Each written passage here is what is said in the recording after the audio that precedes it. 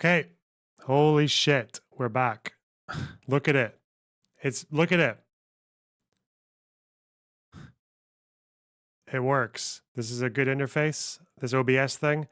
The microphone had an issue, but I think it's fixed. I don't. Oh, God. What an absolute fucking drag. Jesus. We made it. Thank you. Oh.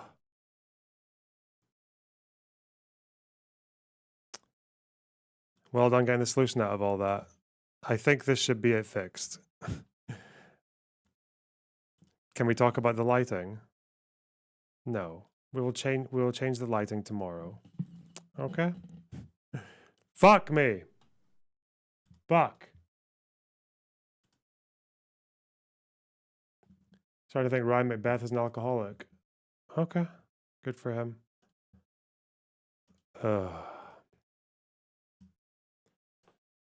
I'm so triggered. Oh my God.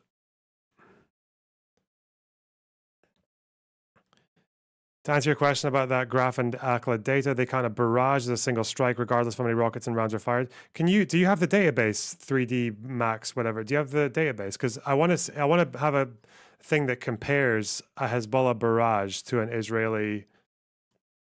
a regular Israeli strike. That compares a barrage to a drone strike or something, like an individual Israeli strike. Because if they do it for both, it's different, right? Because if Israel fires like 20 artillery shots and that's counted as one attack, then it kind of kills the argument. But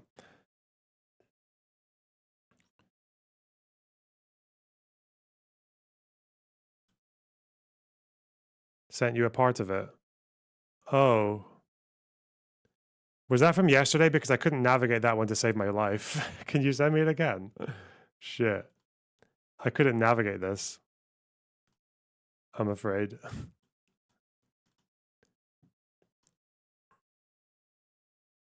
Do they actually name the number of rockets? Because that's what I couldn't see. Like, which bit of data am I looking for? There's so many things here.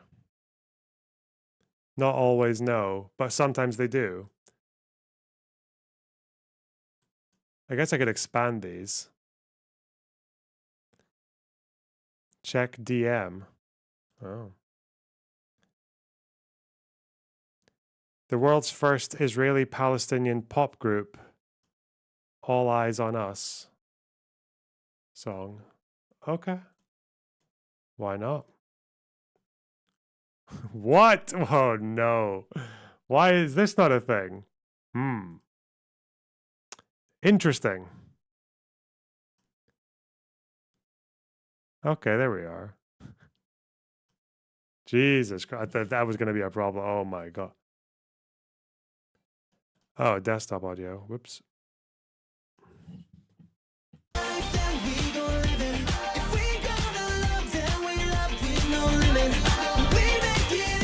Okay. It's David. Why is David in this band? What the fuck?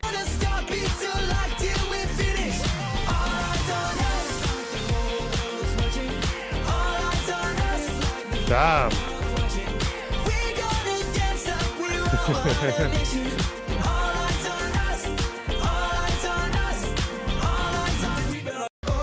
You're saying muted. The audio is coming from the desktop, right? It is. Yeah, because people can hear it. Okay. It's called normalization. Ooh. Yeah, man. Wild. Fucked up.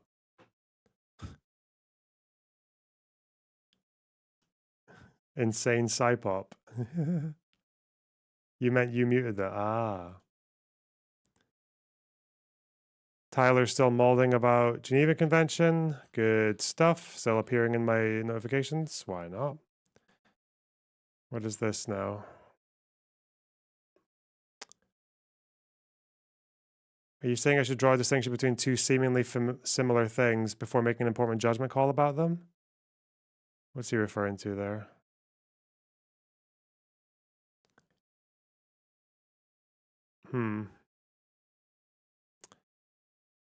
September 26th, an hour and a half ago. He's not giving up. Okay. Fine. Not my problem. The only boy band I like are the Beatles, not the Rolling Stones. What?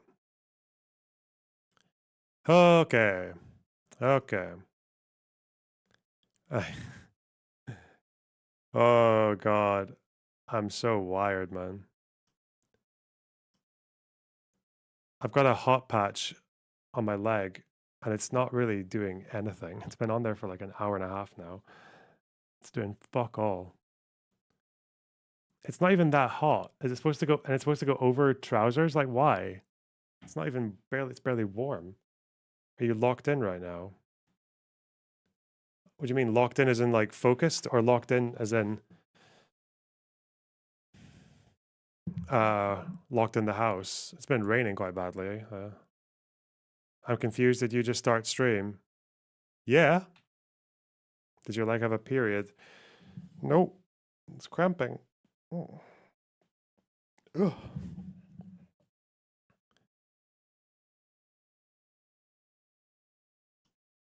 Just making sure those live videos actually unlisted properly. Yep. Okay.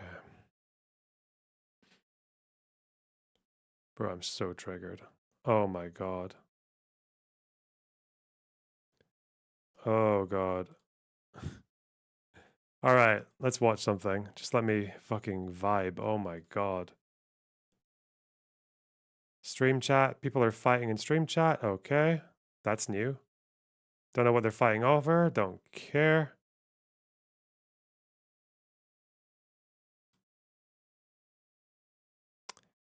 IDF video. Hezbollah doesn't want you to watch this. Wow. That's such Israel a Defense Force. clickbait. Oh my God, she's English.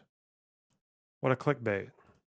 The Israel Defense Forces has launched a defensive operation against the Hezbollah terror organization by conducting precise, intelligence-based strikes on hundreds of Hezbollah targets. Our goal is to thwart imminent attacks planned by Hezbollah, who intended to fire the very weapons that we destroyed at Israeli homes. Our goal is to make sure that Israeli families can safely and securely return to their homes. Where was Hezbollah hiding these weapons? Inside Lebanese homes. For the last 20 years, Hezbollah built its terror network within population centers in Lebanon, primarily throughout southern Lebanon, an area that they turned almost entirely into a launch pad to attack Israel. According to Israeli intelligence, it is estimated that in every 2 to 3 homes in southern Lebanon, there's a Hezbollah terror asset hidden inside. The IDF has released concrete intelligence documenting Hezbollah's human shield strategy. Here are a few examples of hundreds of targets. A long-range cruise missile with a 1,000-kilogram warhead that Hezbollah planned to launch at Israel. Shouldn't journalists be neutral? This is no journalist. This is an IDF video. What are you talking about? This is not journalist. What the fuck?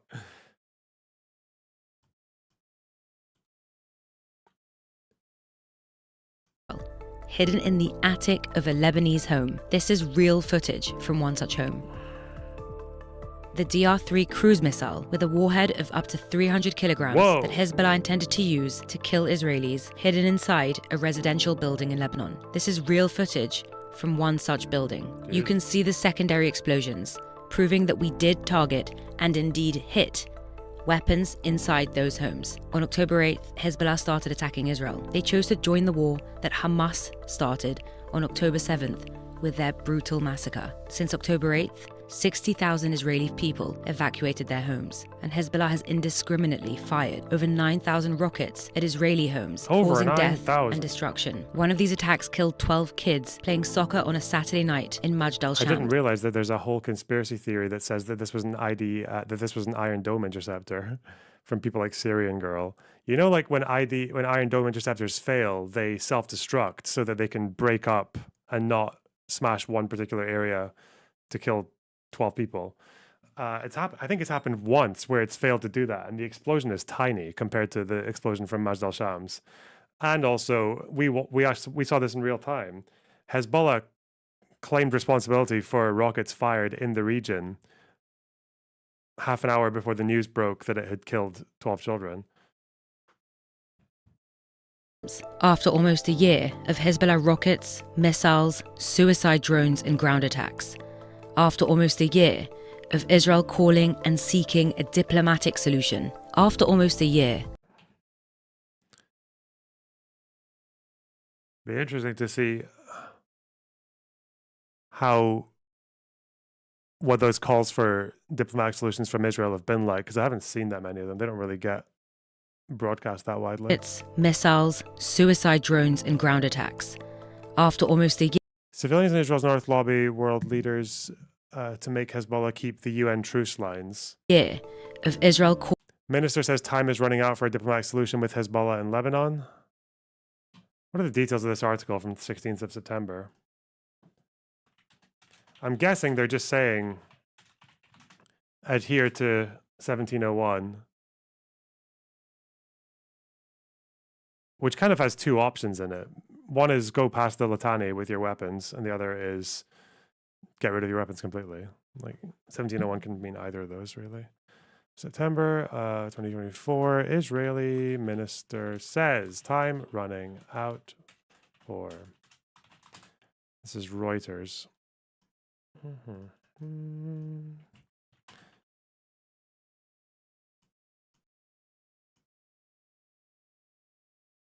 Yeah, okay. What are we saying? Drowned in the Gaza news cycles. This is from September 16th. Is this the day before the pager explosions? Is it? Gallant told the U.S. Defense Secretary Lloyd Austin on Monday that the window was closing for a diplomatic solution in the standoff between the Iranian-backed Hezbollah movement in southern Lebanon.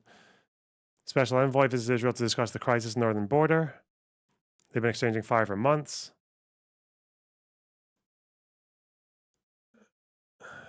The possibility for an agreed framework. Time is running out. He wasn't kidding. Nope. The head of the Army's Northern Command recommended a rapid border operation to create a buffer zone in southern Lebanon. Rocket barrage opened the latest phase of the conflict after October 7th, the day after. Hezbollah said it does not seek a wider war at present.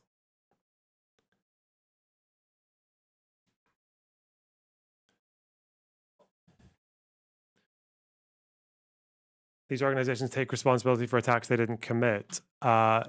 It's the other way around, though. Hezbollah took responsibility for rockets that were fired towards the Golan Heights, but then retracted that responsibility after they found out it had killed 12 Druze kids.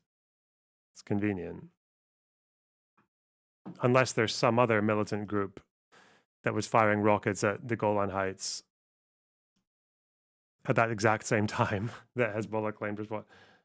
Okay, yeah, maybe some Syrian dudes were doing it, or some Iraqi cells, or the handful of fucking Hamas people in Lebanon somehow got a hold of Hezbollah weaponry. The phalangists, Amal, yeah.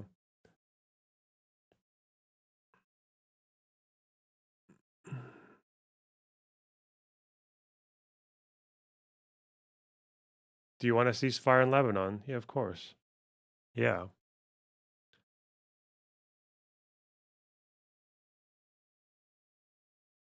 The problem is, the problem is that people just don't realize how much the ball is ultimately in Hezbollah's court.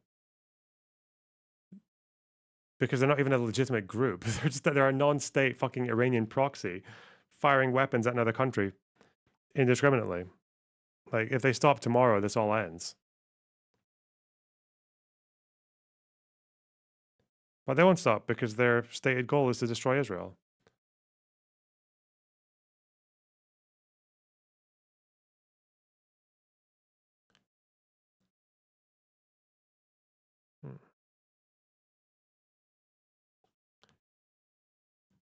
Calling and seeking a diplomatic solution after almost a year of restraint from Israel. Our defensive operation against Hezbollah sends a clear message. Enough is enough. Prior to our strikes on the Hezbollah weapons that they intended to launch at Israeli homes, we called on the Lebanese people with weapons in their homes to move out of danger, move out of harm's way. We conveyed this message in Arabic on TV and social media. We sent text messages and made phone calls. Israel is basically telegraphing its punches to its enemy so that it can minimize civilian harm. Hezbollah, however, seeks to maximize harm to the Lebanese civilians that it uses as human shields. Hezbollah called on Lebanese civilians to stay put, don't evacuate. While Hezbollah targets civilians, Israel is solely striking. It's not fair to say ceasefire with Lebanon since Hezbollah is not Lebanon. Yeah, the problem is if Israel invades Lebanon, then like, even though they're targeting Hezbollah, that technically also triggers like Lebanon's right to self-defense, like, which is quite weird. There's like, I mean, I don't know how many, if the Lebanese army is not going to uphold that. And I think the Arab League since the 50s have had an agreement that if any of these countries get hit or get attacked, then the other ones will intervene. So technically, Jordan has an obligation to help Lebanon if Israel invades them, but obviously they're not going to do that. Syria, Iraq, yeah, that's maybe different. I don't know. Striking Hezbollah terrorist and military targets. We do this in full compliance with international law. Israel is a democratic state under threat from a terror organization whose stated goal is to destroy Israel. Hezbollah has openly declared that it has a plan to carry out its own October What's this obligation you speak of? Let me find it. I think it's from 1950. Treaty of Joint Defense and Economic Cooperation between the states of the Arab League. It includes the Hashemite Kingdom of Jordan, the Syrian Republic, Kingdom of Iraq, Saudi Arabia, Lebanese Republic, Kingdom of Egypt, and Yemen. I don't know how, yeah, but like, which of these countries is going to step in to save Lebanon? Doesn't make any sense. Well, any of them. Syria might. It's the least Assad can do for his buddies. Does this still stand? I'm pretty sure it still stands. I mean, the Mutawakilite Kingdom of Yemen isn't really a thing anymore, but it's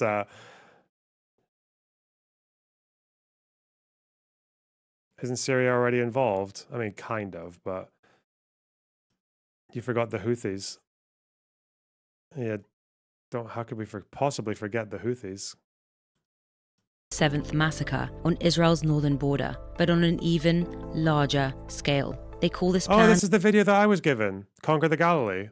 Conquer the Galilee. For years, Hezbollah has been planning to do in northern Israel what Hamas did in southern Israel on October 7th. Invade Israel, infiltrate civilian communities, and massacre innocent civilians. Oh yeah, remember that? And the world came together and said that October the 7th can never happen again. The defensive action that Israel has been taking against Hezbollah fulfills that promise. Hezbollah planned to launch their October the 7th attack from the villages that they've been building their forces in for the last 2 decades. These villages, which are just across the border from Israel, have become bases of attacks. Just like this village, Kfar Kile, which is located 350 meters. What are the new villages that were built after 2006? Or are they not new villages? Are they just extensions? Kfar Kile. I think Kfar Kile is, I think it's an old one. Yeah, Kfar Kile is an old village, very old.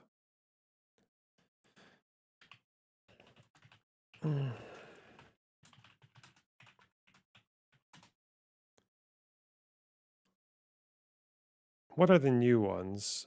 Do they have new names or are they just extensions of older ones? Construction of a defensive line north of the Litani. That's completely different. Okay. What's this? Post 2006 construction. Urban planning practices.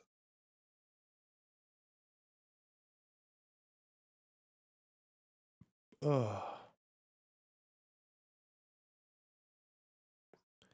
Would Hezbollah have committed the same kinds of atrocities that Hamas did if they'd infiltrated? Maybe.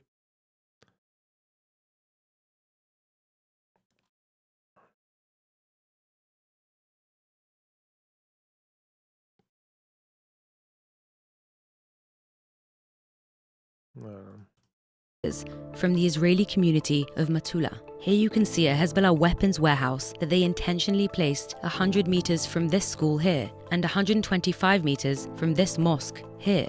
And this Lebanese village, Aita Shah, which is approximately a kilometer away from the border with Israel. Hezbollah intentionally built 2 weapons warehouses in the heart of the civilian population here. 100 meters away, a mosque. 150 meters away, a medical clinic. 200 meters away. It's unlikely they would have done October 7th thing right, knowing how Israel responded.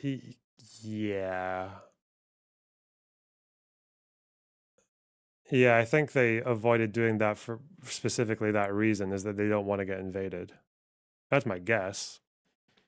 But then again, they said that in 2006, but in 2018, they were they were building tunnels that entered Israel.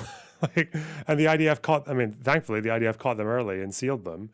But yeah, that was a thing in 2018, 2019. They were finding Hezbollah tunnels just emerging in northern Israel, outside Israeli communities. A Lebanese school. For the past 2 decades, Hezbollah has consistently and relentlessly deepened its presence in southern Lebanon, building outposts along the Blue Line, hiding massive amounts of arms in the villages of southern Lebanon in clear violation of UN Security Council Resolution 1701. Wow, we have a sick-ass duty video to make sure editing. that Israeli civilians can return safely and securely back to their homes. We have a duty to make sure that October the 7th never happens again on any one of our borders.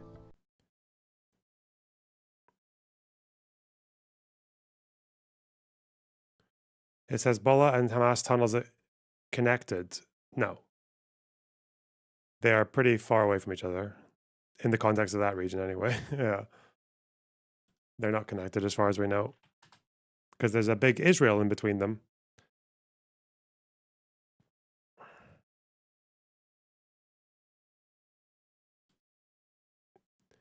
You should contact the editor for the IDF. Why? The editing was fine. Straight to the point. No bullshit. Huh. Why did Hezbollah form again? A few reasons. One, because of Iranian support. The other, because of the Israeli invasion of Lebanon. And another, because the Shiites didn't really have anyone else looking after them.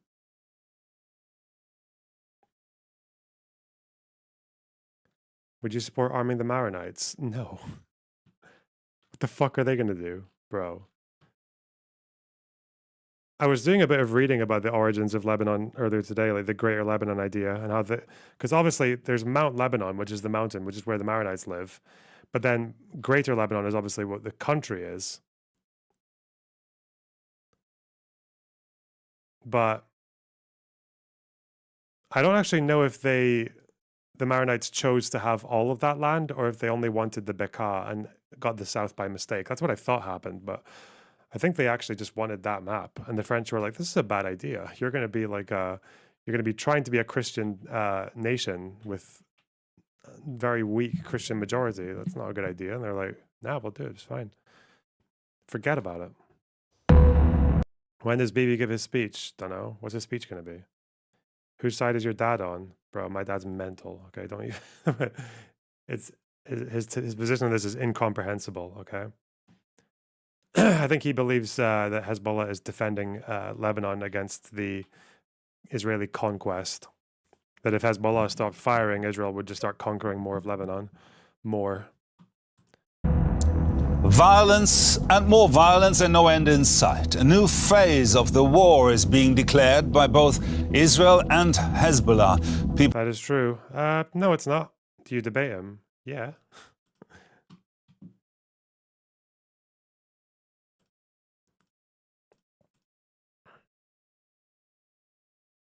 Actually, people who believe that are, first of all, they're psychotic because they just like it when Arabs die. But also, second, is that it's anti-Semitic. It's an anti-Semitic belief that follows from the protocols that the Zionists want to conquer as much land as possible. That the Zionists want to conquer from the Nile to the Euphrates. I can guarantee you, less money, less problems. Israel does not want to conquer South Lebanon, okay? You are fucking retarded if you believe that. Why did they leave? Okay. People on both Tactical sides retreat. are getting a taste of what that looks and feels like. Settlements? Where are the settlements in South Lebanon? Where they're at? Israel left. They went across the blue line. Why are you lying to me? They want the West Bank. They don't want South Lebanon. They don't want Lebanon at all. Why'd they leave the Sinai?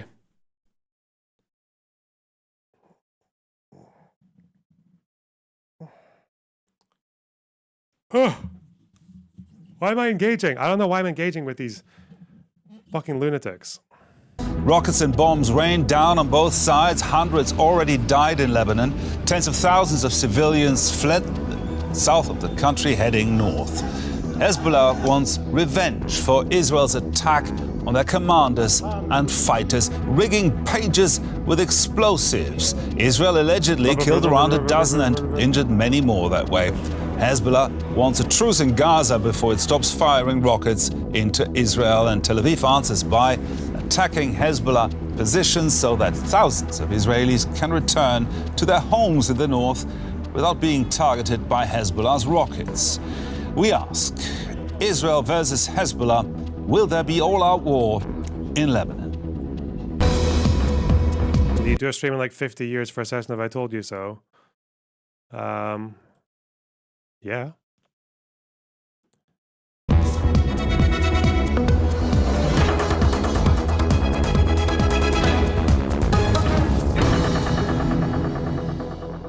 Welcome to The Point.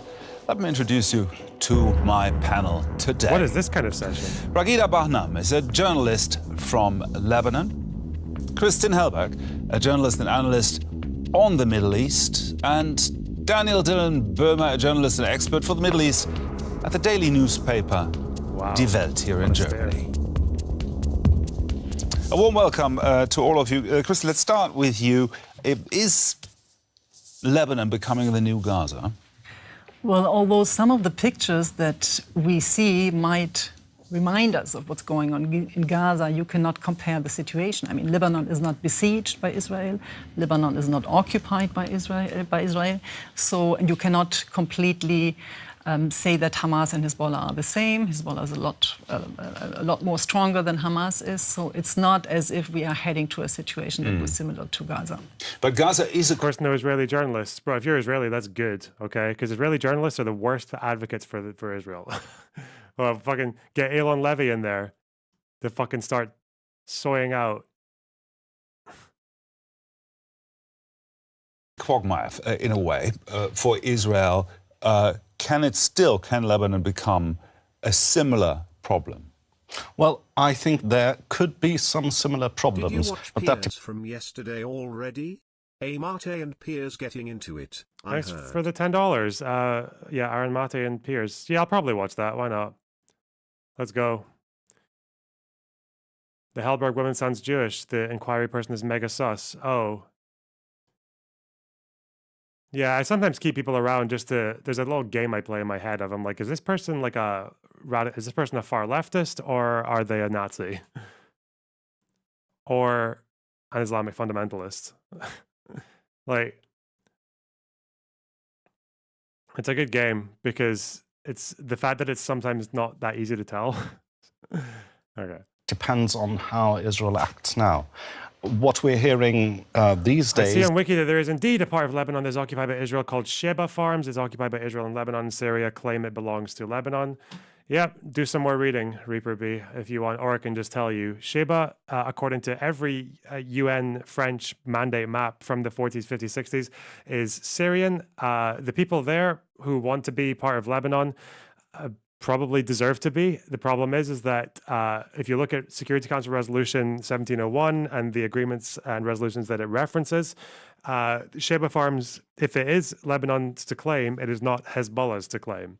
If Lebanon wants the Sheba Farms, that is a matter of negotiation between the Israeli government, the Syrian government, and the Lebanese government. Israel has no obligation to just hand it over for nothing. They have no obligation to hand it over without talking to anyone.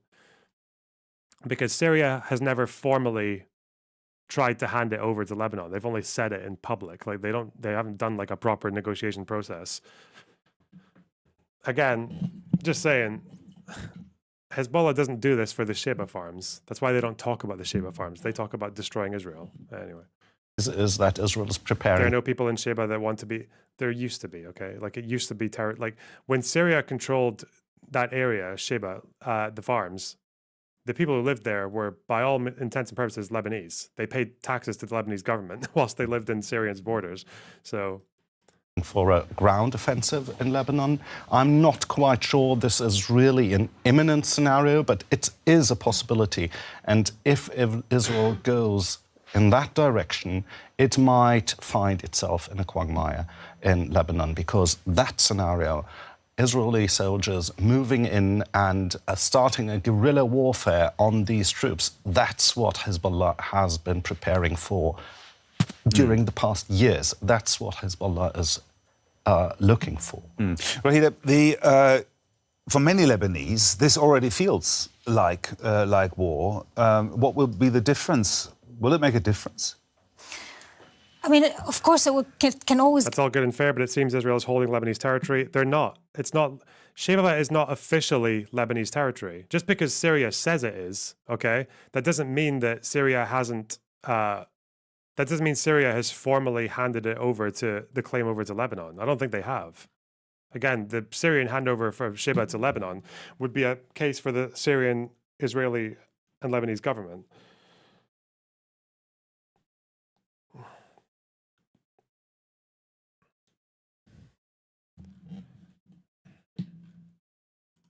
Get much worse, but at the moment you're right. I mean, nobody's calling it a full-out war, but it is a full-out war.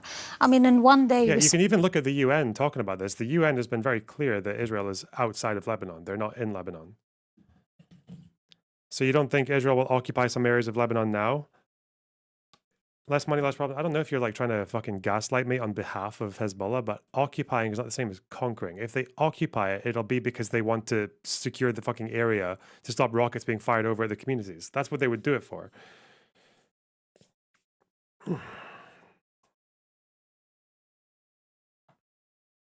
That's why they left. They didn't annex the south of Lebanon. I hope they don't occupy it, because that would be fucking cringe, but, you know. What the fuck is this? Would you debate Nasrallah if he came into the Discord? Yeah. Can he speak English? I don't think he can. I've never seen him speak English. On Monday, when Israel bombarded the south of Lebanon, saying that it's attacking artillery, you know, of Hezbollah and other places of Lebanon, we saw over 500 people dying. That's in one day. And this is, you know, we haven't seen that in Lebanon for years, since the end of the civil war in the 1990s. This is a massive amount of casualties to fall in one day. So, yeah, for a lot of Lebanese, it does feel a war. We've seen repeat pictures. I think I'm probably going to have to start banning people who compare Israel-Palestine to Russia, because they're actually just racist. They just think every country that's at war is the same. It's so stupid. Like, I don't know who you're being racist against. Is it like Middle Eastern people? Is it Ukrainians and Russians? But there's something there that you are just like, there are so many crucial differences that you're just skirting past to try and get gotchas. It's so stupid.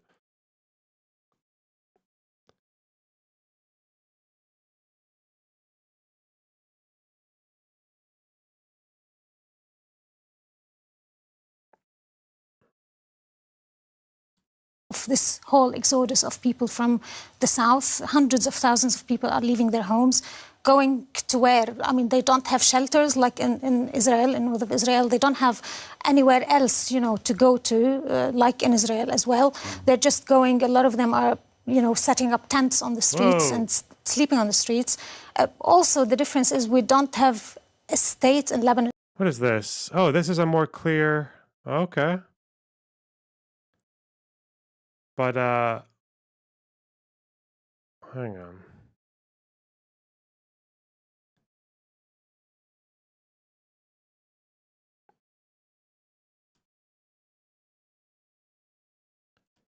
So a Hezbollah entry on this database looks like what?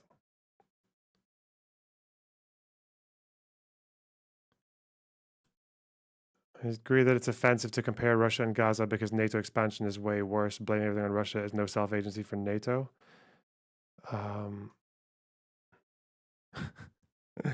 What the fuck does that mean? What? What is this supposed to tell me? Did they tell you the number of... What's this? Interaction? ISO? Oh, this is the... How do I expand the... Why won't you expand? What? Is it because it's view only? NATO expansion is when a country wants to join NATO. It applies to join NATO.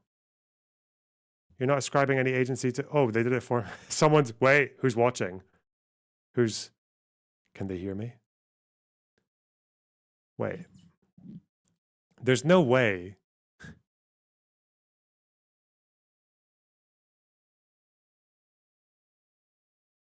So these are events.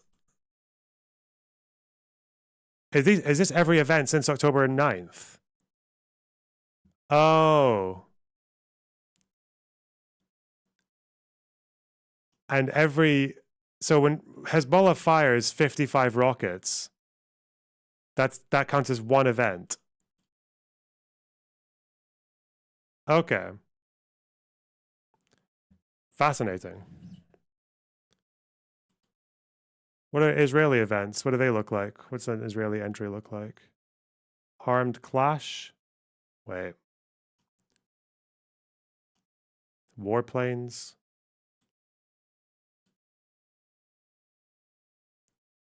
Challenge you to a debate, duel, any topic. Okay. Phosphorus shells. Artillery shells. Do they have numbers? Multiple airstrikes. Airstrike.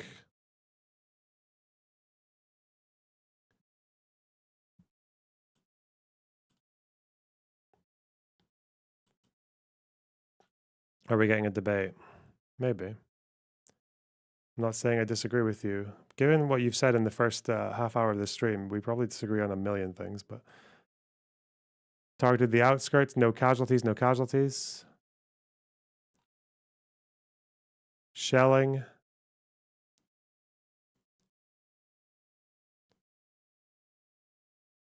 Discord then. Why not?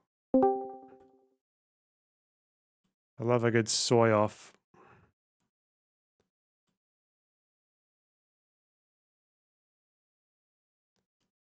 So yeah, there are single airstrikes here that are counted as single entries. Do they ever do that for Hezbollah? 200 rockets.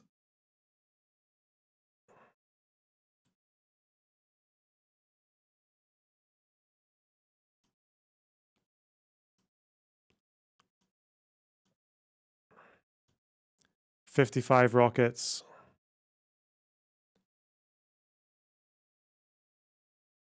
Oh, there's a drone here that counts as one event, but generally these are barrages.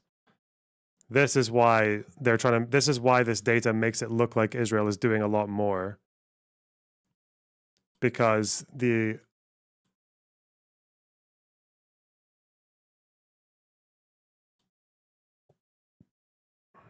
Israeli data has a lot more individual strikes, whereas Hezbollah's is made up of barrages with like multiple munitions. 25 rockets, 20 rockets, 25 rockets, 20 rockets. Okay. Pretty silly data entries going on here.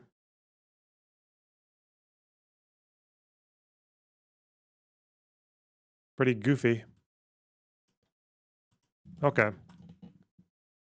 Strong states that can afford, give them alternatives. They've opened some schools to them, and this means that they had to delay the opening of the schools. Kids were supposed to go back to school this week. So it's really, it's a whole humanitarian disaster, and not just for the people of the south of Lebanon. It has a ripple effect that goes through all of exactly. Lebanon. I mean, a lot of those, the population, the Shia population in the south of Lebanon is now going to Sunni areas and Christian areas, and this is already creating tensions between the people because, unlike in 2006, where a lot of Lebanese... Most Hezbollah rockets don't make it. That doesn't matter. That doesn't mean, just because your fucking ammunition is shit doesn't mean that you're not firing that much of it.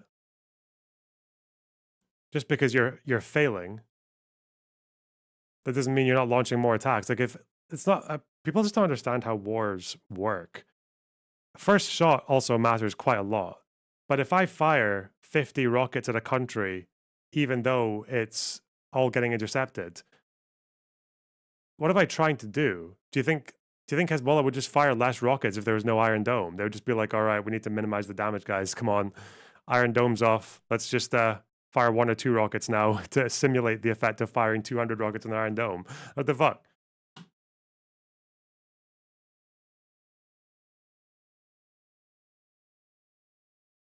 Were showing support, extreme support to the people of the south. Now it's really not the same anymore. Damage isn't part of it either as well. Like if you like damage a fucking chicken farm in northern Israel and Israel blows up 5 rocket launch sites, you've done more damage, but like it's still, that's not how proportionality works. Anyway.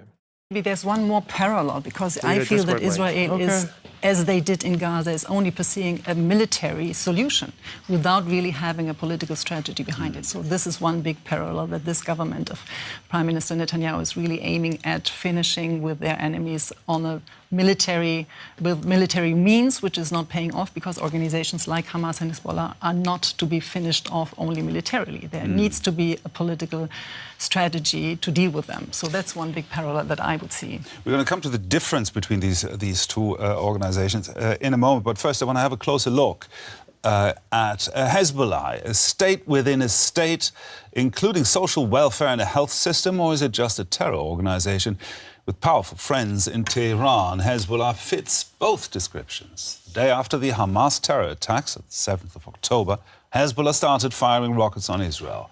But what is Hezbollah really? So let's have a closer look. How likely would you say is that Israel backs off if Hezbollah accepts a ceasefire? Don't know. That would be really interesting to see. I would like to think yes. I don't know if Israel's going to accept Hezbollah just doing a ceasefire, though. I think they want Hezbollah to go past the Litani. I think that's what they want, or to disarm. I don't think they just want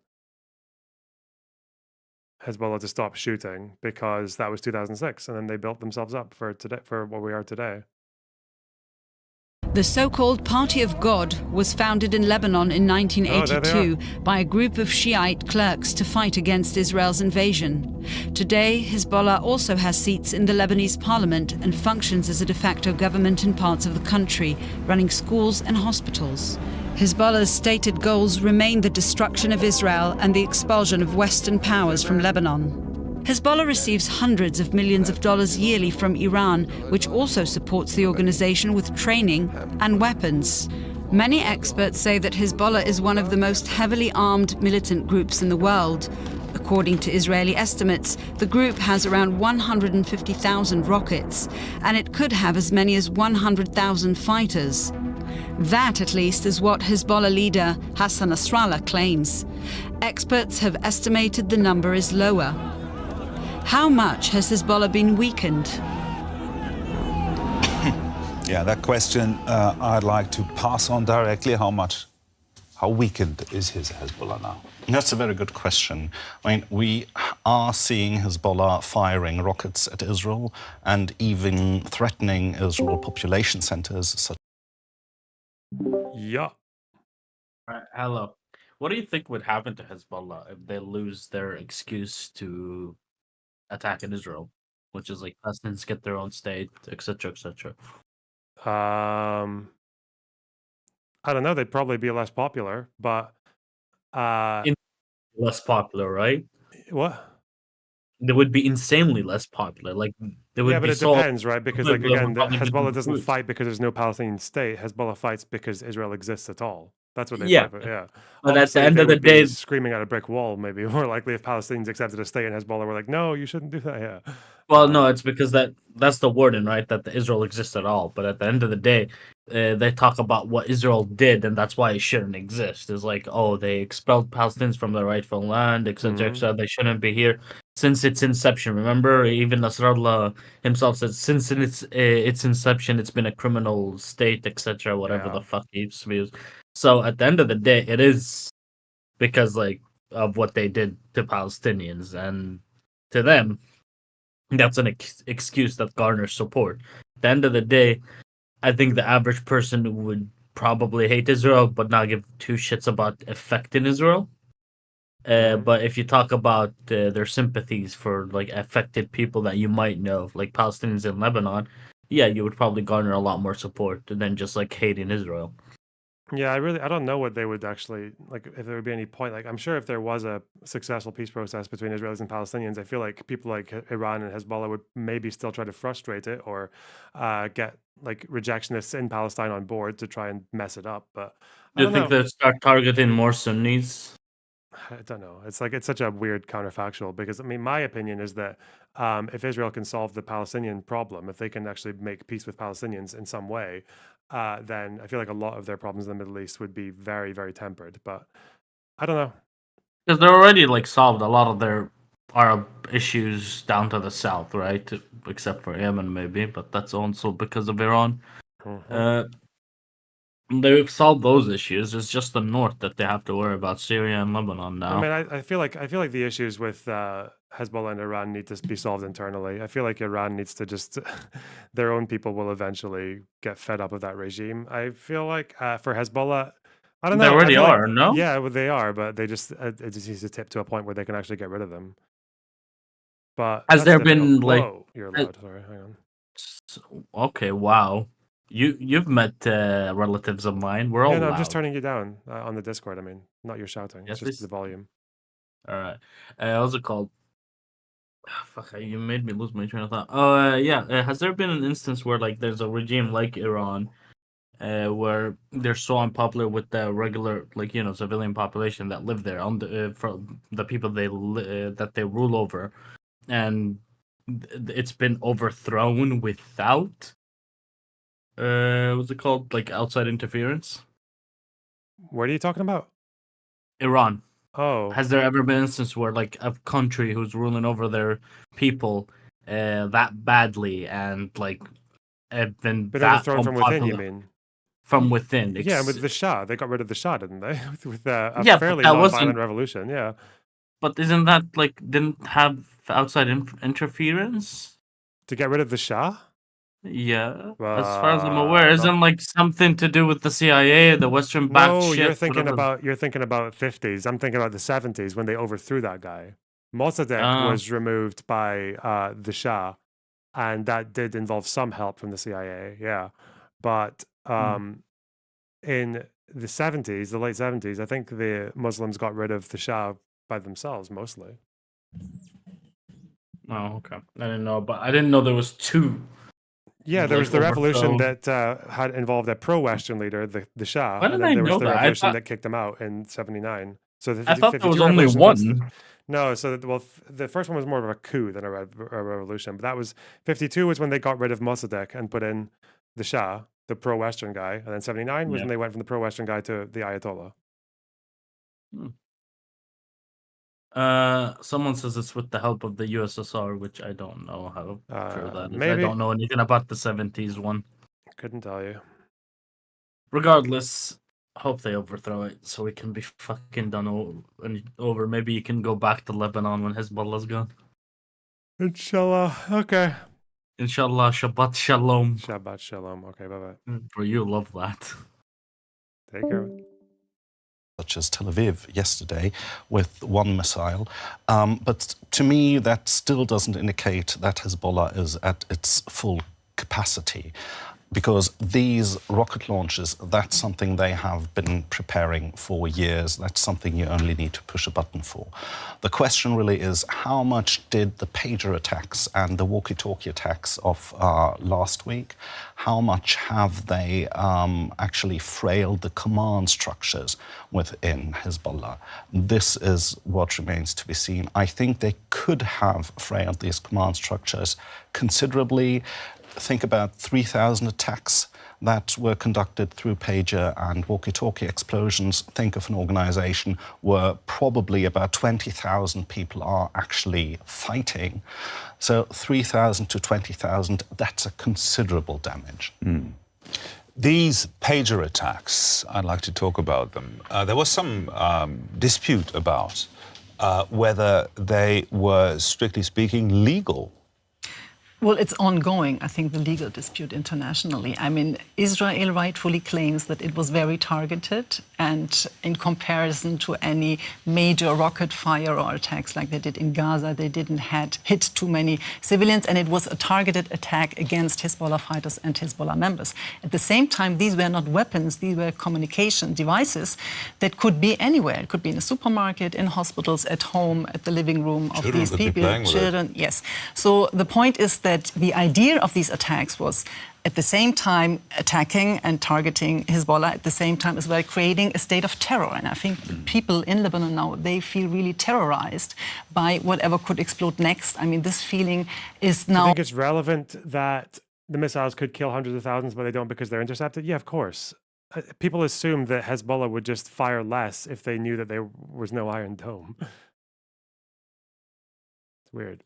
Being felt by a lot of people and by the civilian population at the same time. And we have to... I was a little bit shocked by the discourse, especially in Germany, because people would really celebrate these attacks as, you know, so smart and surgical, and saying that, you know, whoever carries a pager is a legitimate target. And I would argue that, you know, a nurse or a teacher in one of Hezbollah schools or hospitals would not be a legitimate target. So we have to differentiate. It was... I would love to know what Israel's actual protocol is there. Like if they consider a civilian Hezbollah member to be a target or not, or if they just consider them to be collateral. It's probably the latter, but that would be very... I know when I go online, or even with some of you fucking dickheads and chat, it's like, oh, if you're a member of a terrorist organization, it's like, shut the fuck up, yeah. But that's not really international law. Calculated there would be civilian casualties, so this is why it's disputed internationally, I think. What are you hearing? How weakened is Hezbollah now by these attacks? And is this feeling of terror really permeating society in Lebanon? I don't know if it's weakened because, as Daniel just said, they still have a big arsenal of rockets, of missiles, of, you know, that they haven't used yet. I mean, they tried a couple of days ago to shoot one of them to Tel Aviv and, you know, it didn't get there. But they still do have a lot of weaponries that they can use. But I think the major issue now of Hezbollah is a trust issue, a trust within the Hezbollah. Watch Harris and Zelensky joint remarks in 30 minutes. Yes, thanks for the tier 4 sub, Mina. Yeah, of course I will. Okay. I love those guys. Normal fucking leaders. Itself, the organization itself, because it's obviously been infiltrated on a very high level. The Israelis have a massive amount of information on Hezbollah. I mean, after the Pages attack and the walkie-talkie attacks, they targeted Ar-Radwan's elite, this elite unit of Hezbollah. And they killed one of their, you know, very important leaders. Okay, they did attack them. They did have those information, and they did attack them in a building that was full of kids and full of other civilians. But this also shows that Israel is willing to go that far, does not care about the civilian casualties, and is really going after Hezbollah. So now Hezbollah has a trust within its own members, but also needs to regain that trust with its own people, because I don't know if their people still trust them anymore. I mean, Hezbollah has always told when you talk about their people, their supporters, their supporters, the Shia population in Dahieh, in the south of Beirut, and also in the south of Lebanon. They've always told them, we're here to support you. You know, you can go back to your homes after the 2006 war. He told them, if I knew that this was going to cause all this destruction, I wouldn't have kidnapped those two Israeli soldiers. And since then, the people thought that they're going to go to the south, rebuild their houses, and be safe. But we discovered that this is not, you know, what's happening. And he can't even also, I mean, we heard in the report that Hezbollah has built hospitals, but those hospitals weren't even enough to look after those wounded from the Pages attack. I mean, they were bringing the people who were injured to other hospitals, to the American University Hospital in Beirut, and to other hospitals in Christian areas and so on. So, you know, Hezbollah needs to, I don't know what it needs to do, but it definitely has a trust issue amongst its supporter and definitely amongst itself in the organization. Daniel. Absolutely. I mean, the only thing I would add to that is the bombing of Dahieh, the very quarter of Beirut, which is Hezbollah's stronghold. When I talk to people close to Hezbollah in the past few months, asking them what would be the red line for Hezbollah. They all told me the red line will be if Israel bombs Daesh. That will be a moment where... If Israel invades Lebanon, do you think the Lebanese factions would attempt to subvert Hezbollah or rally behind them? Probably more likely to rally behind them. Hezbollah will be forced by the sheer outrage of its own members to respond in full force. And that's not what we're seeing at the moment. Hezbollah is not using its full force in response to Israel. That was said also when Fuad Shakar was assassinated, the first high-ranking leaders that the Israelis assassinated, and also Hezbollah didn't respond. I mean, here you can argue that Iran, its main sponsor and creator, doesn't want it to respond, in a way that it will bring the whole region into a war. But this is making Hezbollah definitely lose trust amongst its own supporters. And we're seeing the red line moving upwards again and again and again, and that entails the risk of things spiraling out of control at some point. But at the same time, all these leaders can be replaced. All the fighters can be replaced. The question is, how effective will this strategy be to only go militarily against Hezbollah? Hezbollah really tries to connect the whole fight now to Gaza, to the war in Gaza that it says has to end for them to stop sending rockets.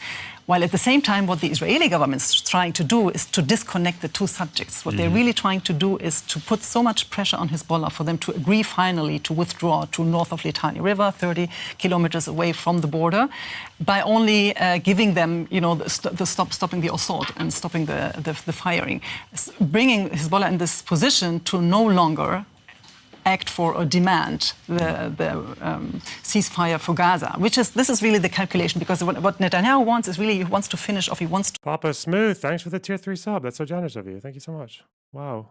To stop this threat from the north, no matter what's going on in Gaza. He wants to separate the two issues, and this is exactly what Hezbollah has been trying to avoid. They want to connect it because it's their fight. I mean, they're saying it's kind of their fight. They try to make it like this. I think, is Israel controlling the timing, at least, with these pager attacks? And Hezbollah now is on the back foot and has to react. So is this A, a rehabilitation of the security forces of Israel, and B, is this a successful, from the Israeli point of view, a successful strategy?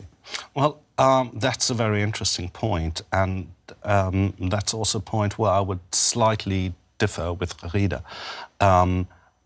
There are reports, as one very plausible report to me, which might be based on Israeli intelligence sources, which came out right after the pager attacks, which basically said these pager attacks and walkie-talkie attacks were actually devised and planned for the case of an all-out war, to be the first step in an all-out war in order to destroy the communications and command structures of Hezbollah. We didn't actually want to do it now, but we were forced to do it because these preparations were close to be discovered by Hezbollah. And that's why we had to do it now. And I think that's more or less credible because, A, it is an excellent preparation for an imminent war, but we're not seeing, B, Israel leading this war in full force now. This is not full force. 500 civilians dying in one day. It's not full force. And bombing, killing civilians, regardless if, there are kids in the place where they're bombing. As terrible as all of that is, most unfortunately, I have to say, it is not the worst thing that could happen. It is against the international law as well. It is, but we could also see carpet bombings in Daesh. We could see the Israeli Defense Forces south. Absolutely. So you know what can happen. And I'm not saying that what is happening now is good, but I think it's not yet the worst-case scenario that we're seeing. And those pager attacks were a preparation for the worst-case scenarios. So yes, Israel is trying to instrumentalize that as a victory for its own security apparatus, whose ability has been called into question lately. But I'm not sure as how calculated that step of escalation is. And I think, and then I'll be finished. I think the biggest problem on the Israeli side here is that they're moving closer to an extremely dangerous and brutal war without actually having a plan And on an exit where strategy. to go in the medium run. I think the exit strategy is not so much the problem, and here I would differ with you. I think in Lebanon there is a clear goal that can hardly be achieved with political means. There's beyond the imminent question of Israeli citizens moving back into the north of the country, and in order to facilitate that and make that possible to move Hezbollah away from the border, I think the more essential security interest of Israel vis-à-vis Hezbollah is destroying its missile capability of more than 150,000 missiles, and that's a core security dilemma of the region. Let's, excuse me for interrupting there, very interesting discussion, but let's have a look at the other side. Let's have a look at Israel for a moment, because for Israel, the recent escalation... Will you be watching the October 7th documentary on the BBX today? BBX? You mean BBC? Did you mistype? Because C is next to X. Does create a dangerous second front in its fight against its many sworn enemies. But Israel seems oblivious to the risks, even seems to be seeking the confrontation at all costs.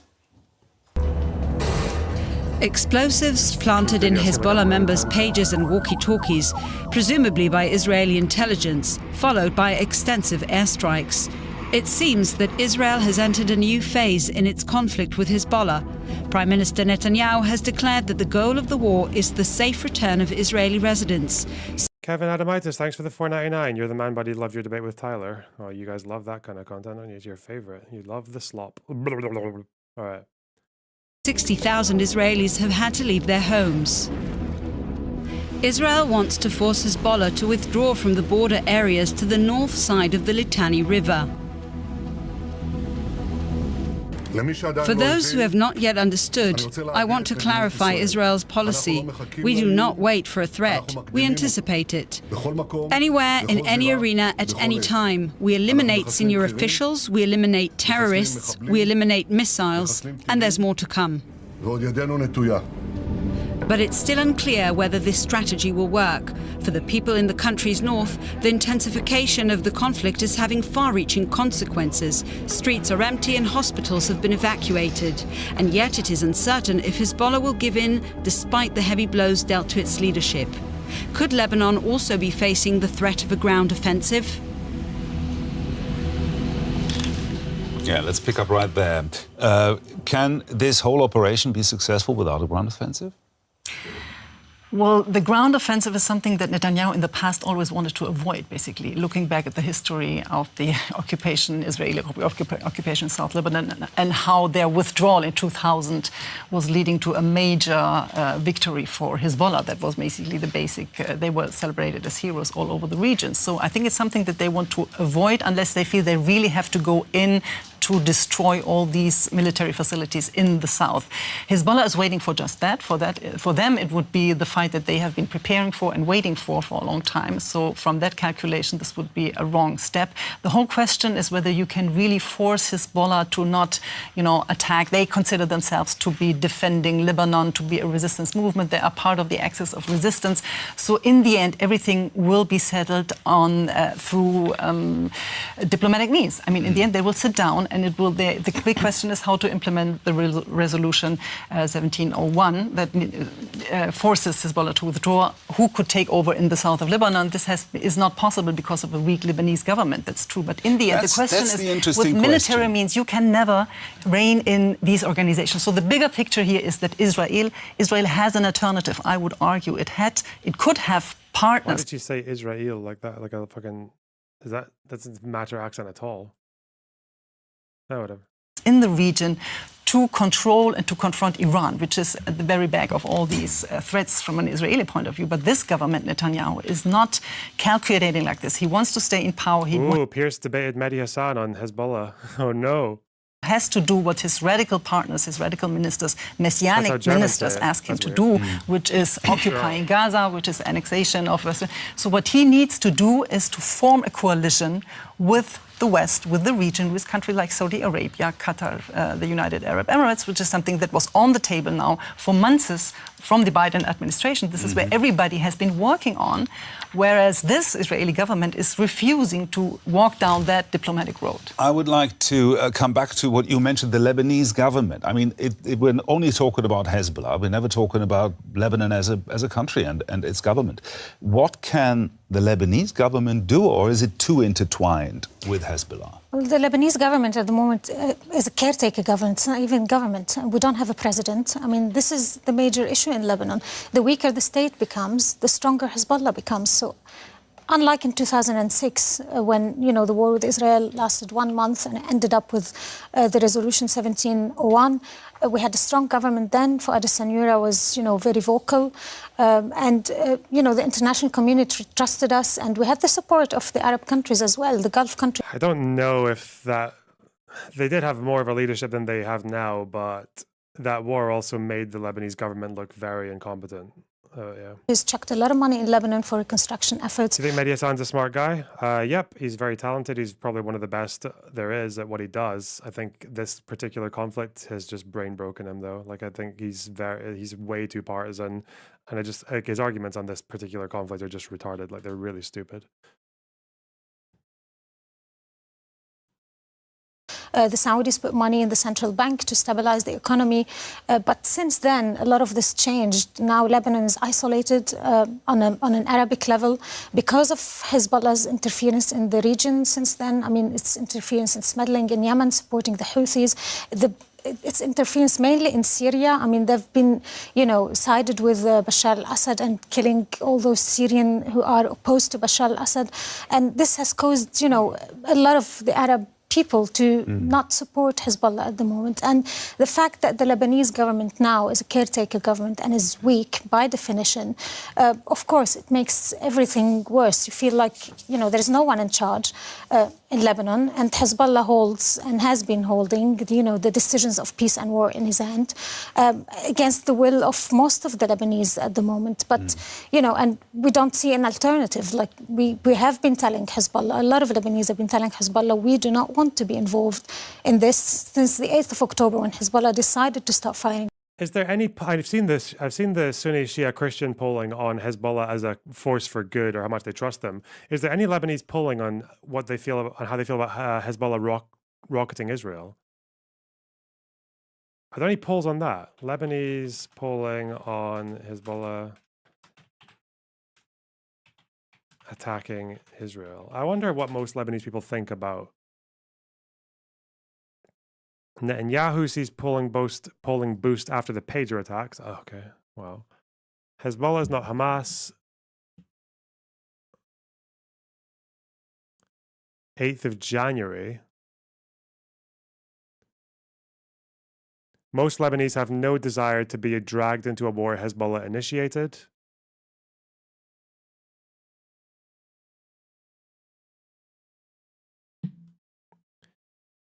Bibi came up with the pager plan, by the way.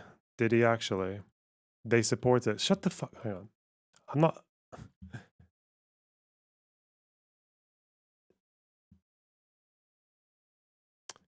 A ground war against Hezbollah would be another quagmire for Israel. Neither side appears to have an exit strategy.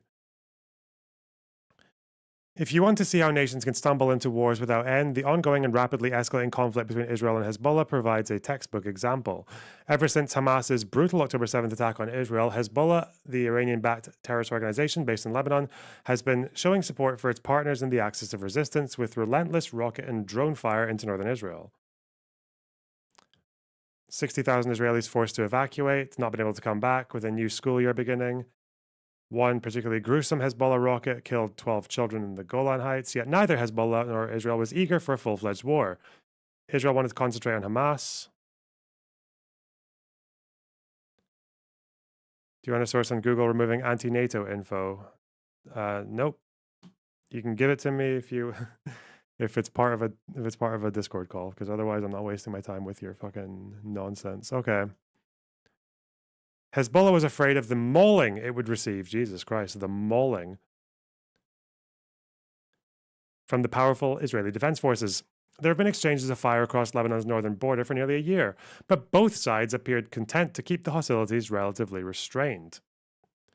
Restraint began to slip last week when Israel unleashed a sophisticated covert operation triggering thousands of Hezbollah pagers and walkie-talkies secretly packed with explosives. A Hezbollah official told Reuters that 1,500 of its fighters were put out of commission with varying injuries.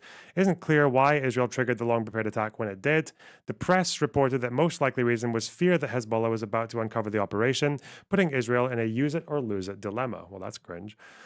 Having triggered the covert attack, Israel then followed up with airstrikes that killed Ibrahim Akil, commander of Hezbollah's Special Operations Unit, the Radwan Force. Expanded the bombing campaign to target not only Hezbollah commanders in southern Beirut, but also in missile installations in southern Lebanon.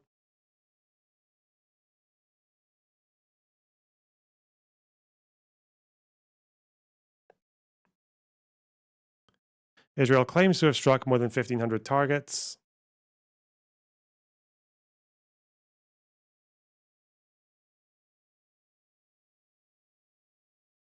No doubt the IDF inflicted substantial damage on Hezbollah. No evidence that would be enough to stop the attacks. They'll probably continue attacks despite the ongoing Israeli air campaign. Ballistic missile fired on Tel Aviv. Intercepted. The Israeli air defense would have trouble coping if Hezbollah were to unleash its full arsenal. Yeah. From Israel's perspective, the best case scenario would be if its air campaign persuaded Hezbollah to declare a ceasefire, thereby allowing northern Israeli residents to return home. Air campaigns have seldom, if ever, achieved a nation's military objectives. It normally takes a ground invasion to decisively defeat a foe.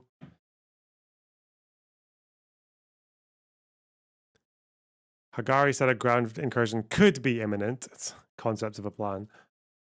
Remarkably, most Israelis support a ground incursion into Lebanon if necessary, despite knowing how badly such offensives have gone in the past. 82, birth of Hezbollah, blah, blah, blah, PLO, 40 to 50,000 fires, combat experience in Syria, drones, anti-tank missiles, reverse engineered by Iran, from an Israeli missile that was captured in 2006. Damn, that's interesting. I didn't know that. Hezbollah, far more powerful than Hamas, cannot be isolated from outside support. Long border with Syria, coastline, international airport, all of which Iran can use to supply them.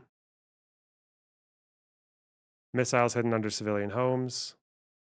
Any attempt to root them out will lead to civilian casualties and add to international outcry against Israel. Hezbollah will have difficulty exercising command and control of its forces after the Israeli attack on its pagers and walkie-talkies. They have a dedicated landline network for such contingency, okay?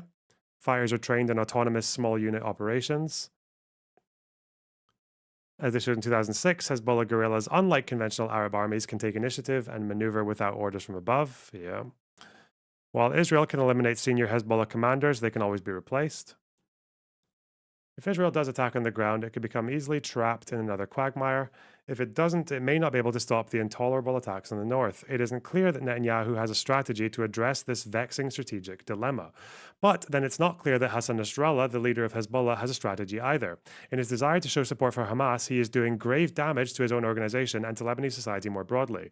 Most Lebanese have no desire to be dragged into a war Hezbollah initiated. In one recent poll, only 3 in 10 respondents expressed quite a lot or a great deal of trust in the organization. They have no choice in the matter. Oh, is this the foreign affairs poll that I've already used? I've already looked at this. Yeah. Where do they get the 1 in 3 thing from?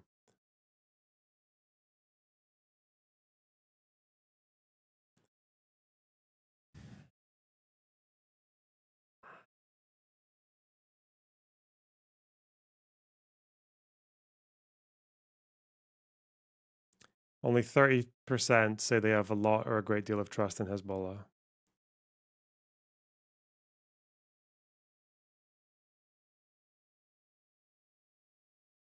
How do you get rid of this shit? How do you just highlight something but get rid of the fucking stupid thing that shows up?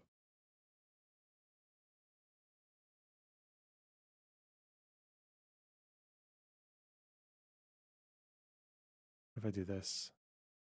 What? Okay. Whatever.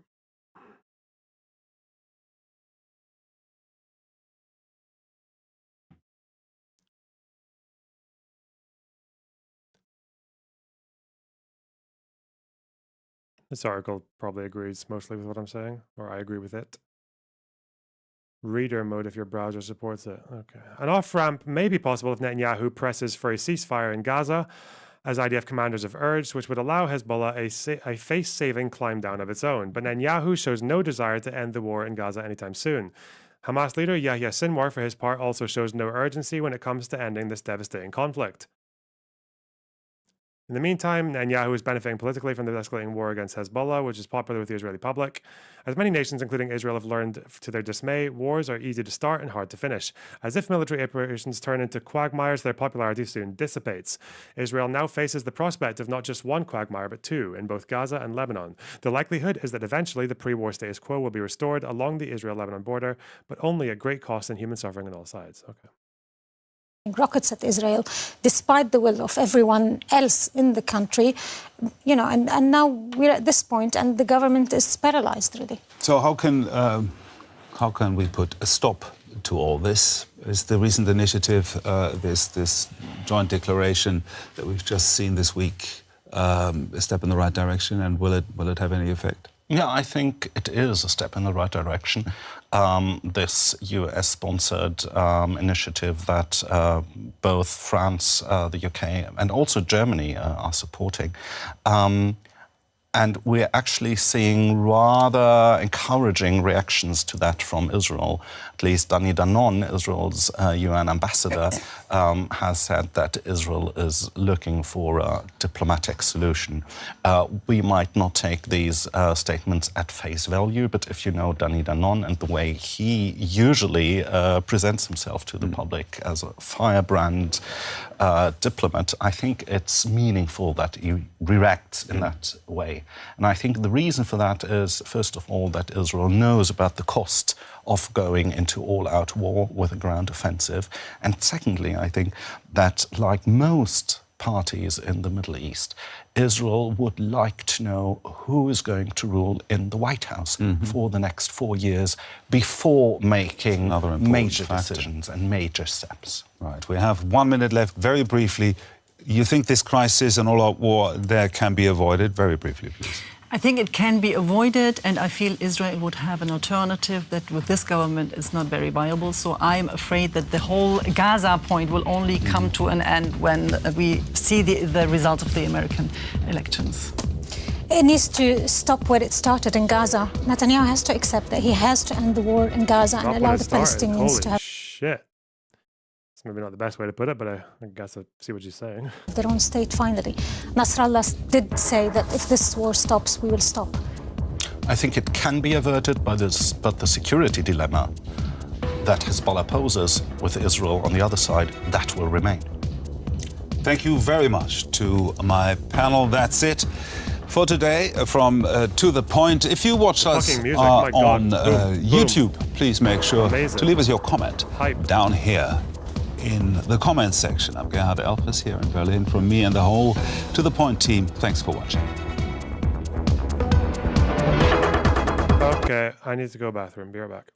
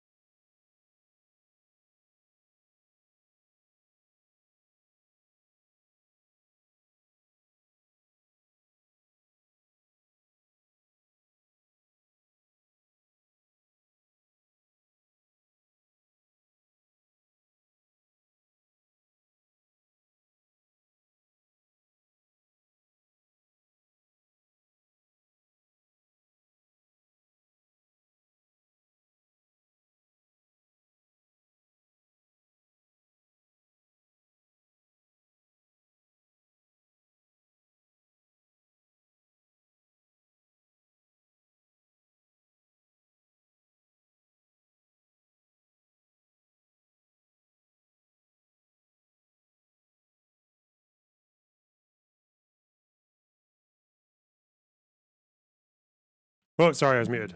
I'm all coffeeed up. The new OBS is quite pretty. I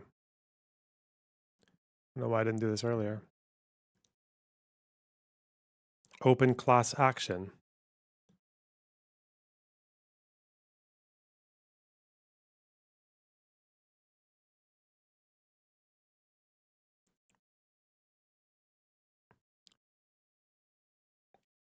Apparently Sev is being called a self-hating Arab or some shit. You always pivot back. Poor guy. It's not easy out there. Wait, do I want to watch Pierce or do I... Hang on.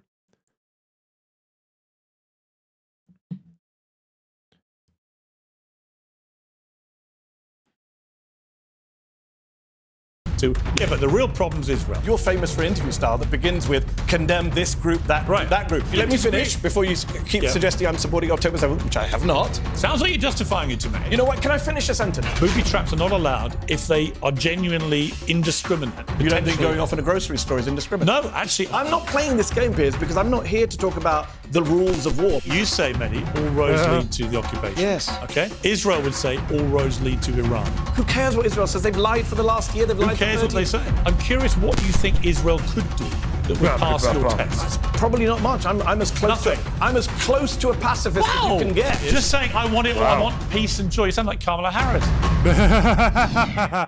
Oh no, that's about as bad as it gets from Pierce. If Pierce thinks you sound like Kamala Harris, man, you're dead to him. There's no coming back in Pierce's eyes. If you sound like Kamala Harris, God forbid. Wow. Okay. Two seismic issues are dominating the global news agenda. What happens next in each of them will have a profound impact on the state of the world. The first, of course, is the forthcoming US presidential election. The second is the crisis now engulfing the Middle East. My next guest has strident views on both these big stories. He's not shy about airing them. Joining me in the studio is editor and CEO of Zeteo News, Mehdi Hassan. Mehdi, how are you? Good to see you. We have never met in person until now. No, Twitter makes you think we have. It was great to see you. Thank you for having me. Great Good to be meet in London. you. Always enjoy our debates, which they are. Let's start with what's happening in Lebanon, because we may find some areas of agreement here, I suspect. What did he call it? Okay. But first of all, Hezbollah. Do you see a distinction between Hezbollah and, say, Hamas? In what sense? In what they are, what they represent, how they have acted. I mean, they're very different groups.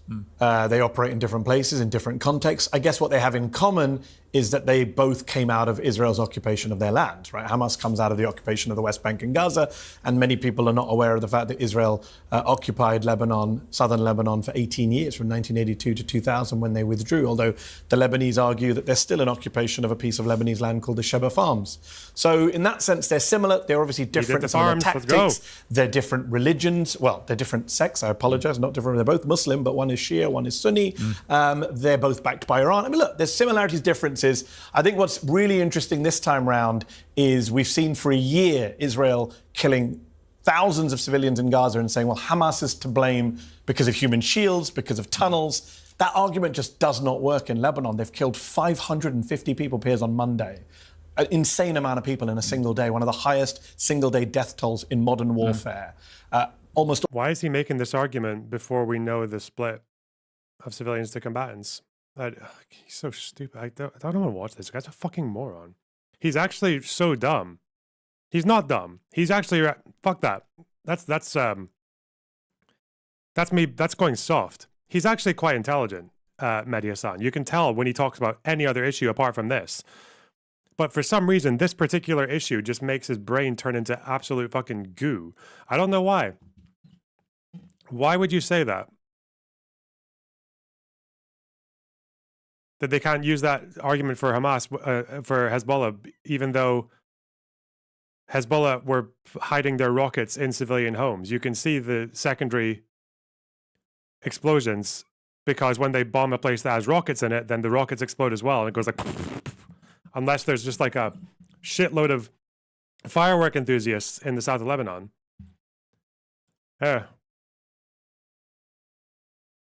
It's the Israel effect. I don't. I mean, Israel does a lot of bad shit, but like Mehdi Hassan, it's always the proportionality. It's like a. All of them civilians, according to the Lebanese health ministry, which is not Hezbollah, by the way. You know, they always say Hamas-controlled health ministry in Gaza. So I think what we've seen is so phenomenally bad on Israel's end. Does he think the Lebanese health ministry? Okay, how would they know? I don't think it's the job of the health ministry to identify the combatant status of people that they're treating, or bodies that they're putting in the morgue. The whole thing about Hezbollah is that a lot of them operate in secret. That's secretly within Lebanon as well. Why would he say that?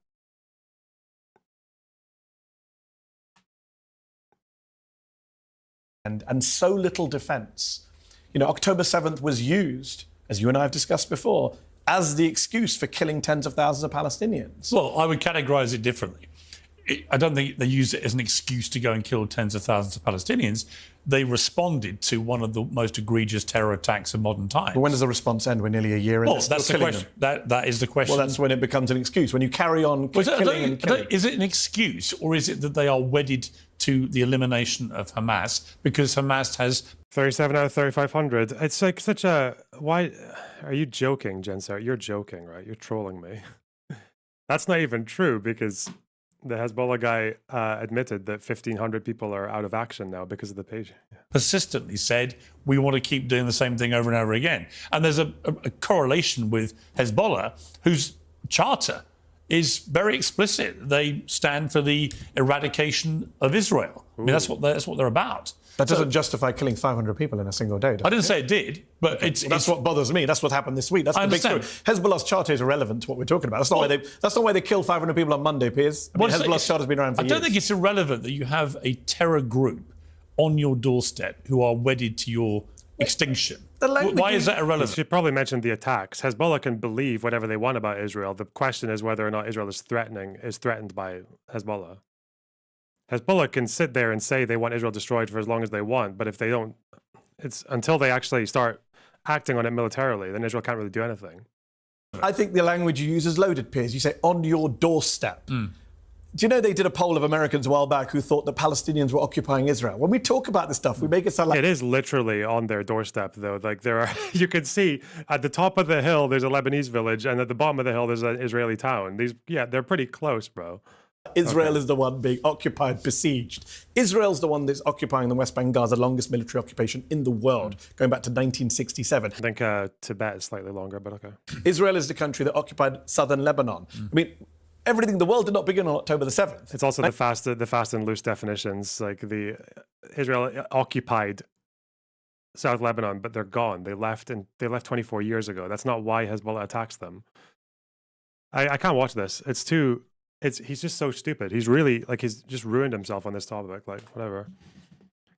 And we've covered it a million times now, so I don't need to repeat myself that many more times. I feel like I'm just watching the same debate over and over again when I watch this content now.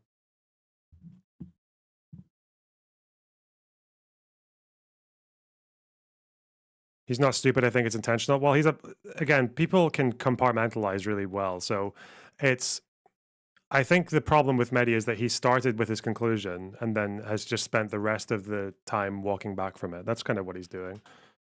And if you're an intelligent person, you can actually do a pretty good job of that. You can build an entire narrative around it, an entire fact base, an entire talking point list. Is there anything to the denying food aid claims Mehdi has been making? There's something to it. Some food aid has been blocked. I think the problem is that people haven't really said why. I think, and how much of it. My understanding is that food aid that's been blocked from entering Israel has been like 1.5% of trucks. And it's because they have dual use items in them. Comparing Gaza to Lebanon for real. It's like, it's just the problem is that the foundation of that belief is anti-Semitic. It's the idea that Israeli Jews want to conquer older, greater Israel that includes Lebanon and parts of Syria, most of Syria. What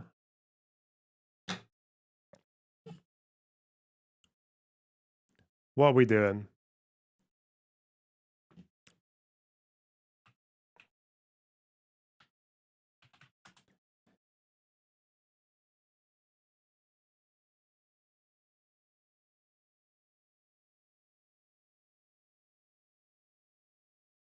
Cover TwitchCon drama.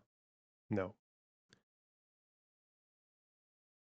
You know what? I'm also not happy with this response from Netanyahu. This is really surely it would behoove Netanyahu to say, yeah, we'd like a ceasefire. We don't want to go to war with Hezbollah. Can they please acknowledge and act upon Resolution 1701? What can you imagine how much better that would look from him? And how much more that would throw the ball into Hezbollah's court if Netanyahu said that?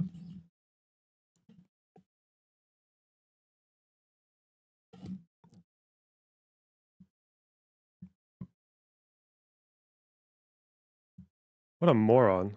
Fuck. His haircut is so goofy. Oh, the comb over. The issue, the right wing doesn't trust any deals with Hezbollah without Western assurances. That's fine. They don't have to trust it, but it does put the obligation completely on, it puts the onus internationally on Hezbollah if Israel says that. All they need to do is say it.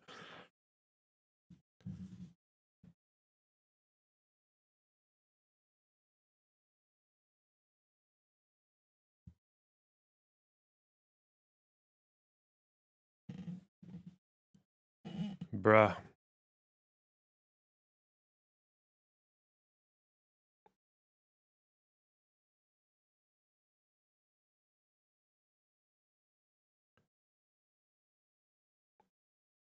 It doesn't seem he's actually responded to the proposal. Yeah, I know it's an inference because he got off a plane and said that he would fight with full force.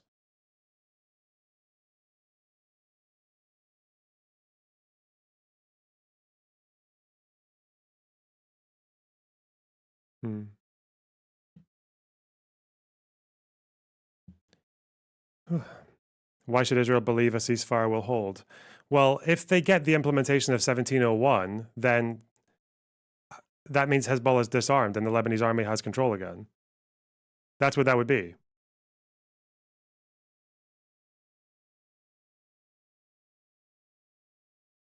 But if they can, like, the fact that they're not even showing or putting out a statement that suggests that they want that is kind of the issue.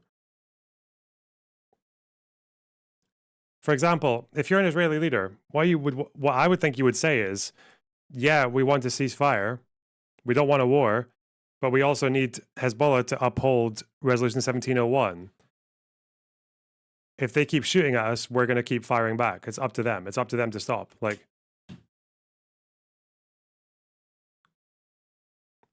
and then just see what happens and just say, like, that's it. We've done, what is it? The Arafat thing. I stand before you with a gun in one hand and an olive branch in the other.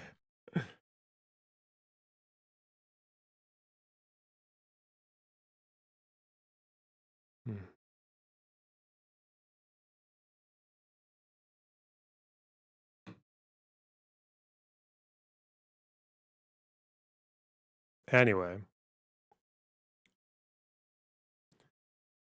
Could the Israeli parliament force Netanyahu to accept a ceasefire deal? They could, but they're not going to do that. That's not happening.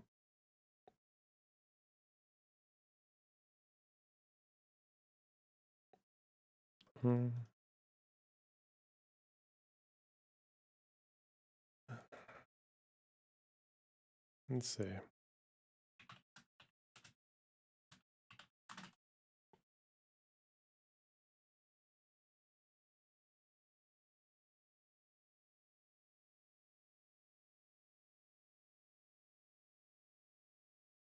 Ben-Gvir threatens to leave the government if Netanyahu agrees to the 21-day lull.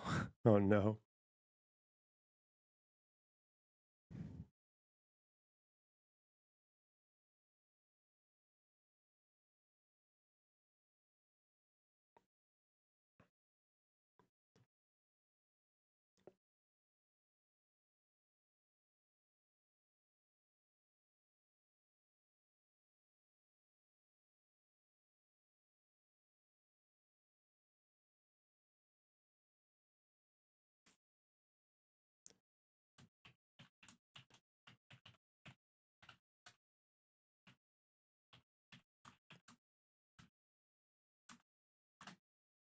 I'll just put some polling stuff up.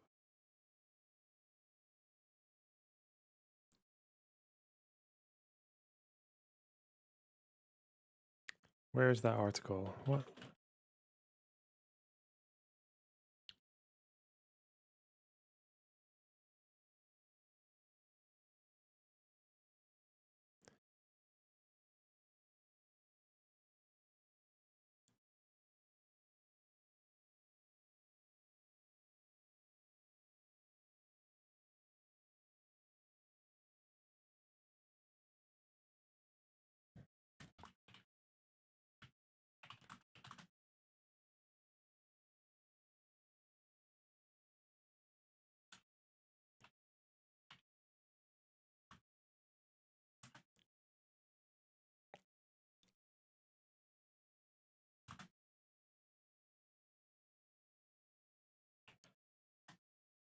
Okay.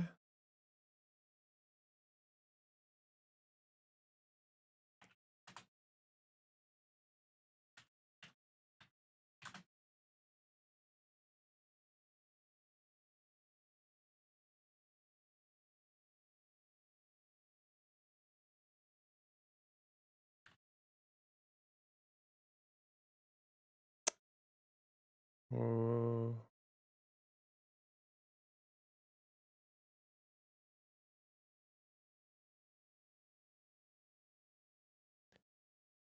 Hezbollah are linking Guardian articles about how the Israeli ground invasion won't achieve its goals.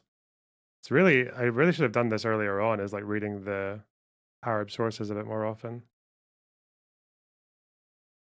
Where is that?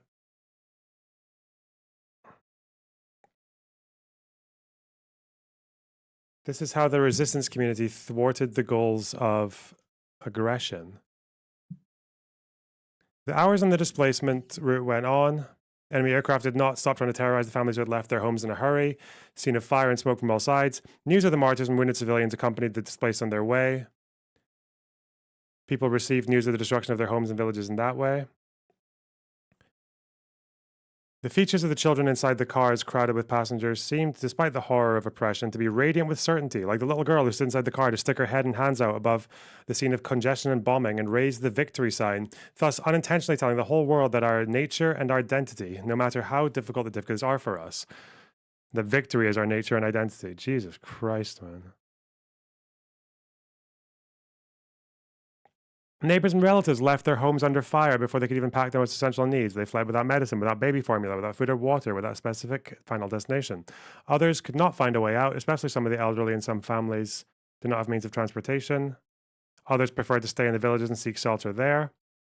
Painful and tiring as the scene seems, individual, civil, partisan, and official initiatives have provided a balm to the wound of the scene.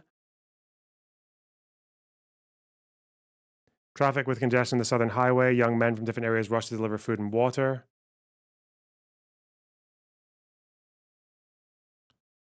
Young men of Sidon gathered to provide any assistance. You'll return with your heads held high. In Barja and its surroundings, in Beirut, as well as Tripoli and its surroundings, and in Syria, families lined up to receive their displaced relatives. Those who could not find a specific destination with a relative or friend were able, in the first hours, to go down to the homes, schools, and institutions that were open to receive the displaced or to rent a temporary home until the war ended. Many were not successful in such an option. They went down to public squares and stayed in their cars to find a destination.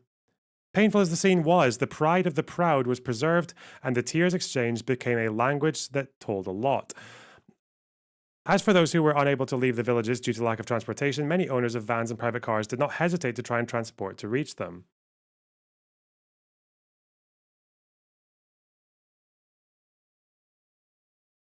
Okay. At all the level of Lebanon, with the exception of some individual cases that expressed what is offensive to themselves before others, individual and partisan initiatives complement the official embrace in a single spirit of solidarity, trying to heal the great wound represented by the ongoing brutal aggression. They're so fucking gross, man. They're actually sitting here like celebrating the fact that Lebanese people are helping each other out in this crisis as if it was not their fucking fault. Oh, God.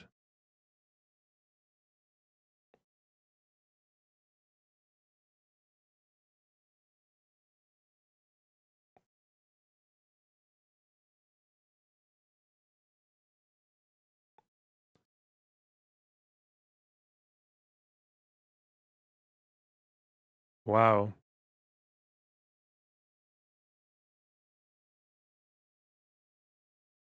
A lot of Lebanese will fall for it. I don't know if that's necessarily true. Where are their older stories? Hang on.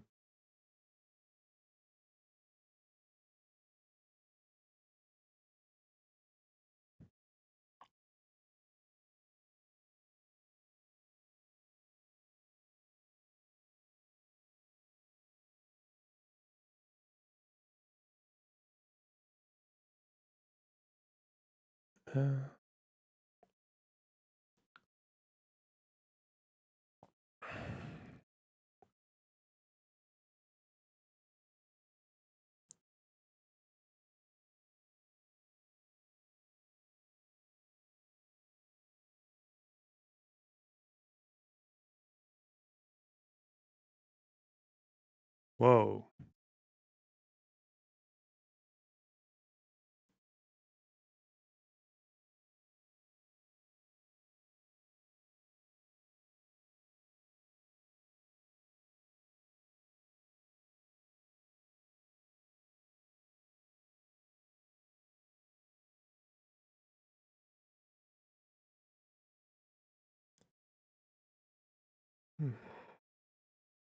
Is your dad Christian or Muslim? He's Christian.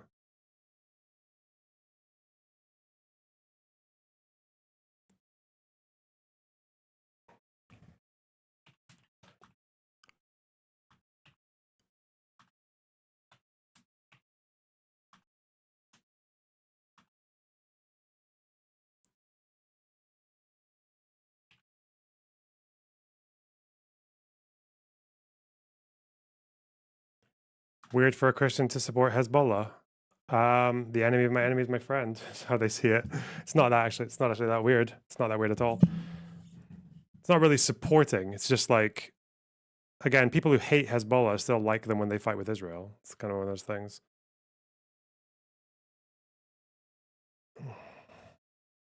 Ow.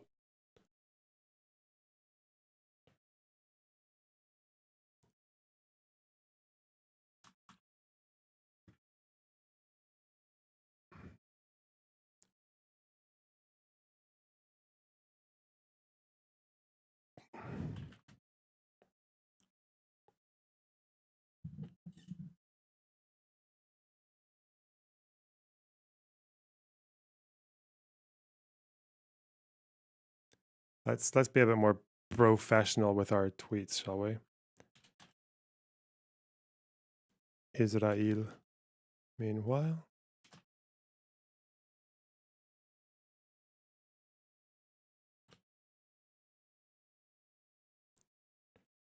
Okay.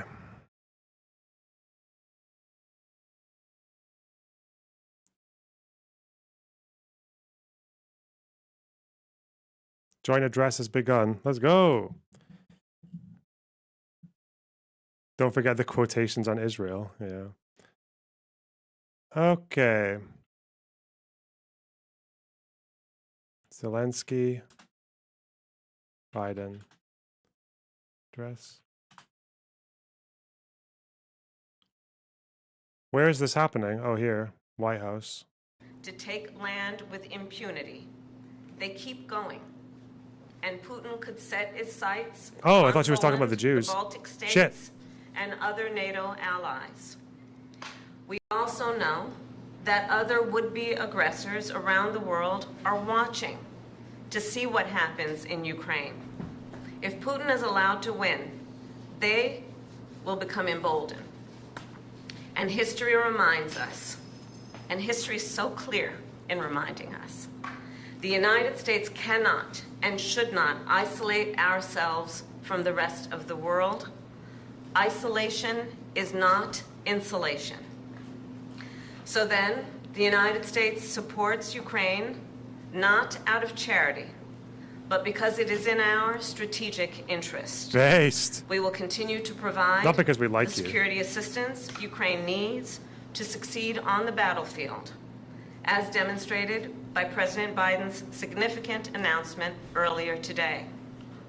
I've been proud to work alongside President Biden and the 50-nation coalition we have built up to allow Ukraine to defend itself. thanks to this coalition and the skill and the bravery of the Ukrainian people, along with your courageous leadership, President Zelensky, Ukraine has stood up to Russia's aggression, and today, Kyiv stands free and strong. President Zelensky, I am clear. Putin started this war, and he could end it tomorrow if he simply withdrew his troops from Ukraine's sovereign territory. Of course, he has demonstrated no intention of doing that. Instead, he continues to assault civilian infrastructure and terrorize the people of Ukraine. In Switzerland in June, along with 90 other nations at the Ukraine Peace Conference, I told you that the United States shares your vision for the end of this war, an end based on the will of the people of Ukraine and the UN Charter, and that we must work with the international community to secure a just and lasting peace. And I told world leaders there, nothing about the end of this war can be decided without Ukraine. However, in candor, I share with you, Mr. President, there are some in my country who would instead force Ukraine to give up large parts of its sovereign territory, who would demand that Ukraine accept neutrality and would require Ukraine to forego security relationships with other nations. These proposals are the same of those of Putin. And let us be clear. She's addressing they are Assad. not proposals for peace. She's addressing Assad with that. Instead, That's the fucking they are proposals Boris Johnson for rejection. surrender, which is Ooh. dangerous and unacceptable. So, President Zelensky, I look forward to our discussion What a today, queen. and I will continue to work with you to ensure Ukraine prevails in this conflict and remains I know she's talking about, but it's the same fucking thing it's the same line that Hassan uses. Shut the fuck up. a free, You guys are retarded. democratic, and independent nation. Welcome back again. Thank you so much. Madam Vice President, thanks for the invitation. Happy to see you. Dear journalists, I want to especially thank you for your participation in the Peace Summit. And really it was very important, and we remember it. The format was successful. We are preparing the second one, and now we have to end this war. We need a just peace, and we must protect our people, Ukrainian families, Ukrainian children, and everyone from Putin's civil. And we are grateful to America for supporting Ukraine all along.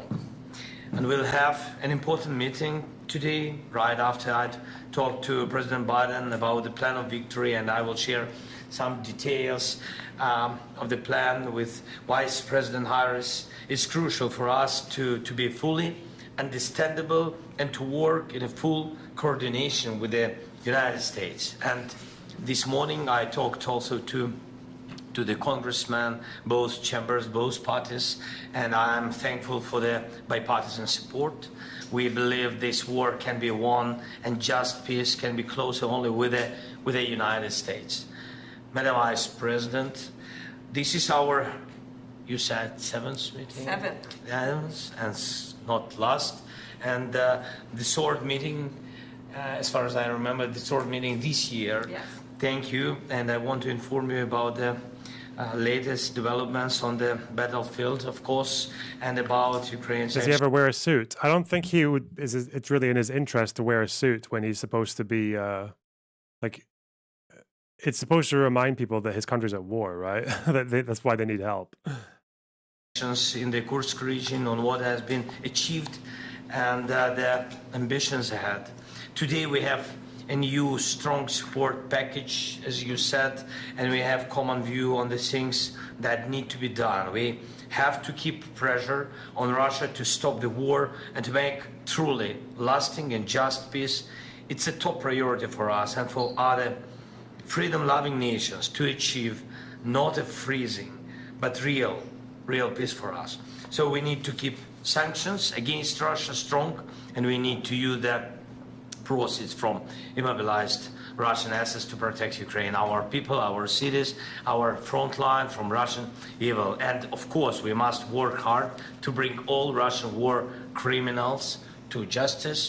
And one more thing, I want to inform Madam Vice President about the latest Russian missile and Shahid's attacks against Ukrainian energy infrastructure. We need to urgently strengthen Ukraine's air defense to save thousands of lives and reduce Russian terror to zero. It's achievable. Thank you again. Thanks, America. Thanks to you, Madam Vice. Nice and short. Slava Ukraine. Here, we're gonna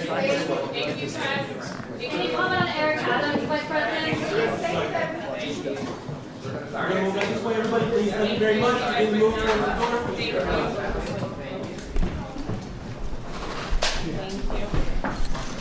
This way, everybody, please head towards the door. Thank you.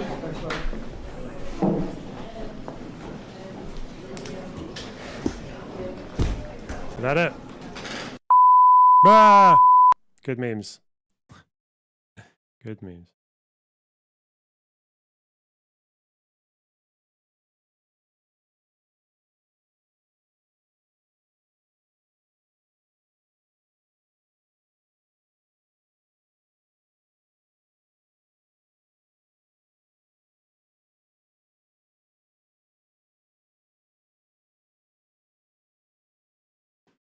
Okay.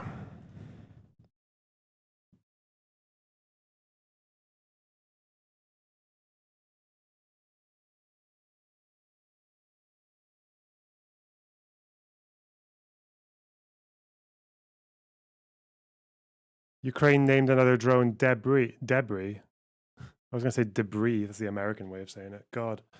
Fuck off. Ruining my mother tongue.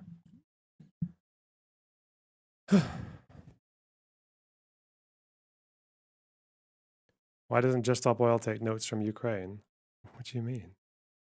Because they bomb pipelines. Is that what you're talking about?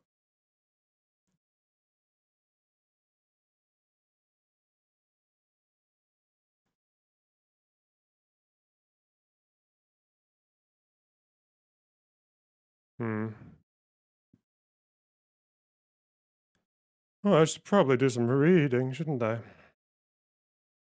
Fucking wired today, man.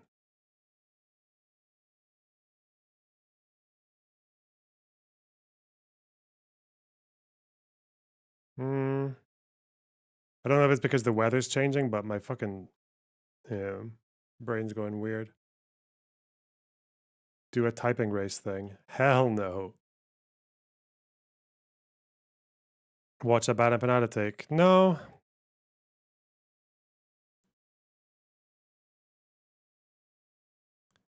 What do you think about the 21-day ceasefire? I think it's pretty unlikely. I don't think it's in... We'll see what they say. I'm actually interested to see what Netanyahu's official take is on it. Like if he actually announces something about it. And I'd be interested to see what Hezbollah says as well. The whole point in the 21-day ceasefire is obviously that you're trying to use the peacetime to negotiate some further settlement, but...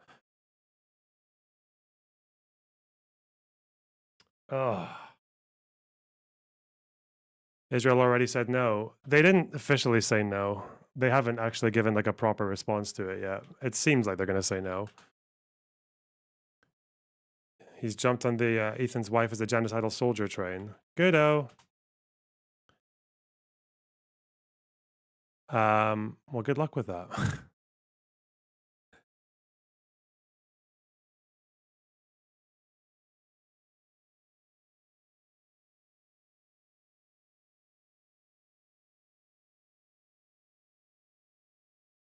How is President Sunday made a review of me and Tyler? I see.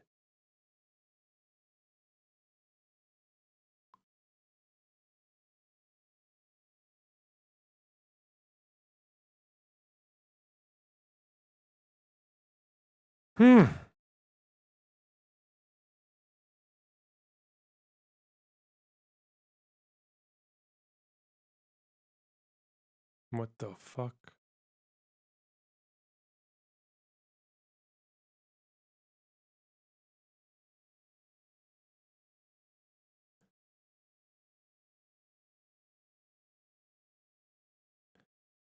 What's he saying here? This is actually a short video. Maybe it's actually consumable. What? What we got here?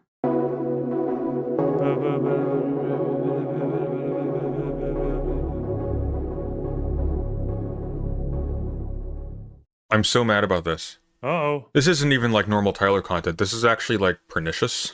This is going to be used to actually undermine people who want Israel to be restrained from committing war crimes. Damn. This is the kind of thing that does that. Not at this scale, not super important. But this represents me, this represents a ton of other people. And I'm livid. I'm livid. Oh. Like, so Tyler debated Loner Box. Is he using the fucking Spider channel? He's using the 1-minute clip from Spider's channel. Ago on Israel's pager bomb thing in Lebanon, where they intercepted the intercepted shipments of they intercepted the acquisition of pagers by Hezbollah because they want to use pagers specifically because they can't be tracked in the same way as, for example, cell phones can. Yeah. Apparently there was some change to the cell network that made that dangerous for them. And so the production was intercepted at some point so that they were modified with explosives. Little explosives, and apparently someone told me there were little ball bearings fitted into them, which would explain why they were taking off fingers. Hang on. What does he have to... Undermining the left-wing cause.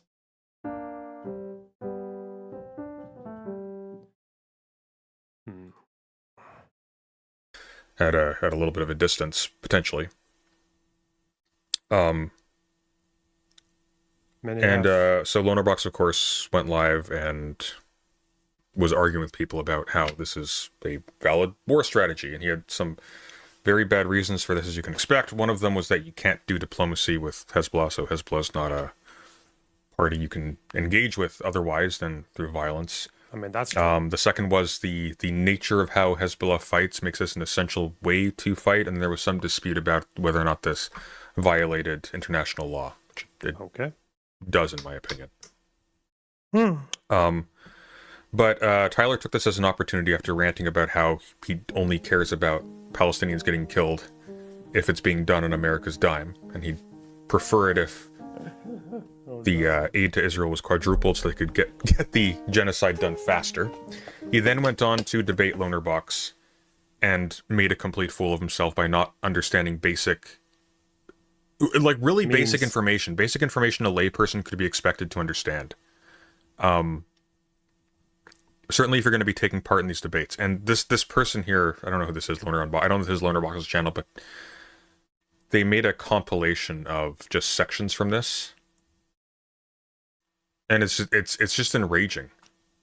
Because it's funny because there's going to be a chronology issue. Oh no. There's going to be a chronology issue because there's a VOD coming out after this stream where I'm discussing the pager story as the news broke. And I feel like I'm asking like all the right questions before concluding. Like I'm saying, how did they know where it was? How do we know the proportions? How do we know that they weren't expecting collateral damage from the explosions? Like, I feel like I'm asking all the right questions about, or what's the international law on booby trapping? Does this count as a booby trap? Are there exemptions for what might be considered booby trapping? Or what's a booby trap versus another device, quotation marks, because they're categorized separately. I don't know. I feel like I approach this with a fairly fucking open mind, but people are just, is what it is. Okay. All of this is the product. It's not because he's wrong. Like, I agree with Tyler's position on this. I think what Israel did is a war crime. I think it's unethical. I think it shouldn't be done. But because of him just making things up and attempting to bully his way through a conversation on something very serious, other people who now argue this are going to be viewed with that performance in memory. Like, it's... Tyler did more Israel apologia in that debate than Lonerbox ever could. It was horrific. Here's a compilation of some golden moments. From who? From where? You were just reading the Geneva Conventions the first time on the fucking thing you're talking about. How the fuck would you know? That wasn't the Geneva Convention. That's additional protocol 2. So they should send boots in the ground into Lebanon. They should send troops into Lebanon. And that would be safer. Troops into Lebanon and explosive pagers. What's the difference between troops into Lebanon and explosive pagers? Like, the explosive pagers... I can't believe you said that. Were unethical. Do you know what happens when you send troops on the ground? Urban warfare, This is a guy who was on the ground in Iraq, just to be clear. Like, when this guy cites his military experience as the basis for knowledge about this stuff, I want you to keep that in mind. He thinks that one of the most... Oh my god. It's like... It's unreal. It's unreal. The amount of civilians that die in a boots-on-the-ground invasion is astronomical. Because in a ground invasion, your death ratio is a lot worse than 40 to 37, you fucking retard. What? Hold on, sorry, I was actually... Apparently this is a Bollywood movie. I'm telling you, you're a bad question, Loaderbox. I'm telling you, you're because fucking they want garbage. more land, right? The longer this conversation goes on, the more disgusted I am by you. I don't give a fuck okay, so too if much they, about letting you so talk. if Because they you're not knew, answering the most important questions. You're coming off like a fucking prick. I've answered every question you haven't answered any of them. Really? Hi, Destiny, if you're fucking watching it. I know you're a fucking waiting room. What's up, Big D? So Maybe if they forgot about that. talk to you about this sometime. If they knew, if he talked to Destiny about this, he'd be eaten alive because Lonerbox was maintaining some like level of decorum, regardless of what you think about his position and what he was arguing, which I thought was extraordinarily weak. He was keeping calm. Do intelligence services count as boots on the ground? No, they don't. Boots on the ground is when you deploy like infantry. You're the mini boss, right? If they knew the ratio, if they knew keep telling your chat how that many you're... coins you pop forgot, out of you when I hang fucking on. win this Tell the debate? chat I'm getting owned again. They're going to forget. You should tell, hey, wait, hang on, Tyler's chat. I'm getting owned right now, just in case you forget. Nobody knows. I mean, it literally just is a mass terror attack. Like, how does it justify that? It doesn't seem like it's actually going to... So, like, that was like, ridiculous. He could have included more, like... He implied at one point that Israel was interested in genociding the Lebanese people, which is a thesis. He said that they left in 2006. The IDF pulled out in 2006 because they couldn't fight without the Iron Dome. Hey, pop quiz. Who understands why... I forgot. Oh, God. Pulling out in 2006 because the IDF can't fight without the Iron Dome. Who understands why that's a problem? Pop quiz. There's so many things wrong with that.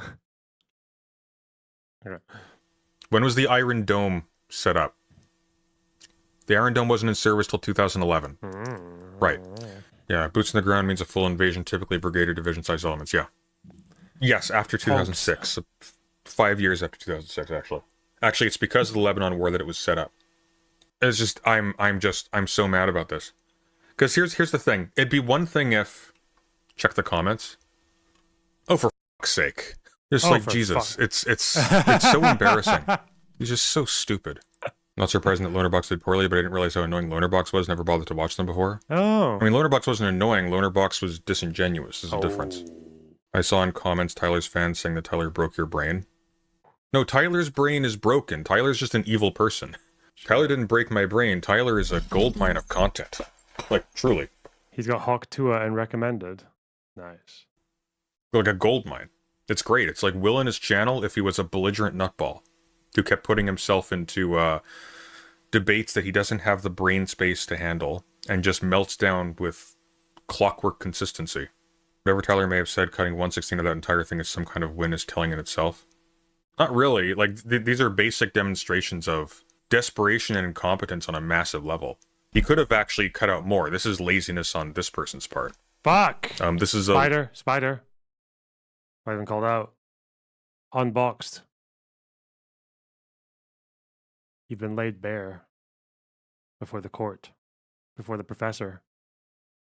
Lazy fan channel that posts clips. They probably didn't watch the whole debate.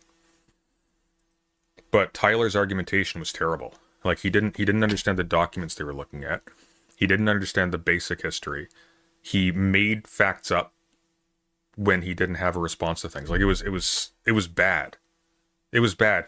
This really frustrates me because a lot of people are treating this like he performed well on the basis of his correct stance.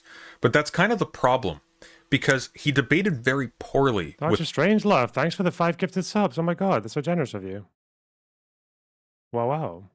The correct stance. And as a consequence, he made the correct stance look really stupid. So if you were undecided, if you're the only person for whom this debate could have any significance whatsoever as something that might change your mind, then what you saw was that the side that represents the Israel critical side, let's say, was filled with special pleading, belligerence, and just abject stupidity. We just got the anti-genocide side is being sabotaged by goons like this. This is a problem. Like, this is a serious problem. So dramatic. People like this are going to bury us. Like, if you're going to go into a debate like this, it's totally fine to not have all the facts. It's very complicated, etc., etc. You can go in with these stance just dogmatically. I don't know exactly the details of what's going on, but I do know that blowing up a bunch of bombs in proximity to civilians without being able to track exactly where they are and not even being able to make a judgment in real time about how many... It seems like they did do that. It seems like they actually did know where people were when they blew them up, because each one was triggered, each single pager was detonated individually, which means they were confident enough in the size of the pager explosions that they could go off in a fucking fruit market and still only hit the person carrying them, which seems to be what happened. But yeah. How many civilians are going to get killed at this moment when I detonate these things? That's irresponsible and that's wrong. You can do that, okay? But to then go on from there and to make up facts on the ground about this, so everything you're... Based on what do you say they triggered them individually? I think that was like an Israeli source that said that they did that, wasn't it? I think the timestamps make sense as well. Didn't even damage the fruit. I didn't even think about how it didn't damage the fruit. Did it not? No, it's surely some fruit got fucking knocked over, right? Hang on. Bulla, pager, fruit.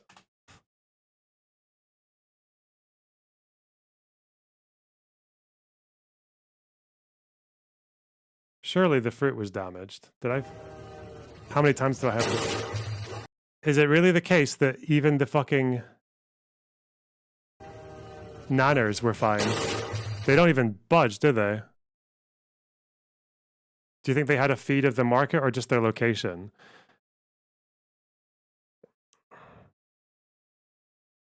There's a clip that's edited on Destiny's channel in the conversation with you. What do you mean a clip that's edited? What?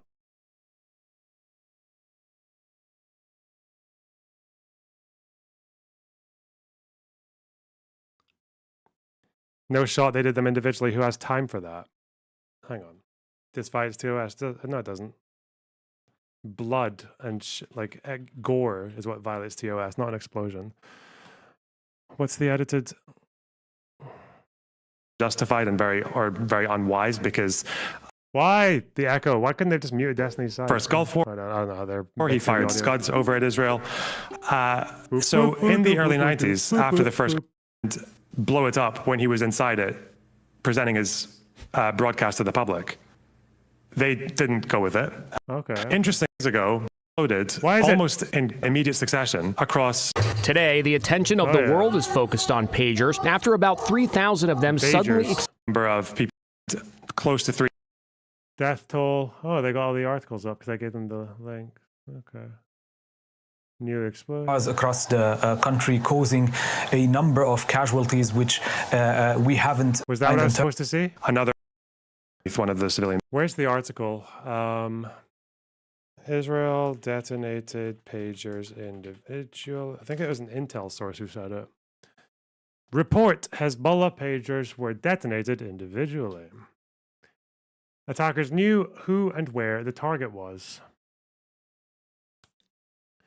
A lengthy report quoting Israeli and foreign sources, the TV channel, Channel 12, says that those behind the attack were determined to ensure that only the person carrying the pager would be hurt by the blast. Each pager had its own arrangements. That's how it's possible to control who was hit and who wasn't. Unnamed foreign security source saying that. They knew who he was with and where he was, so that the vegetable seller in the supermarket would not be hurt. when a pager exploded on a man alongside him. So did they have GPS on them?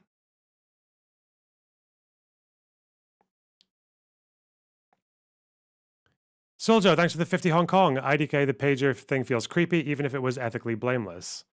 It's a pretty wild operation, yeah.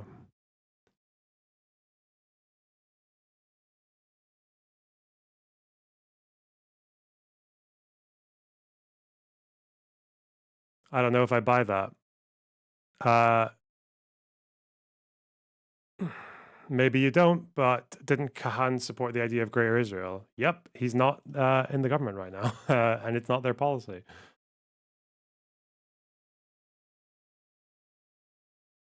Anyway, let's go back to Mr. Bunday.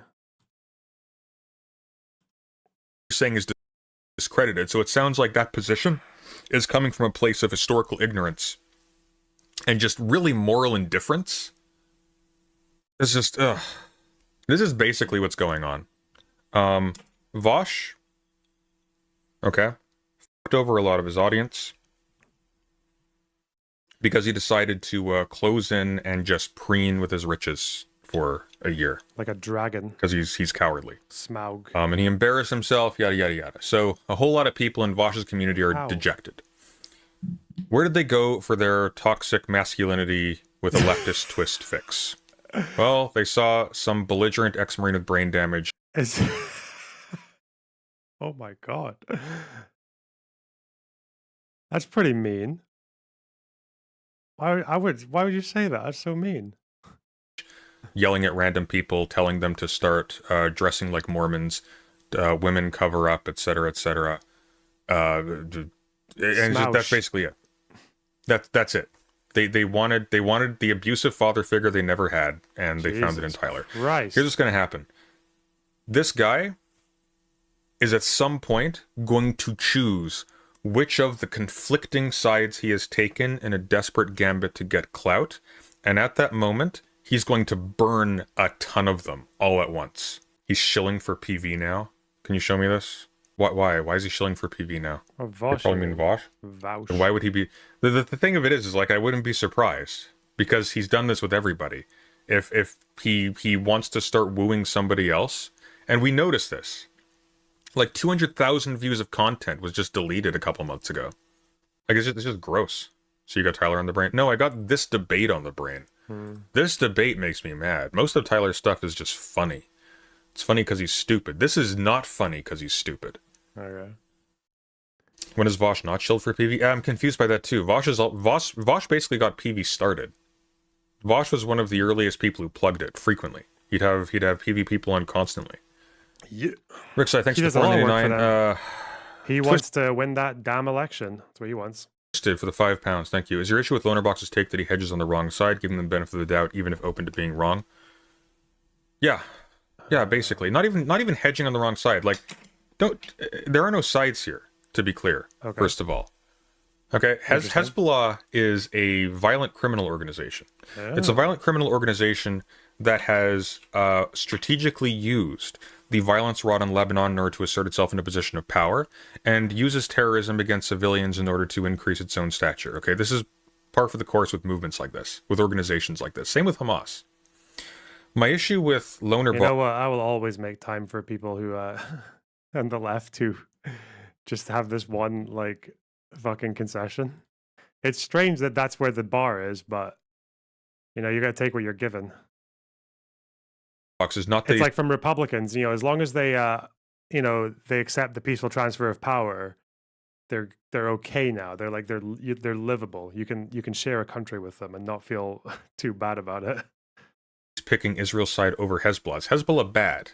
Okay. The problem with Hezbollah. The problem with Lonerbox de facto doing apologia or soft apologia, saying that there must be a good reason, or there's probably a good reason for why Israel will resort to this, and it's probably okay, is that Israel is exactly the party that you need to show in an event like this. It doesn't matter which country it is. It could be the United States. It could be Lebanon. Could be Hamas. It could be Iran, etc. It doesn't matter who you're talking about. When a country engages in an attack that harms civilians, it is their job to justify that. Doing the justification for them in advance is providing cover for them, and it's discouraging people from interrogating them further. That's the problem I have. If he even came to the conclusion after thinking about it carefully, like, okay, it looks like it was technically legal, that may be the fact. I think I did that though. I think at the beginning I did ask a bunch of the right questions, but then the information came out. It became quite clear that this was mostly reasonably expected to hurt Hezbollah fighters, and it did. And it was also going to be probably the cleanest possible way you could get that kind of military advantage, which is to fry the communications and demoralize the shit out of your opponent. But that's fine. I don't have a problem with that. But in advance of even discovering that, like, that seemed to be the approach. I read that as giving soft cover to it. It's probably because maybe he doesn't know that the amount that I was reading before I came up with that take for Tyler, but hey. And yeah. Hellbent, what's the thing I'm looking at? Oh my god. It led to them being able to take out their commanders. What do you mean by that? How does that work? How did it make it possible for them to hit the commanders? Was it because they weren't able to? I thought that was just like a joint operation, like just one following the other because they're in disarray to pile on the pressure. Wasn't that it? Or what would you mean? Right, this. Okay.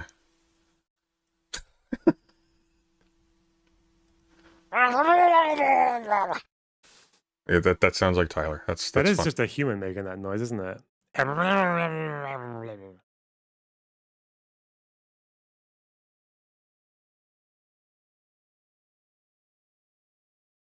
They met above ground because they didn't want to use their phones to contact each other. What, the commanders in Dahia? Ibrahim Akil? Is that true? I didn't know that.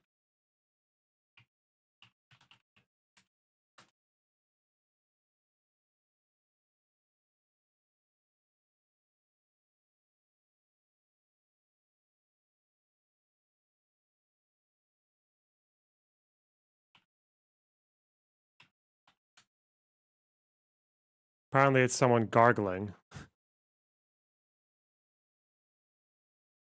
Wait, who has the link to that? Does anyone have that in Discord? Does anyone have that in Discord where they have that story?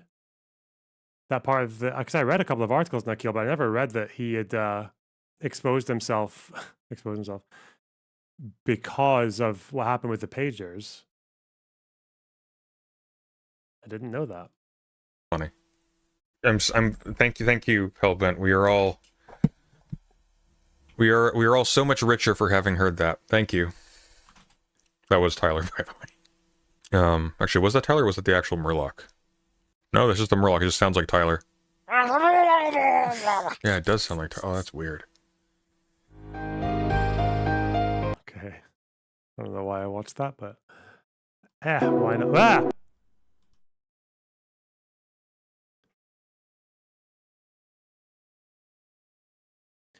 The theory is that lines of communication were dead, so they had to meet in person.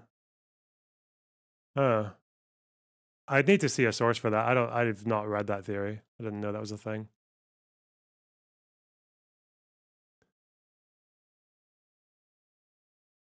Watch the Mark Lamont Hill Sam Cedar debate.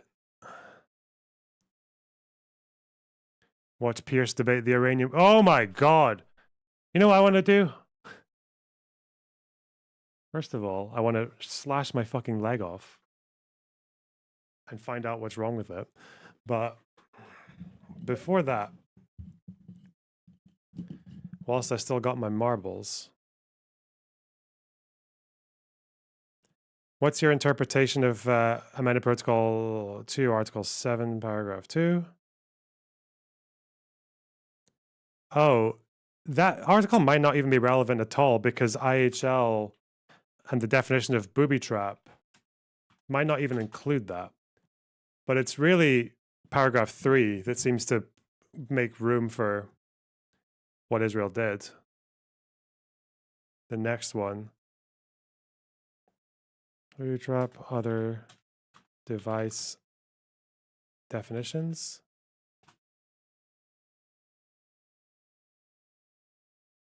Where's the IHL page on comparing booby trap with other devices? Ooh. Is there a link to your obsidian? Yeah. She's a level 10 Hezbollah super soldier. What, the Iranian lady? In what sense? That she's like anti-Iran, probably, if she's Iranian expat or Iranian diaspora. Fuck, I gotta remember. I don't care. Waste of time.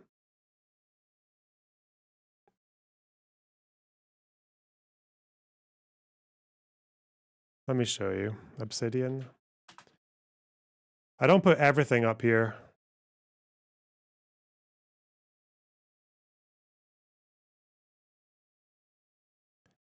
She's very good rhetorically against the Axis. Okay, goodo. Oh, is that... Hang on. You know what? I'll probably... Did I publish the pager strike? Yeah.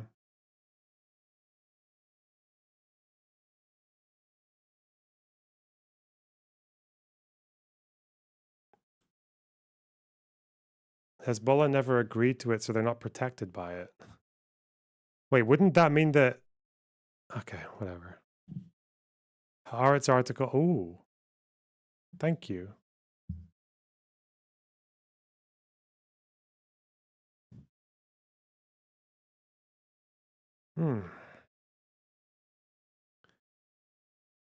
Army says it assassinated a top Hezbollah commander.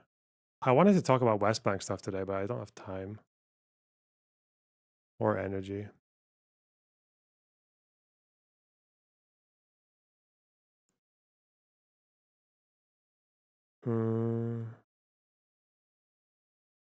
Is this it? Airstrike building in a residential neighborhood.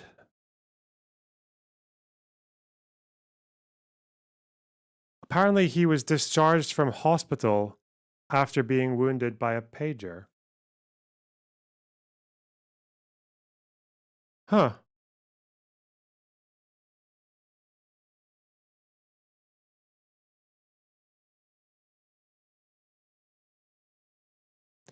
So when Hezbollah say that 1,500 people are out of action, I think they're referring to heavier injuries, like more lasting injuries.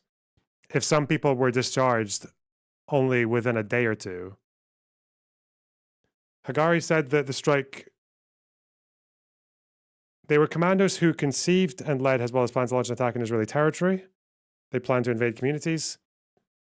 They were located underground in the heart of a residential neighborhood.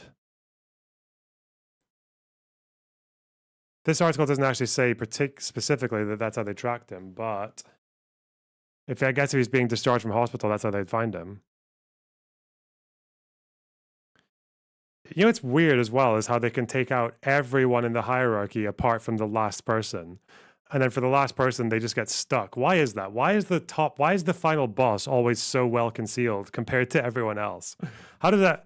I'm trying to think of logistically how that happens. Like how they can't hide the number 1, number 2, number 3, 4, 5, 6, 7, 8, 9, 10, 11, 12, 13, 14. They can't hide any of these people, but they can hide in Nasrallah. Is he even in Lebanon? He might not be. If I was him, I'd hide in a fucking desert. I'd hide in one of this in a sand dune in Syria somewhere. I don't know.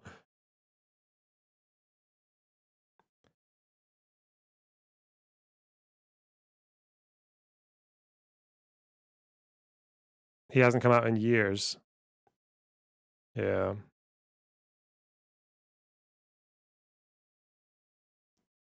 There's a theory that he's not that important to Hezbollah's capabilities, so he's not targeted. But wouldn't decapitating that leadership be really... couldn't that potentially spark like an entire fucking rift in terms of their decision making? Like, what if there's like parts of Hezbollah who are not less interested in going to war than he is?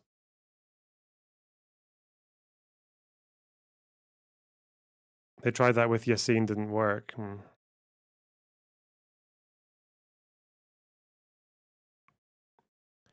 What was I looking for, though? I completely forgot what I was looking for. Oh.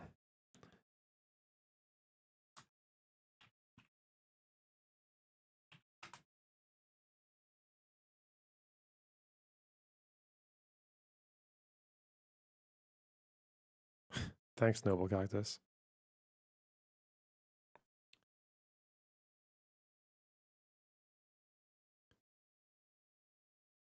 Like the fact that they, it's like, it's so video game like.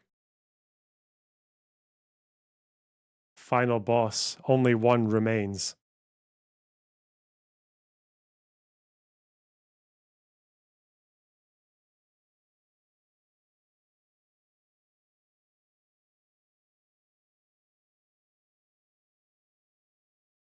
I would be in shambles.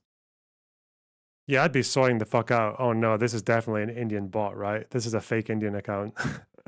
Because Israelis, Twitter, when you used to be able to see the likes, all their likes were fucking Indian bots.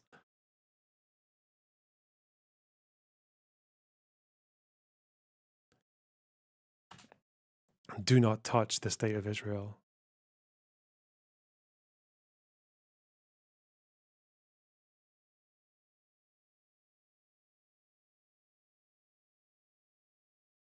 Hmm.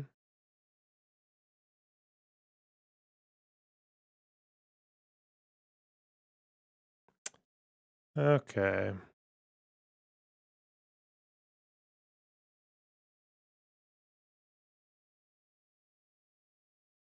At this point, Israel probably killed everyone who would know where Nasrallah is. What if that, how does that work though? What if they actually...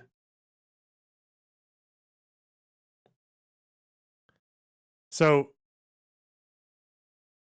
what if they take out everyone and then no one is available to bring Nasrallah his supplies? And he's just in the bunker waiting for the coffee boy to come. And he never comes.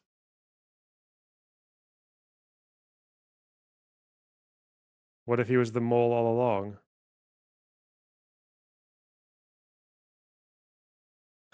I don't know. I just, how the fuck does someone live like that?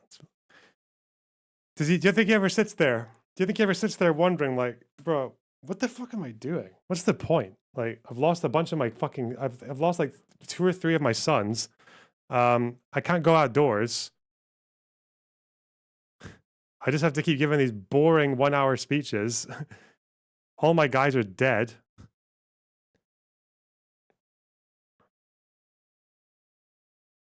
I bet he has women there. Didn't Bin Laden have a bunch of women with him when they found him in Pakistan? Or was it just one? I think he had a few.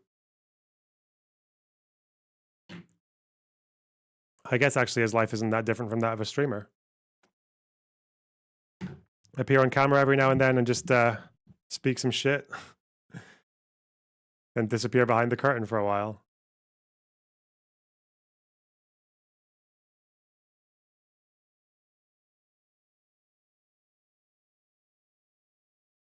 You think Nasrallah only has one wife? As far as I've known, yeah.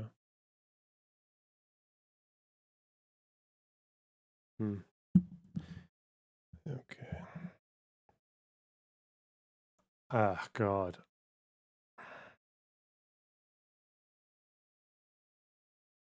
How is Nasrallah different from you? I mean, we're both Lebanese, so...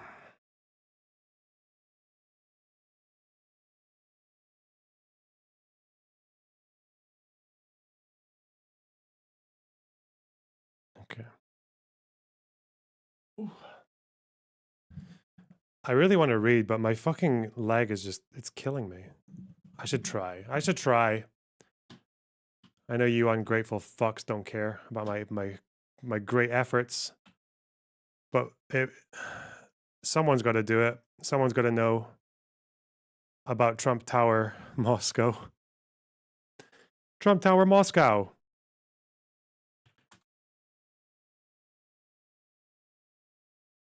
What happened to your leg? My calf has just been cramping like fuck for the last week, and it's not going down. I mean, actually, it was worse before. I was limping really bad, but it's still just, there's this permanent fucking like tight pain at the top of my calf, and I don't really know what exactly it is, because it doesn't feel like something that just needs stretched. It feels weird. Is it your reading leg? I don't know what the fuck a reading leg is. Sounds like TDS. True. TDS has absolutely destroyed my body. Straight facts. Yeah, I'm Dr. House, basically. Why won't you make an appointment for it? I have one. I have one. Pager got your leg. Oh, shit. Oh, no. You know what? It happened around the same time. Not going to lie. 9 days ago?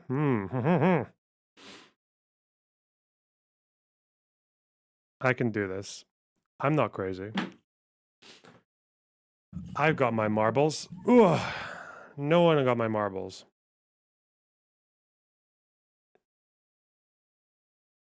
What helps cramps? What?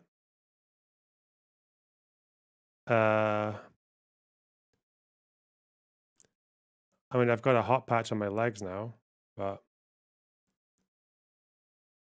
will you move to Florida if omniliberal media thing works? Go to America. Why not? Would enjoy a change, I suppose. Become an American. Do you want Finkelstein's dissertation? I'd rather kill myself.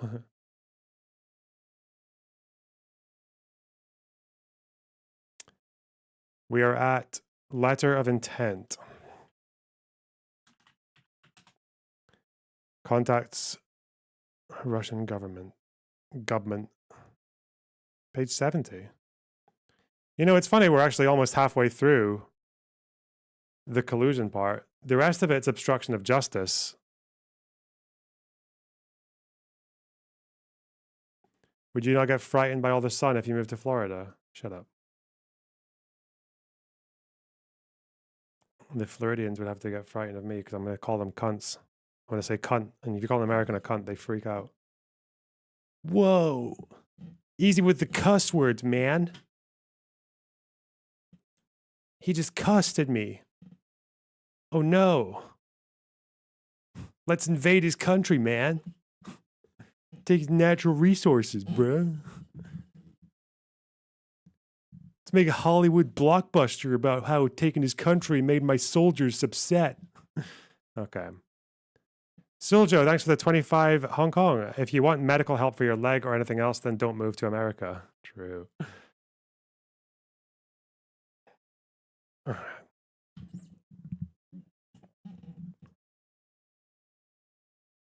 As a Floridian, do not come. Okay. Trump signs letter and okay. Half of Trump organization. Between approximately October 13th, 2015 and November 2nd, 2015, the Trump Organization, through its subsidiary Trump Acquisition, LLC, and IC Expert, completed a letter of intent for a Trump Moscow property. The LOI, signed by Trump and the Trump Organization and Rosov on behalf of IC Expert, was intended to facilitate further discussions in order to attempt to enter into a mutually acceptable agreement.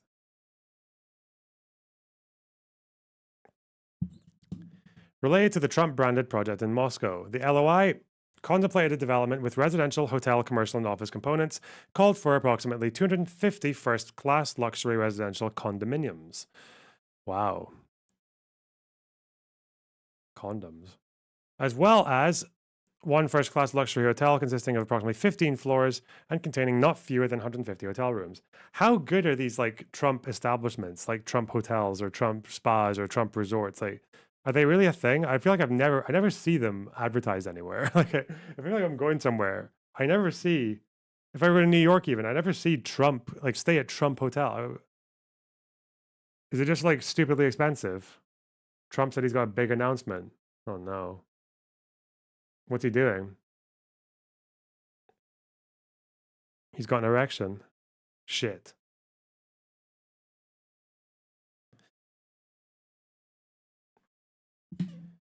They're 5-star. Okay. Steve, thanks for the $2. Open classifications. Google it. Nope, not right now.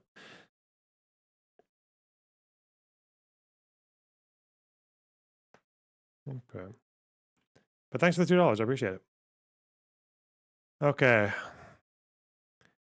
For the residential and commercial portions of the project, the Trump organization would receive between 1 and 5% of sales. Okay. Base. Okay, this is just all fucking profit discussions. Laura Loomer's pregnant. The mushroom still works. Just got here. Why would Israel sign a ceasefire? It's not about signing a ceasefire. It's just that I feel like there's some people think that there has to be like a best answer or like a perfect answer to a problem. It could be that just the least bad option is the best option. And maybe the least bad option is Hezbollah takes the hint, fucks off for a while, and Israel gets to return peace to the north while they can focus on Gaza. And yes, Hezbollah will try to rebuild and come back later, but what if that's the best option? What if that's the best that you can do?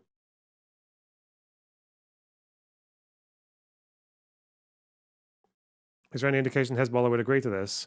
Not that I've seen, but it's probably in Netanyahu's interest to be like, yeah, we'd like to stop. Can Hezbollah stop and uphold 1701? Can they do that? Like they said they would? like they've been violating for the last 18 years? I don't know why he wouldn't say something like that. I'm trying to think diplomatically and on the world stage. Like, why would you not send a message like that? I feel like that really puts Hezbollah on the international back foot if Netanyahu says that. But when you just keep saying, we will pursue total victory, like, fuck off. We will fight with the most force, the most lethal force. Okay. How long is a while? Well, last time it was between 2006 and about 2022, 23. So that's a while. It's a good while. I don't think there was that much trouble on the north in that period. Was there between 06 and 2023? Was there?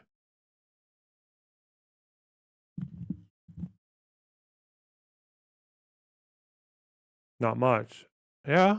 But what if that's the best you can do? What if clear the south and Hezbollah never comes back if we ground invade? Like, yeah, fuck. I guess they were distracted in Syria. We'll take that. Yeah. I think people always compare these options to options that just aren't realistic, you know? And yes, I am kind of making a might makes right argument for Hezbollah, but that is still a potential outcome.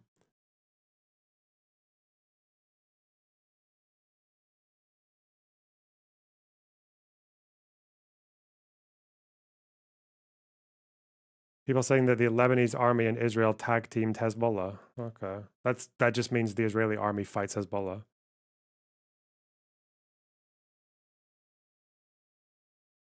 What does this person think the fucking Lebanese army is going to do? Throw their fucking hubbly bubblies at them. Bribe a few soldiers to switch sides and then stand down. Okay.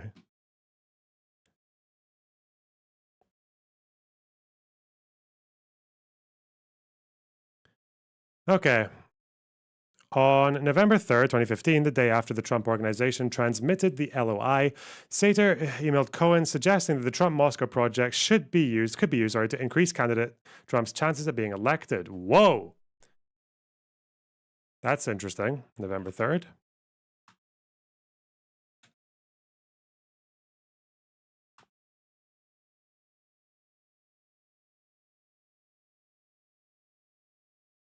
Here emails Cohen suggesting Trump-Moscow project could be used to help Trump in the election. That's interesting.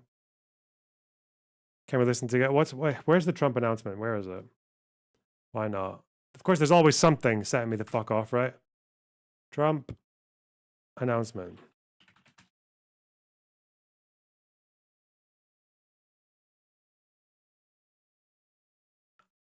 He made an announcement 2 days ago saying he wouldn't run in 2028. You think it's about crypto? No big deal. Where is it? What am I looking for? Trump announcement. Is he making a speech right now? We don't know who the hell she is. Leave us alone. We're making hamburgers. We will end the invasion of small town Pennsylvania, and we will end the destruction of America. It's destroying our country. This country is going to be better than ever before, but we have to do certain things, and we have to do it quickly.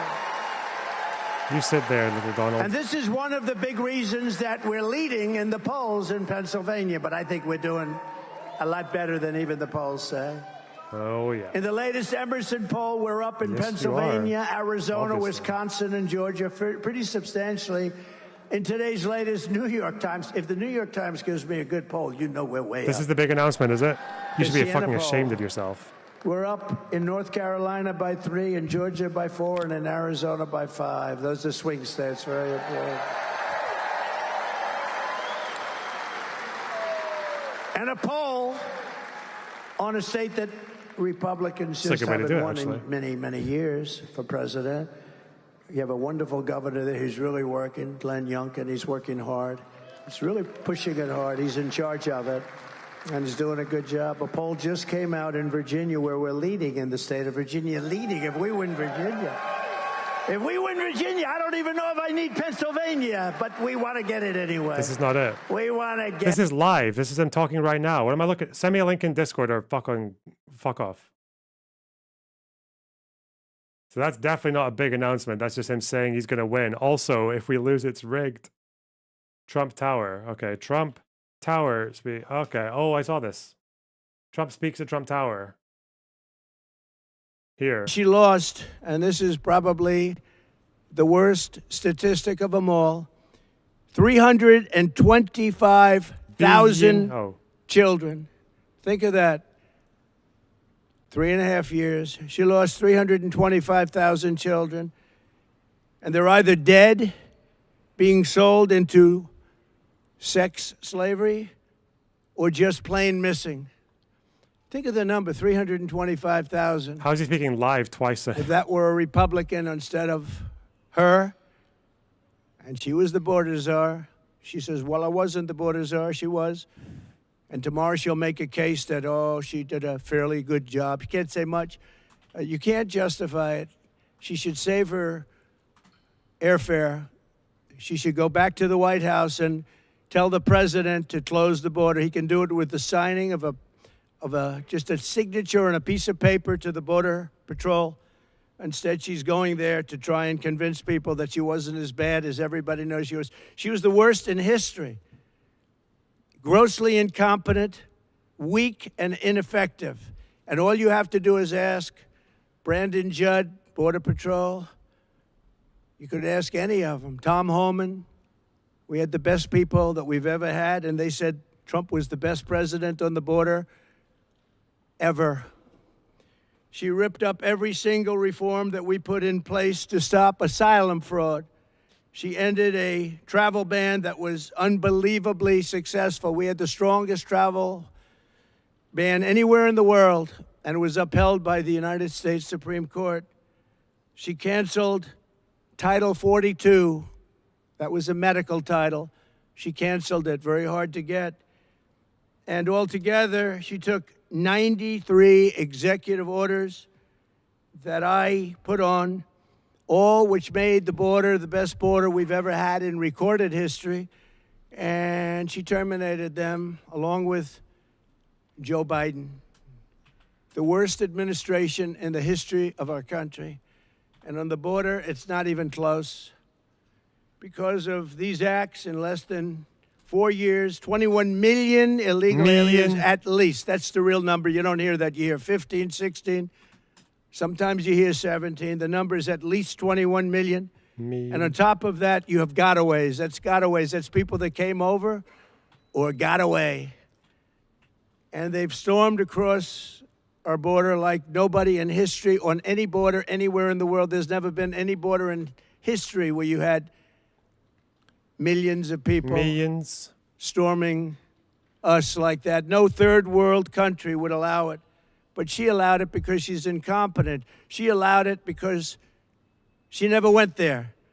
She says she went once, but it was not the right location. It was a location that was very mild and no danger.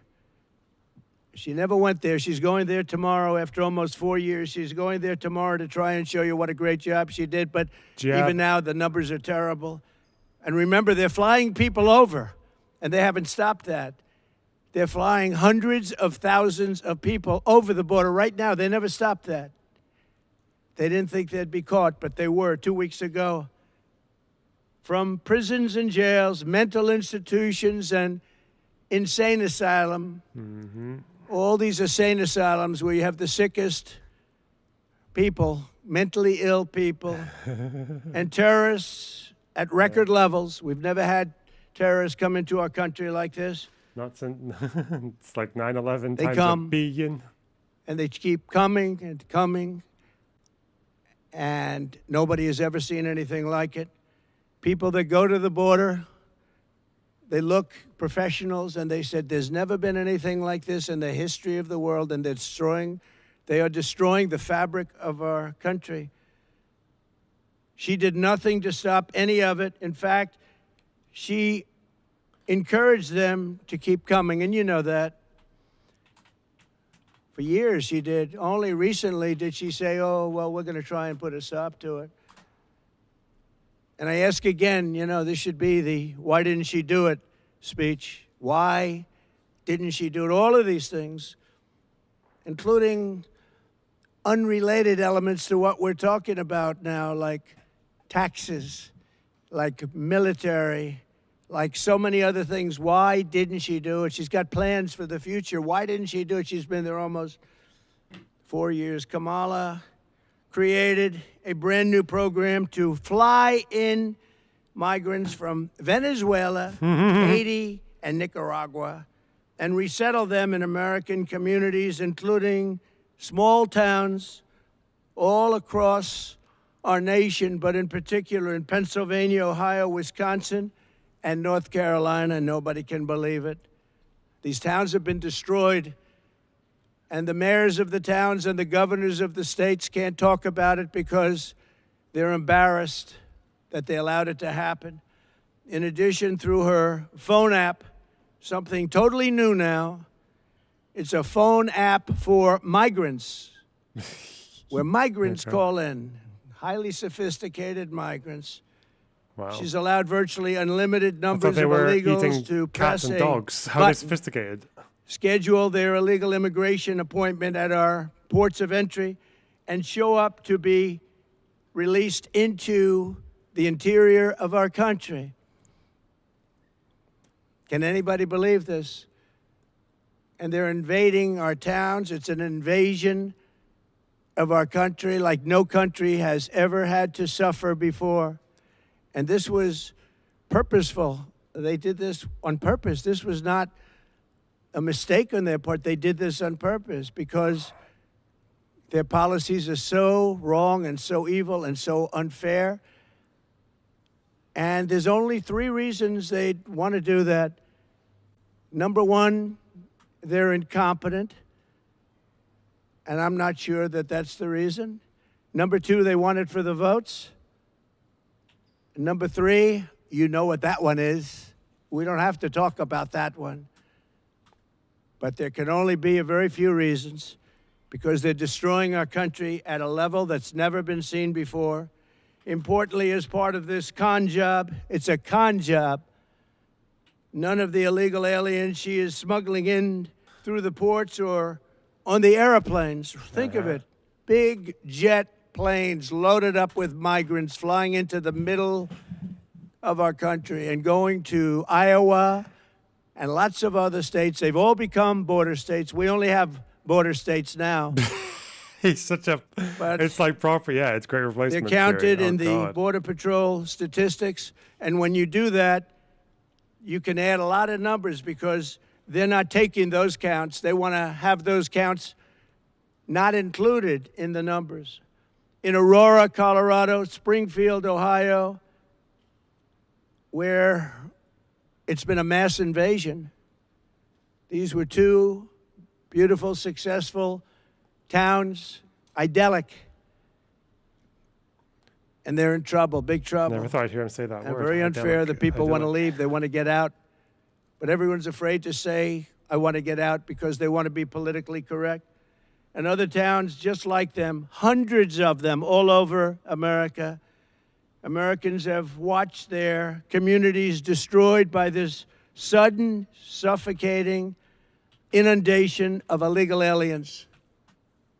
It's an inundation. It's an invasion. This influx has overwhelmed our schools. They're taking the seats of students that can no longer go there, and they don't even speak English. They're trying to fire a lot of people and hire interpreters. Can you believe that? They want to get rid of some people. They want to hire. Springfield is looking, the mayor said it the other day, looking for interpreters because nobody in all of the 32,000 people that took into the town, think of this, you have a town of 50,000 people, and almost instantly you have 32,000 people, in this case from Haiti. Most of them don't speak English, so they're looking for interpreters. You have to get them out. We have to save our country. You have to save these towns. They flooded the job market with low-wage migrants, but many cases migrants that also have horrible criminal records, murder, drug dealing, so many different things, a lot of human traffickers, and it's mostly human traffickers in women. Last month, American-born workers lost 1.3 million jobs. This is last month. You know, when they lowered the interest rates, they weren't doing it necessarily just for political. Our economy is terrible, especially when you add inflation into it. Inflation has destroyed our middle class. It's destroyed our senior citizens. And all of these people coming in are horrible for the black population and the Hispanic population. They're taking the jobs of the black population. Wow.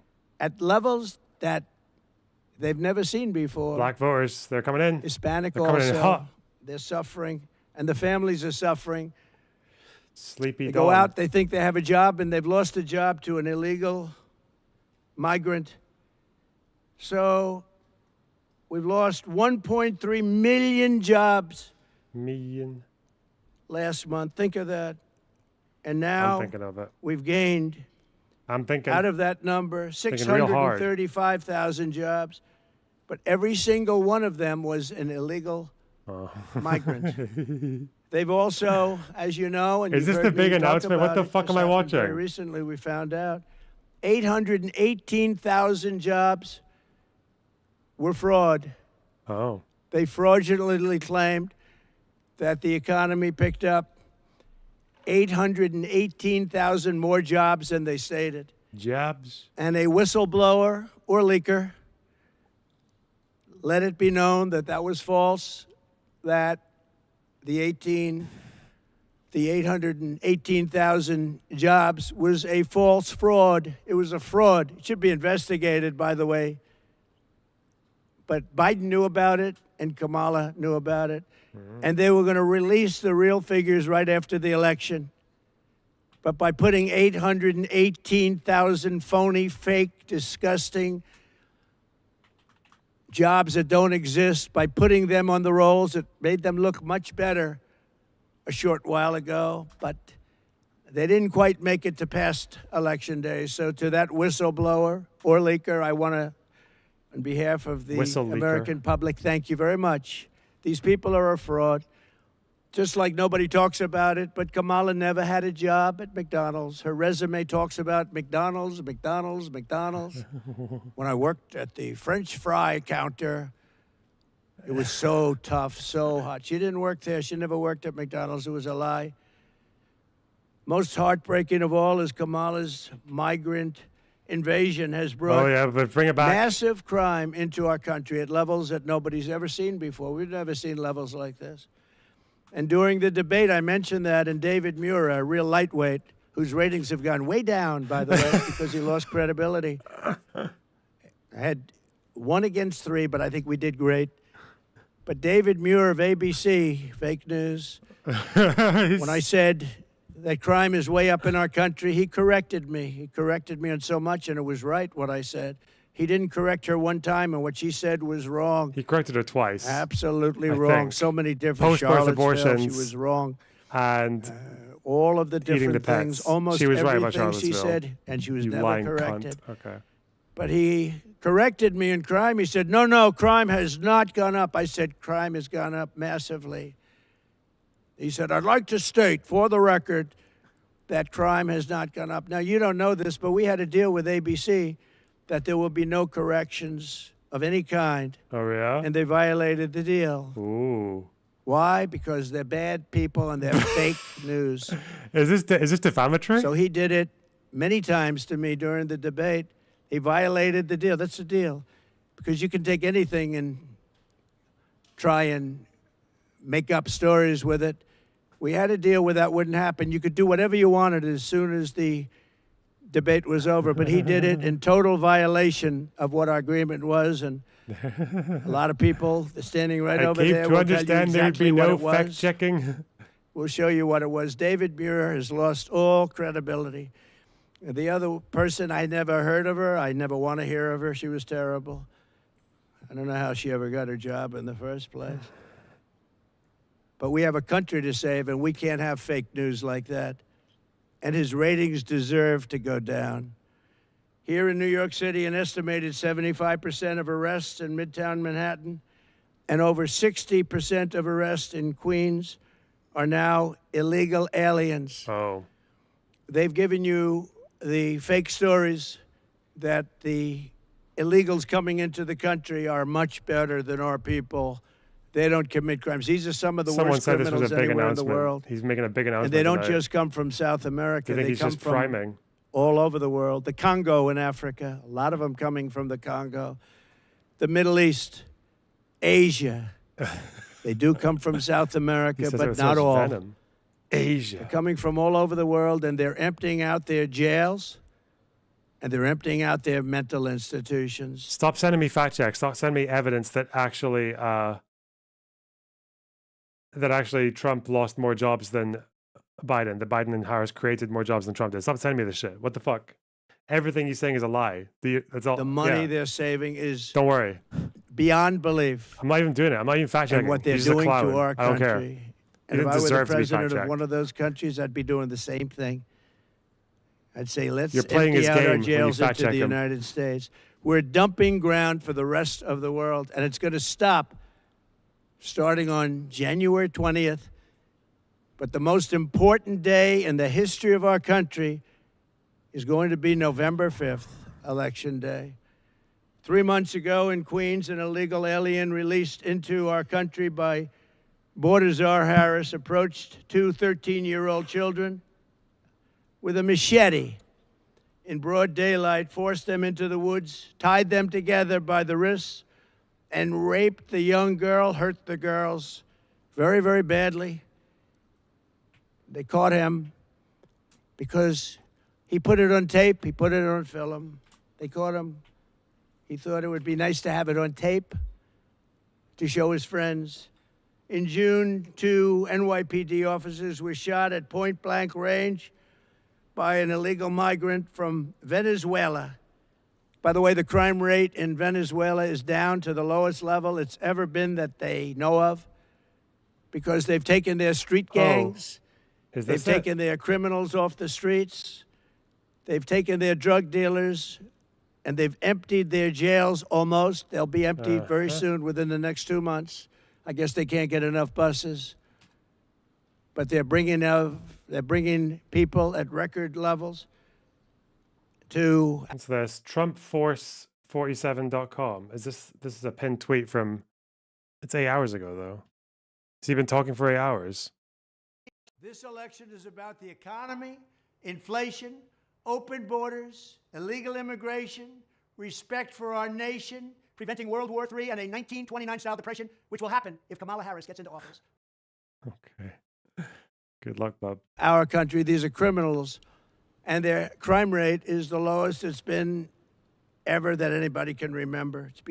Caracas has become a safe and wonderful city, unlike our cities that are getting worse and worse with this horrible invasion that Kamala in particular, because I'm no fan of Biden. He's been a terrible president, doesn't know what he's doing, and he proved that during the debate. But you know what? He assigned her the job, and whether you call her a border czar or just say that she was put in charge of the border, doesn't make any difference. Same thing. She's done a horrible job, and she'll be out there tomorrow standing probably in front of the wall that I built, trying to say what a wonderful job she did, and the fake news will believe her because that's what they want to do. But she didn't, and I hope everybody out there understands that. The Border Patrol custody was incredible, and I have to say that Border Patrol has done an amazing job under the circumstances. And you heard Tom Homan many times say there was never anywhere near anybody as good as President Trump when it came to all of the things that we're talking about, the border, crime on the border. He said there wasn't anybody even close as president. In Albany last May, an illegal alien who was caught and released by Kamala Harris stalked and raped a 15-year-old girl, driving up behind her, abducting her by force with a metal pipe and raping her again and again, over and over, and hurting her very badly. In Indiana this June, a woman was kidnapped by 2 illegal aliens. All right. Who's this Iranian person you guys want to watch? Is it this one? Is it the, is it this video? This one here? Is she Iranian? I don't fuck it. Or her? Is it this one? It's not the Pierce Mehdi one. That'll be boring as shit. It'll be this one, right? Is this the Iranian person you want to listen to? No Pierce, God no. You want to keep listening to Trump? Or is it this person? Reina Khalek. Who are we talking about? Erica Lebon. She's Iranian? Okay.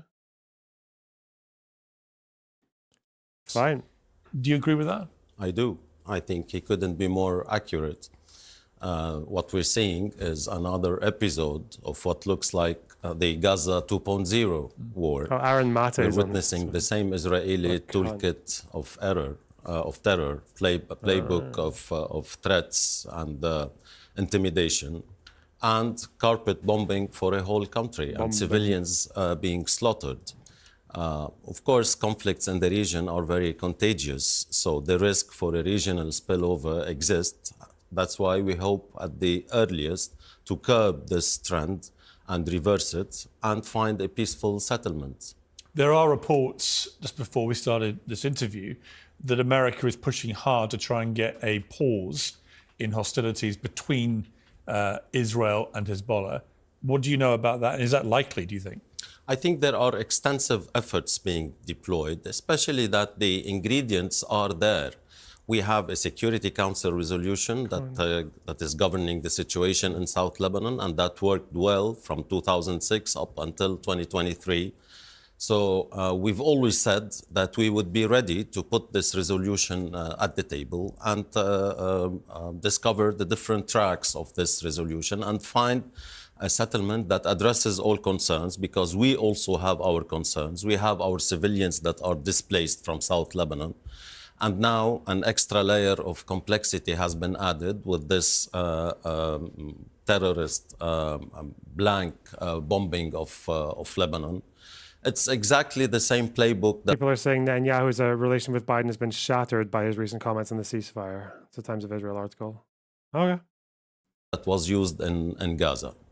Not surprising, what Israel would say, I know because true. I've heard them say it, is that the difference here is that on October the 7th last year, Hamas launched an unprecedented terror attack on Israel, which they had to defend against. And that Hezbollah responded within hours by launching yet more rockets towards Israel and has carried on doing that all year. 19,000, it's estimated, have come over from Hezbollah 19? at Israel. That's 9,000. And Israel said, what are we supposed to do? This is a group of terrorists, as they put it, who are wedded in their initial charter to the destruction of Israel. And they're proving that every day with the rockets they fire. At some point, we have to do what we're now doing. What do you say to that? Well, what Hezbollah tried to do on October the 8th, regardless of whether you and I or others might agree or disagree with, is to engage in skirmishes at the border in order to tilt the cost-profit equation for the Israelis and push them to accept a ceasefire or hold them back on Gaza.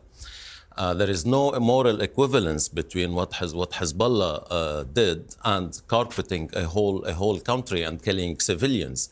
Name me one single Israeli civilian that has been killed. Is that not more by chance? Name me one civilian. Oh my God, this guy's a goblin.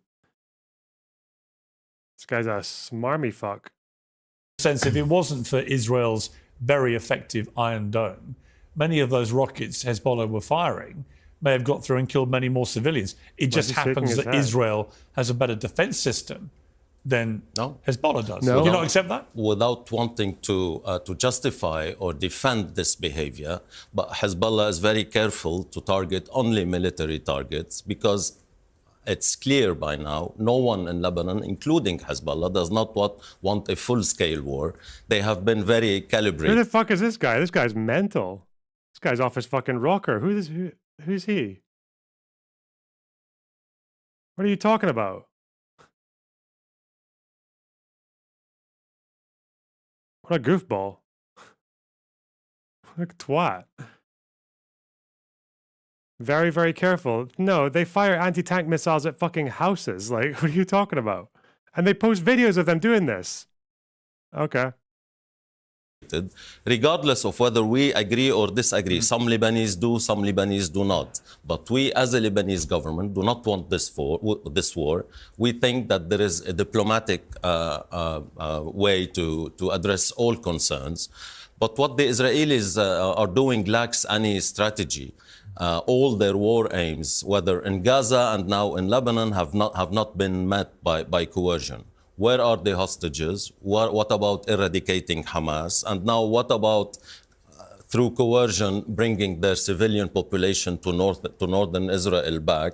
There is no way these objectives could be achieved other than by diplomatic ways. Some people have said that what Israel did last week in letting off explosive devices on all these pagers and walkie-talkies and so on, directly targeting 3,000 members of Hezbollah, albeit killing some civilians in the process, but predominantly targeting successfully members of Hezbollah with explosive devices in these devices they had. Some people say that was a legitimate attack on enemy combatants. Others have called it an act of terrorism. What do you call it? Well, there are reference authorities, and we don't live in vacuum. There are reference authorities in the world. I refer you to the statement by the UN High Commissioner for Human Rights, who described it as war crime, because when you detonate an electronic device without prior knowledge at the time of the attack of who is in possession of that device and what is in its vicinity or surrounding, that's indiscriminate and simultaneous targeting of civilians, and it amounts to a war crime. So it is established, and proof is we had explosives who just exploded. It's interesting that even when Hezbollah claims they're dead, unlike Hamas in this war, they still just get to say it's civilians. Isn't that weird? Hezbollah claims they're dead. And you'd think that makes it harder for these guys to do this propaganda, but it's like... it's quite funny. Quite wild.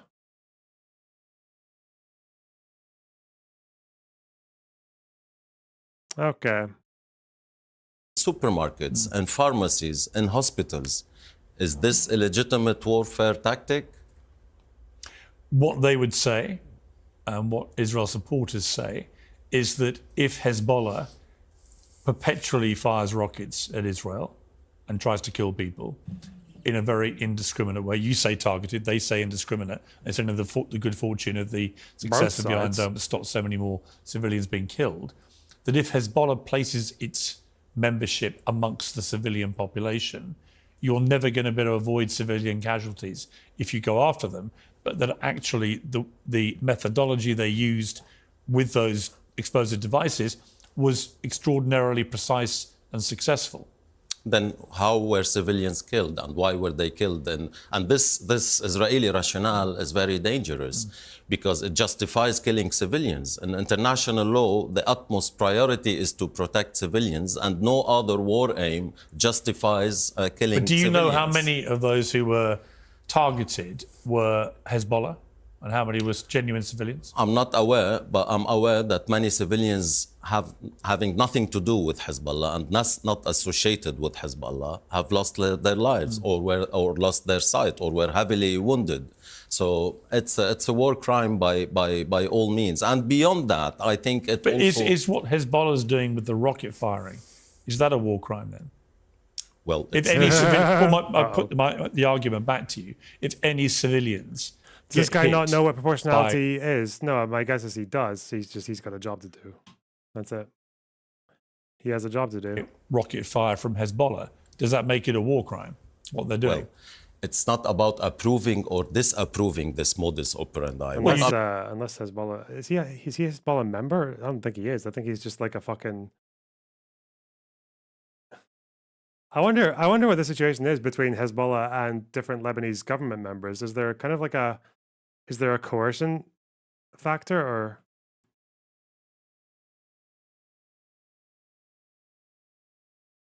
Like I know Hezbollah uses a lot of intimidation. That's a big part of how they roll in Lebanon, but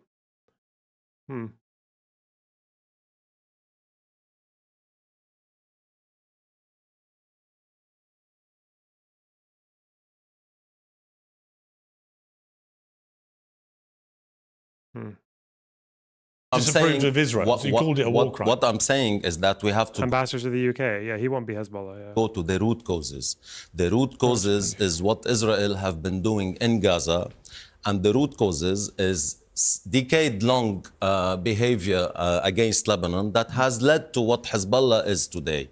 We have to stop dealing with the symptoms and for once start dealing with the root causes.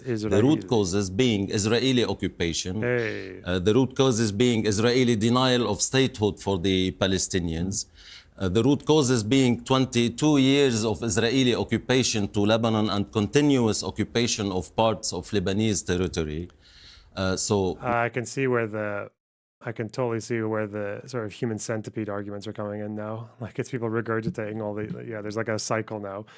People say the problem is occupation. They'll refer to an occupation that ended 24 years ago.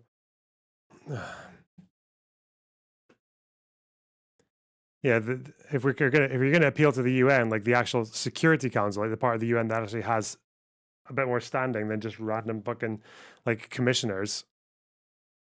The UN acknowledged in 2000 that Israel had withdrawn past the blue line. They were done. That's it. They acknowledged it.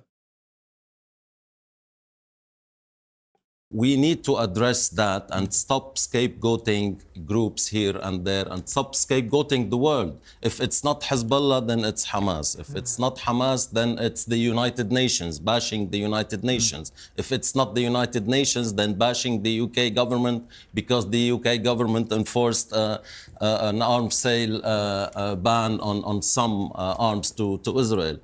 This paranoid behavior needs to stop, and once for all we should address the root causes of the problems in our region, which is occupation, which is the lack of implementation of Security Council resolution. That is the roadmap. Otherwise, we shouldn't be surprised that people are taking things in their hands. When law is not enforced, people will start in the street. If you don't enforce law, people will start taking things in their hands, and that's what we're seeing. It's not. Is that what Hezbollah wants? They want they want Resolution 242. They reject 242. They think 242 is an act of treachery. Okay.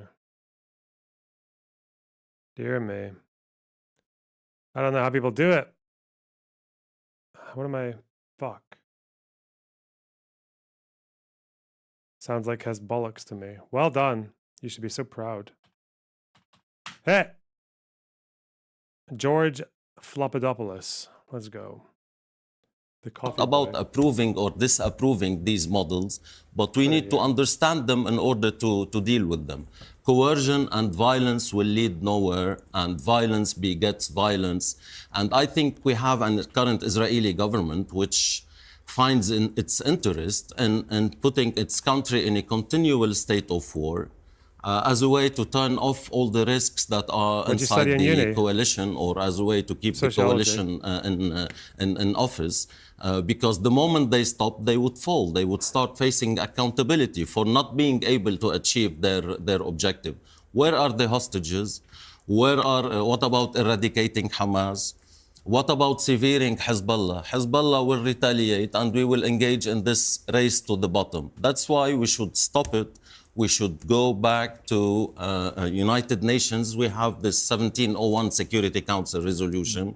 We have always said in the Lebanese government, we are ready to look into it and address all concerns. But it's falling on deaf ears in Israel. Frankly, peers, it's a warmongering government. You're very condemnatory of Israel, and I understand that. Are you as condemnatory of the violence perpetrated by Hezbollah?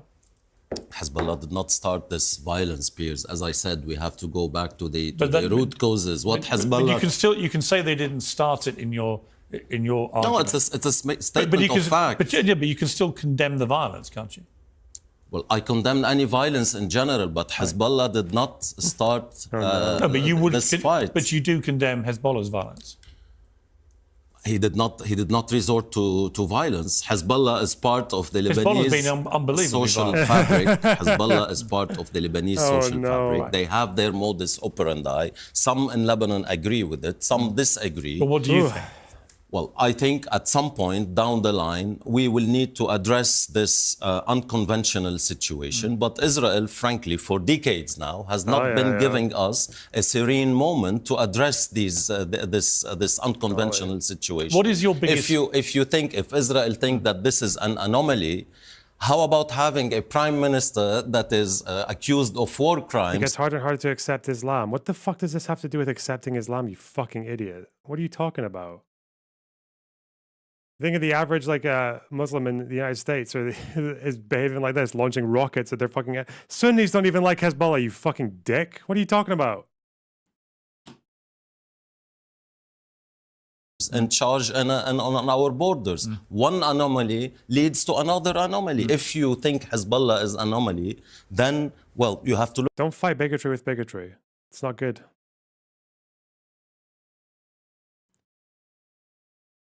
Look at other anomalies.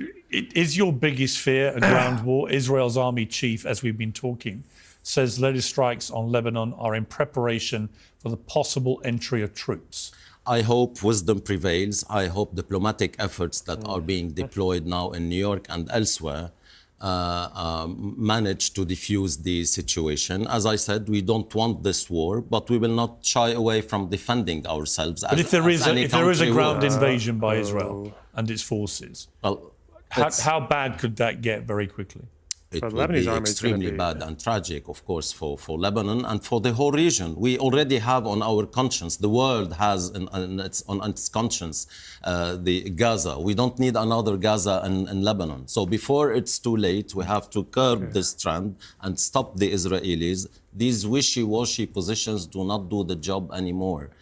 Israel should be stopped doing what it is currently embarked in. That's very dangerous for Lebanon, of course, but for the whole region and beyond. We've all seen the repercussions of the Gaza war in London, Paris, and other capitals. We don't want this vicious cycle to keep on repeating itself. And it all has to do with the Israeli government, frankly. From our side, and by our side, I mean everybody in Lebanon, we would be ready to look into a diplomatic solution. And we would be ready to engage, and we need the ceasefire in Gaza. That's of utmost importance. But the Israelis have been trying to diffuse the pressure on them to conclude the ceasefire in Gaza through opening another front with Lebanon. People think it's such a legitimate move. Like, I don't like the war in Gaza. I want it to cease, so I'm just going to go into Israel and just start stabbing random people in the hope that some of them are soldiers and tell the press that I'm being discriminate. My God. Not really the best way to go about things. Also, I'm gonna launch rockets that hit fucking Nazareth. Does Lebanon accept Israeli statehood? Nope, they have been enemies ever since Israel was formed.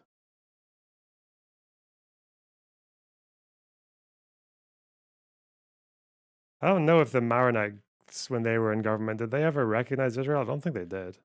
I don't think the government ever recognized Israel. Not that I know of.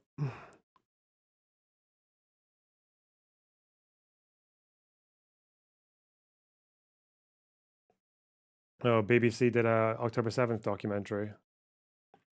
That's probably only going to be on iPlayer, though. I can't watch that on Discord, on stream.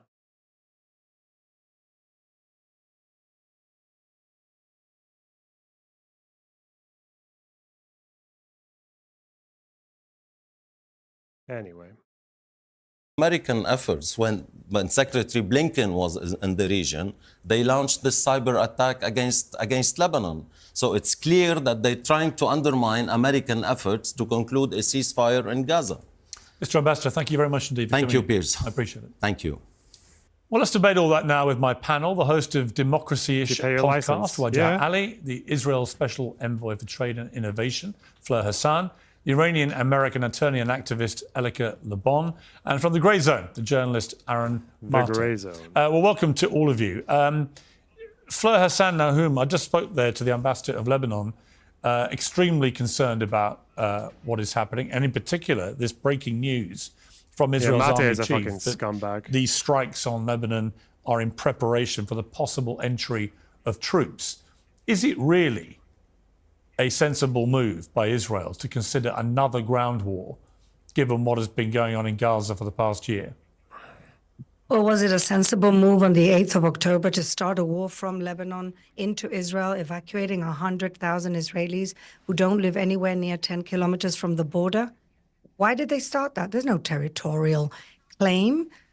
What was the point of that? Farms. Maybe, and this is what the ambassador, of course, didn't mention, and I'm sure Elika will back me up on this, maybe they're all really the servants of the Islamic Republic of Iran, and they're doing their bidding for them. But what's happening at the moment is actually something very curious, and that is that the Islamic Republic of Iran is currently in a charm offensive in New York, and at the same time throwing Hezbollah under the bus for a war that it probably asked them to do in order to help their friend Yahya Sinwar. Wow. So the point is this: is Israel supposed to be attacked and not defend itself? Is Israel supposed to go for a ceasefire after its people, its women have been raped, its children have been burnt, and a war has started against them? We've been in this story since 1948, when we were attacked by all the countries around Israel. Today, that has been replaced with Islamic Republic proxies and militias. And this is where we find ourselves. Do we want war? No. We want peace.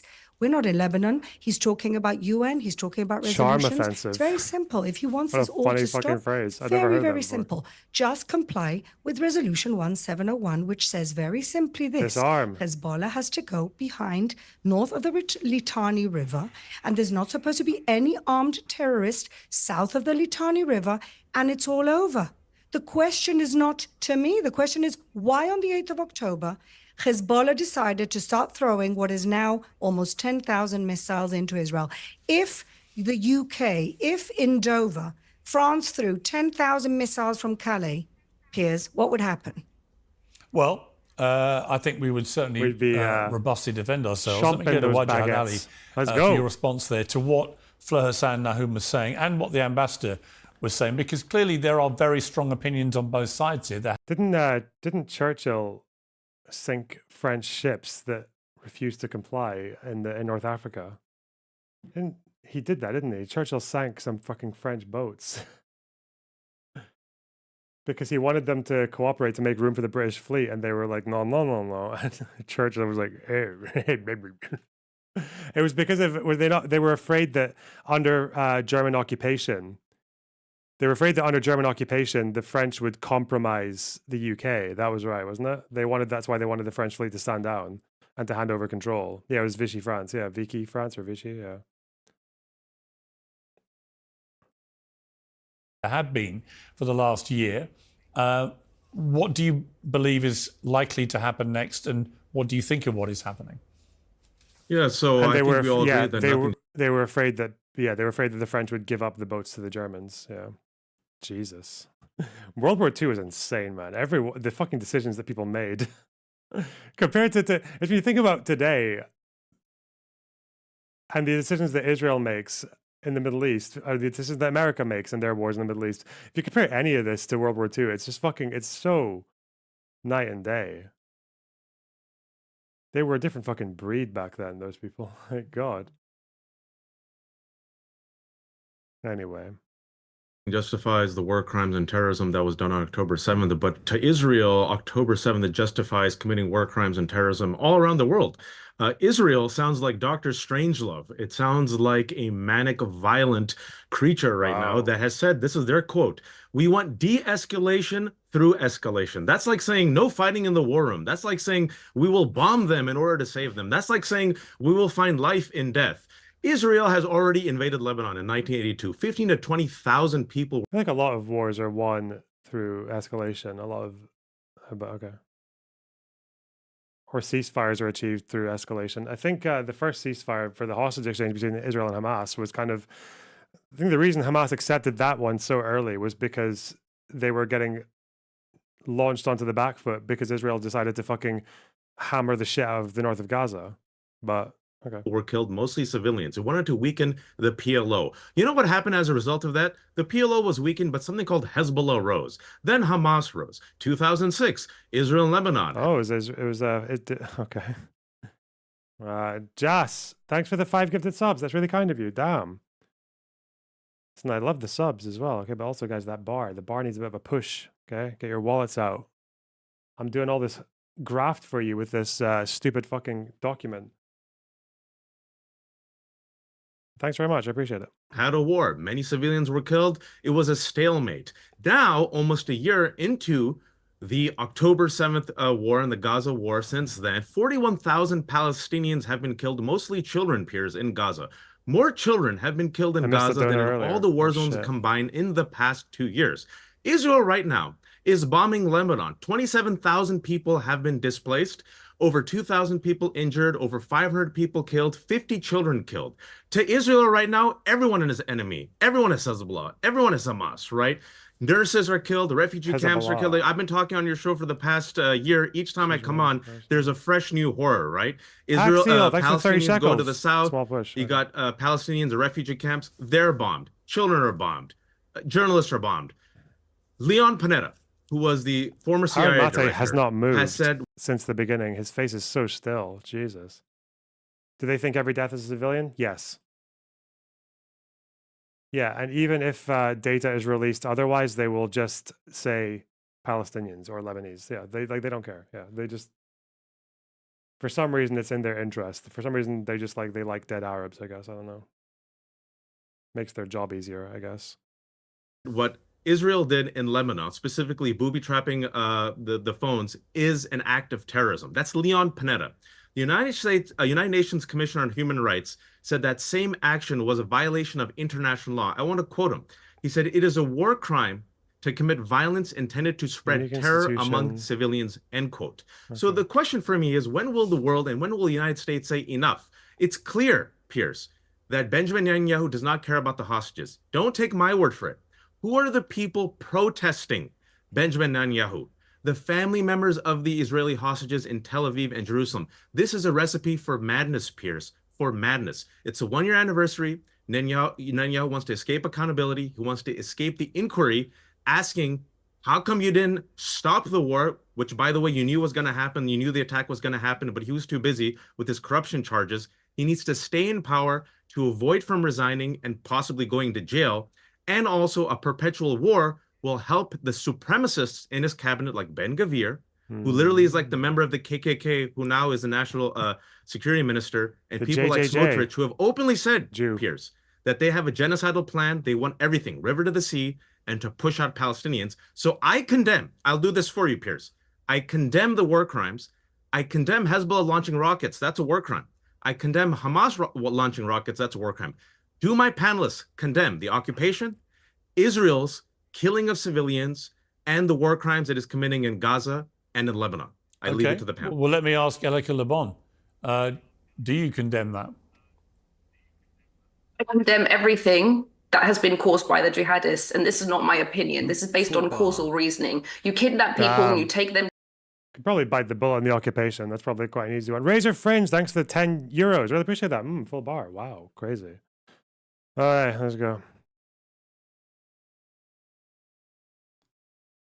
To a different place. What other option does a sovereign nation have but to return its citizens? What else? There's only two options here, right? You either release the hostages or they have to come and be rescued. So the fact that Hamas has stubbornly refused to return these hostages means that Israel has no other choice. And so what you're looking at here is Hamas persistently putting the Palestinian people in a position to be slaughtered in this way. And you know what else that's so much worse than that? When people keep coming up with these numbers, 41,000 people killed. Why? Why are 41,000 people killed? Okay. Why is it not that 41,000 people in Israel have been killed despite all of these attacks? Because Israel invests in protecting its citizens. What does Hamas do? Hamas starts a war and then hides in its terror tunnels, okay, and leaves its civilians, its children vulnerable above the ground to be exploded like cowards hiding in tunnels. So yes, I agree 41,000 is an awful number. First of all, we haven't separated the combatants, but we know that children have been killed and the children have been killed because of Hamas. Everybody that is being killed is because of jihadists, and there is not one fact that you can make that doesn't start with the jihadists. And when the jihadists bury themselves wherever they are, whether they're in Lebanon, whether they're in Gaza, whether they're in Iran, whether they're in Syria, they are making the people of that nation, the people they are burying themselves amongst, vulnerable to being killed in this way. So yes, I absolutely condemn those deaths, and I absolutely blame the jihadists for that. And first of all, to go back to this claim that Hezbollah never started this war, from the 8th of October, okay, started launching, by this point, over 11,000 rockets into Israel. 96,000 people in northern Israel have been displaced. 10% of Israel's landmass has been depopulated, okay, 11 months deep. What is it exactly that you expect Israel to do? At this point, civilians are out of their homes, children are out of their schools. What do you expect Israel to do in the final instance where there is a precision strike on Hezbollah terrorists, okay? Hezbollah terrorists, the world wants to claim that this is an international war crime. Like, what should Israel do? Just bend over and keep accepting it? None of these things are acceptable to you people. Targeted strikes, unacceptable. Pages, unacceptable. What is acceptable to stop these terrorists from persistently and belligerently attacking Israel? And to make the claim, first of all, to make the... Do you guys really think the pager attack was indiscriminate? I don't think the chat does. There's no... People... I don't think anyone thinks... Like, no one thinks that. What the fuck? Like, it's just... How? I do feel like some people just don't have the information, because I notice when I argue with people on Twitter, they just use bunk talking points. It doesn't help that they literally have the authority of like every other human rights organization behind them as well, even though when you look into why people like Oxfam or Human Rights Watch and these people, why they make those claims, you can realize that they're making it with very little fucking justification. But yeah, it's difficult. Also, never underestimate how little a white person needs to know about the Middle East before they start having very, very strong opinions about it, okay? Never underestimate how little information they need before they come in guns blazing and telling everyone fits fit. Claim that they are doing this on behalf of the Palestinians is absolutely outrageous. You want to say that, oh, we're fighting for the Palestinians because of the occupation in this oppressive military state. What about Hezbollah's oppressive military state? What about Hezbollah's state within a state that has undermined Lebanon's sovereignty? What about the fact that Hezbollah goes to Syria and massacres people on behalf of Assad? What about the fact that Hezbollah goes to Iran? I thought Mate would flinch at the Syria comment. And massacres, rapes innocent Iranians. So why don't we just say that everything that Israel's doing is in behalf of the innocent Iranians, the innocent Syrians, and the innocent Lebanese? You know why you don't say that? Because it sounds absolutely ridiculous. It is a red herring. It is a red herring to claim that Hezbollah is acting on behalf of Palestinians when what they're doing is exactly what they said in their charter, which the Islamic Republic created them for, which is to create a second Islamic Republic in Lebanon and to destroy Israel. Ooh. That is their goals. It is time to be honest about that. Okay. Didn't hear a condemnation of Israel's war crimes there.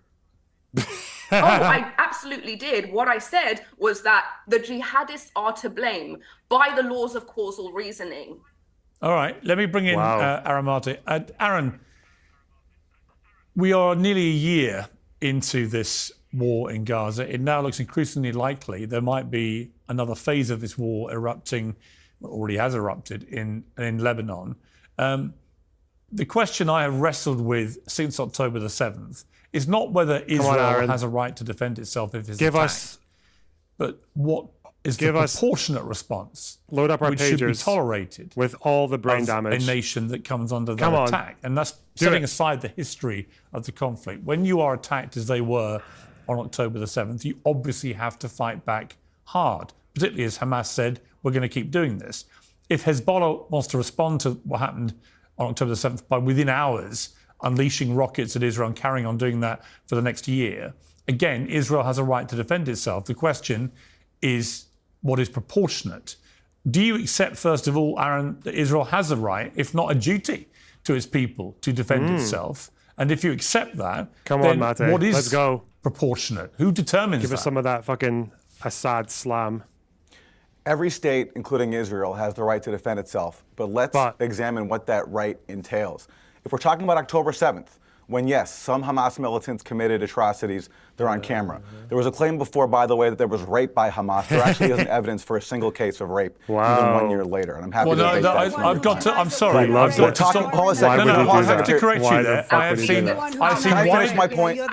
There has been Can I talk for widespread once? evidence of rape and sexual abuse against women on October the 7th. There hasn't. There actually hasn't. We'll debate that some other time. What does he want to see? He wants to see videos. This fucking slimy, dead behind the eyes, soulless piece of shit wants to see Hamas rape pornography. The only reason you would say that is if you want to see Hamas rape pornography. Okay, just saying. I'm going to finish my point.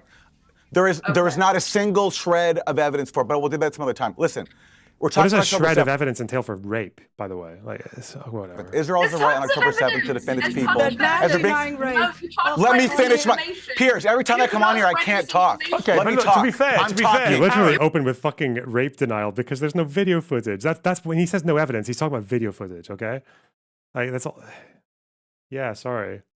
Well, I just wanted to complain about the lack of Hamas rape pornography on my Twitter feed. I just went. I didn't interrupt you. Aaron, okay. You can talk, no, but you Elika, I let me didn't deal interrupt with this. anybody. Aaron, They look, what I said- would say, you say every time you come on here this happens, but you just started with an unbelievably inflammatory and incorrect statement, which is that there was no sexual abuse of women on October the 7th. There's no evidence of it. There My are previous... multiple We'll debate that some other time. reports of sexual It's abuse a fact. and rape. No. Okay. There's not. Anyway, listen. If we're talking about October 7th, I'm going to finish my sentence. Let him speak, please. Okay, I didn't interrupt you. They said multiple inflammatory things. I didn't interrupt them. Thank you. All right. Finish your If point. we're talking about on October 7th, yes. Let him speak, Elika, Thank you. please. Thank you. If we're talking about on October 7th, yes, Israel has the right to defend its civilians if they're being attacked. Okay, but Israel is an occupying power, and it's been an occupying power for decades. Occupiers don't have the right to defend their occupation. Israel doesn't have the right to fire a single bullet into Gaza. It has obligations. Occupiers have obligations. And if Israel wanted peace and security, what it would do is join the entire world, join the International Court of Justice, which just ruled that Israel doesn't have the right to control a single inch of the West Bank or Gaza, and end the occupation and address its decades-long attacks on Palestinians and also Lebanese, because, as was previously said, Lawson, thanks for the $20. Hashtag believe all Gentiles. Wow. Israel invaded Lebanon in 1982, killed tens of thousands of people, and that's why Hezbollah was formed. If Israel wanted genuine peace and security, and it wanted to defend itself, it would stop brutalizing other people. And this claim was made before. What was Israel supposed to do in response to his people being kidnapped? He's not even that good at his job. He sounds really unconvincing. He just sounds like a fucking robot. Like.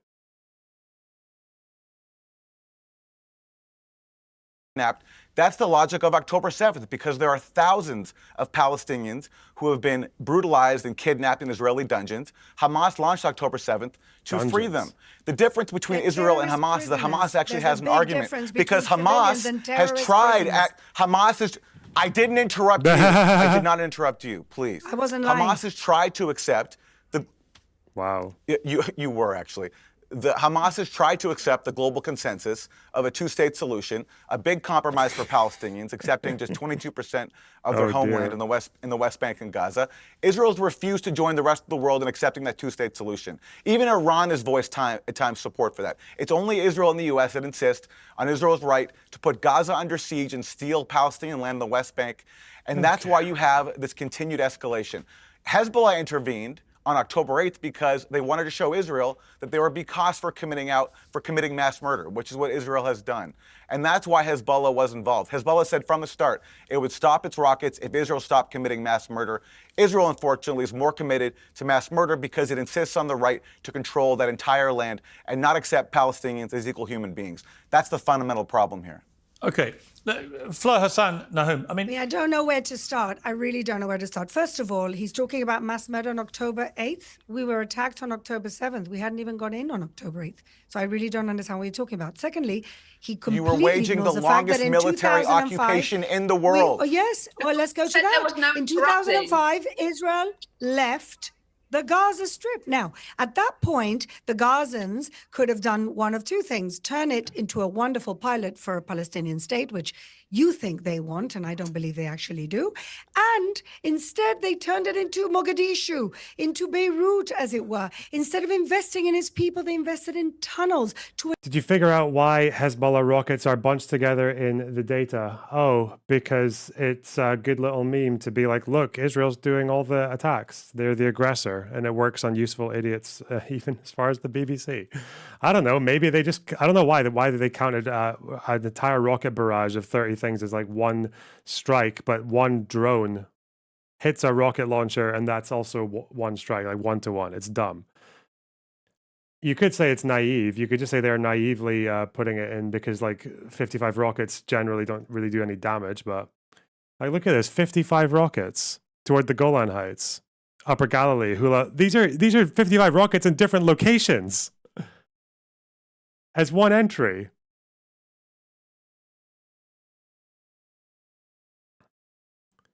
Some intercepted, some fell, sparking fires.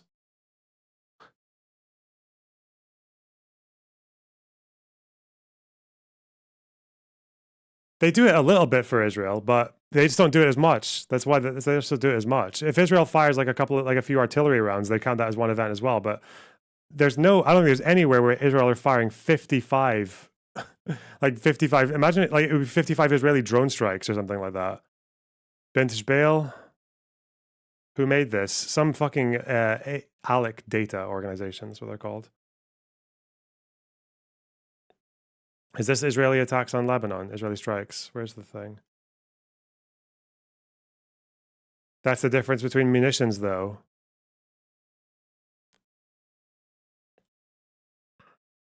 No. You cannot put 55 rocket strikes that are aimed at 4 different areas and call it a single strike. Even here, when they talk about shelling, they put, see here, shelling for 2 different areas. Whereas when Hezbollah fires 55 rockets at 4 areas, that's one event. But for Israel, they split up the shelling for each region. Why are they splitting regions for Israel, but not for Hezbollah? It doesn't even, you know what? It doesn't even fucking matter. Let's say Hezbollah fired only 10 shots a day and Israel fired 20. The person who fires the first shot matters. Does that not matter? The person who fires the first shot?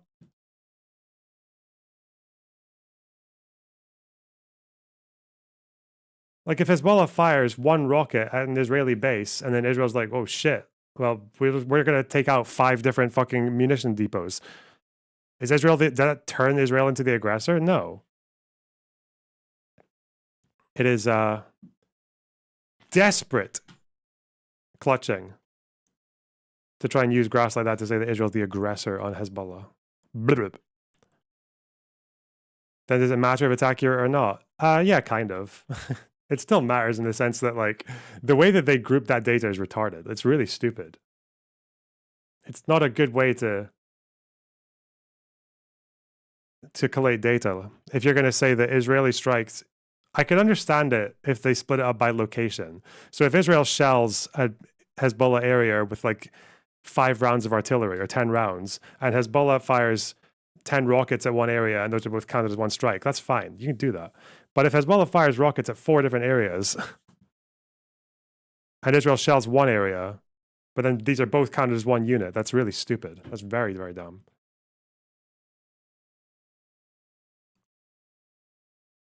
Yemen firing too, is what it is. Did they provide a methodology? Not that I saw, but maybe. Anyway.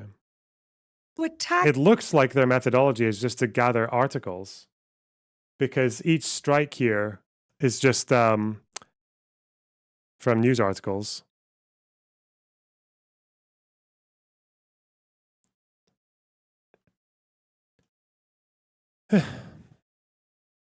And to use their people as human shields. That's just a fact. Tell me, why did they not build a beautiful place in 2005 until today? You know why? Because Hamas came into power, and Hamas is not interested in a state. Hamas is interested in destroying the Jewish state, and that is the crux of the conflict. And you're on the wrong side of history. One day you're going to wake up and realize this. No, At he's the not. bottom line Aaron is... Mate is dead. There's nothing between those ears apart from maybe the sound of Russian bank transfers going cha-ching every now and then, or like the sound of fucking some Assad-run organization congratulating him on his groundbreaking journalism. Nothing else between those ears. That the conflict is not because there isn't a Palestinian state. The conflict is because there's a Jewish state that has never been accepted. And that's why in 1947, they didn't accept the partition plan. And that is why after Oslo in 2000, they didn't accept the two-state solution. We gave them 93% of the West Bank and the entire Gaza. That's why in 2009, an even more generous peace deal, and they didn't accept it. And the bottom line is this. They don't want a state. They want, and they're invested emotionally, logistically, and militarily in the destruction of the state of Israel. Israel wants to live in peace. We don't want to rule in other people. Okay, but Fleur, all right, Fleur, let me ask you this. All right, hang on, please. Hang on, let me ask a question. Are Arabs no, Fleur, in our let me ask you a country question. that live side by side with Jews. Yeah, Fleur, here's what I don't get about what you've just said, is that you talk about destruction and the threat of destruction, and I get that. Hamas is wedded to destroying Israel, as are Hezbollah. It's in their charter. Fine, but what is Israel doing right now in Gaza? You are destroying it. You're destroying Gaza, and you're killing tens of thousands of people in the process. No, but you are destroying Gaza in the most extraordinarily brutal manner. Okay. And you're going after... You're going after... Let me finish, please. You're going after Hamas now in the very areas where you told the civilian population to go to. And in the process, you're killing a lot of innocent people. How can that be justified? Hamas went into the humanitarian corridors because that's what they do. Exactly what Elika says. That is their modus operandi. They don't build tunnels under schools. Well, if you know that, why do you send people to these specific areas? We send them areas thinking that those areas are going to be areas we're not going to attack, and then Hamas throws rockets at us and attack our soldiers. Look, ultimately, we want two things. We want the dismantlement of Hamas, who is an existential threat to the state of Israel, and we want our hostages back. If that happens in an hour, it's over. If Hezbollah move north of the Litani in an hour, it's over. And both of you are in the wrong side of history here, because the Islamic Republic of Iran, who is the big puppet master of all of this, they've got much wider ambitions than Israel. They're going to be coming everywhere. They are the Hitler of the 1930s, and that is what we're facing. So you two can keep deluding yourselves that this is about Israel, and what a coincidence, the only Jewish state in the world, and somehow we're the aggressors. You know what? Thousands of years we've heard the same libels that we're hearing right now. This is just another form of it, but we will survive and we will prevail, because bigger people than the Islamic Republic of Iran and bigger people than the enemies that we now face have tried to destroy us, and we're still here. Okay, Wajahat, I mean, look, I have a lot of issues with what Israel is doing in Gaza. I have issues about the way they're rapidly escalating what they're doing in Lebanon. But I also have a massive issue with what Hamas represent and what they represent to Israelis and what Hezbollah represent, because they make no pretense. They want to destroy Israel. They want to get rid of Israel. No, and they if want a you two-state are solution, Israel, and you're an Israeli living in Israel, they represent an existential threat to your existence. What else is Israel supposed to do? Sit back and let these people destroy You don't see how them? Pierce is so much better at balancing the two sides here, because obviously everyone's like partisan as shit, and Pierce like knows how to give the appropriate challenges to each group rather than the way he engages with Trump Biden and Trump Harris stuff. It's quite refreshing. He's much better at this than he is at Trump Harris. It's a good thing. It's a good thing him and Netanyahu aren't friends, okay? Because it'd be very different. Oh, a missile from Yemen just went over Jerusalem.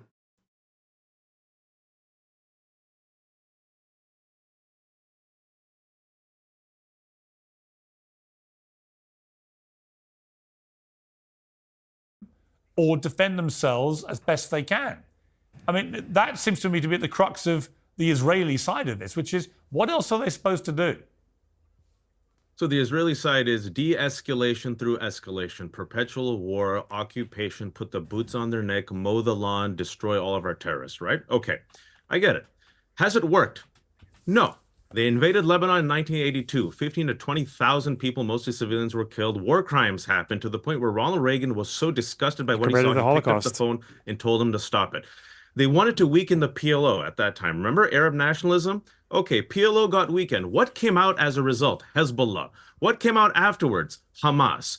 What will keep coming out are violent extremist groups until Israel stops its violent, illegal occupation of Palestinians. Hamas does not control the West Bank. You know how many people have been killed in the past year in the West Bank? Oh, they do. 600 They people. do. Violent They extremist settlers have been given a free reign. There's no Hamas in the West. Let's go. To kill Palestinians. And as you know, Pierce, we've talked about on your show, Benjamin Netanyahu has yet again crossed another red line of Biden and said, I'm going to expand settlements, which are also illegal. Which I think, which by the way, Wajah, I think is completely disgraceful. I wonder if the two women would condemn the settlements. I feel like that's a pretty easy one. A lot of Israelis are kind of unapologetic about settlements, though. Yeah. Is there anything to what Aaron said about Iran accepting a two-state solution? So if it's the same as Hamas, occasionally these movements will talk about accepting two states, not a two-state solution. That's why if you read the 2017 Hamas charter, no one ever fucking reads it.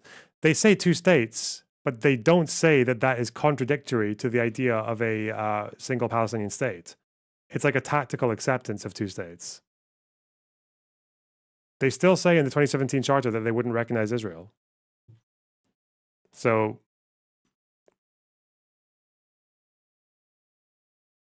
but that's all it would mean. It would mean tactical acceptance.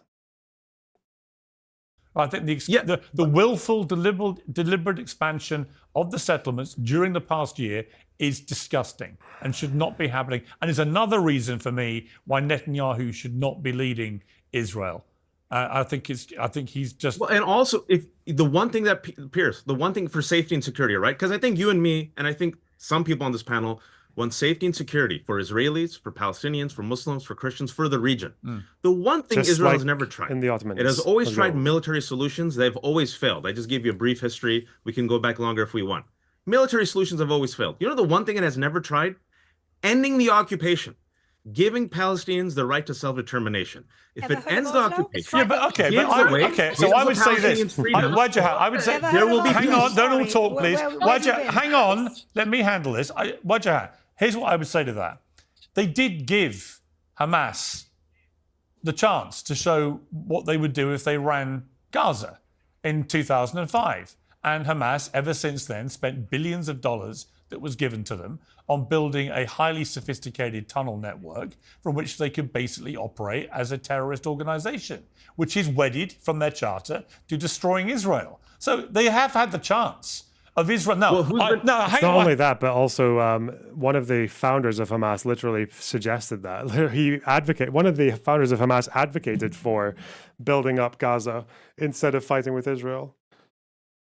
Actually, I think it was the second founder, along with after Yassin, who said that.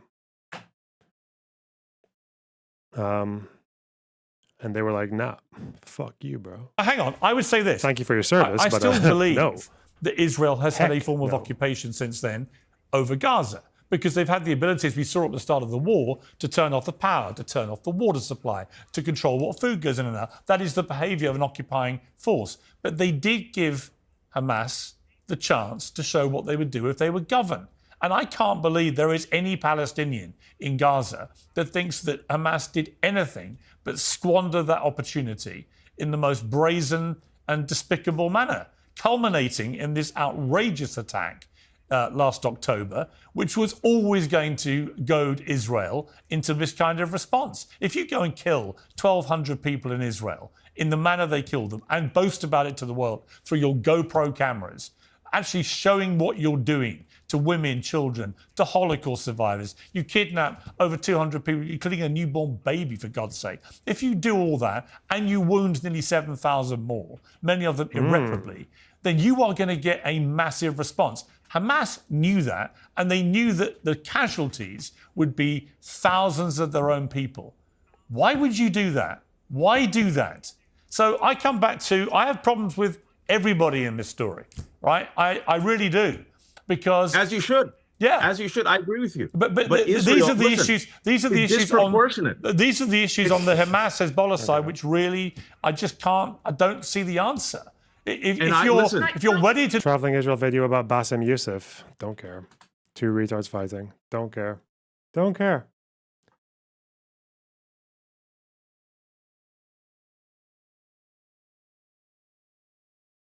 Pierce hates everyone. He's me for real, yeah. They're destroying it. Yeah, Elika, yeah. Terrorist groups. They're both listen, Let me bring in Elika. Okay.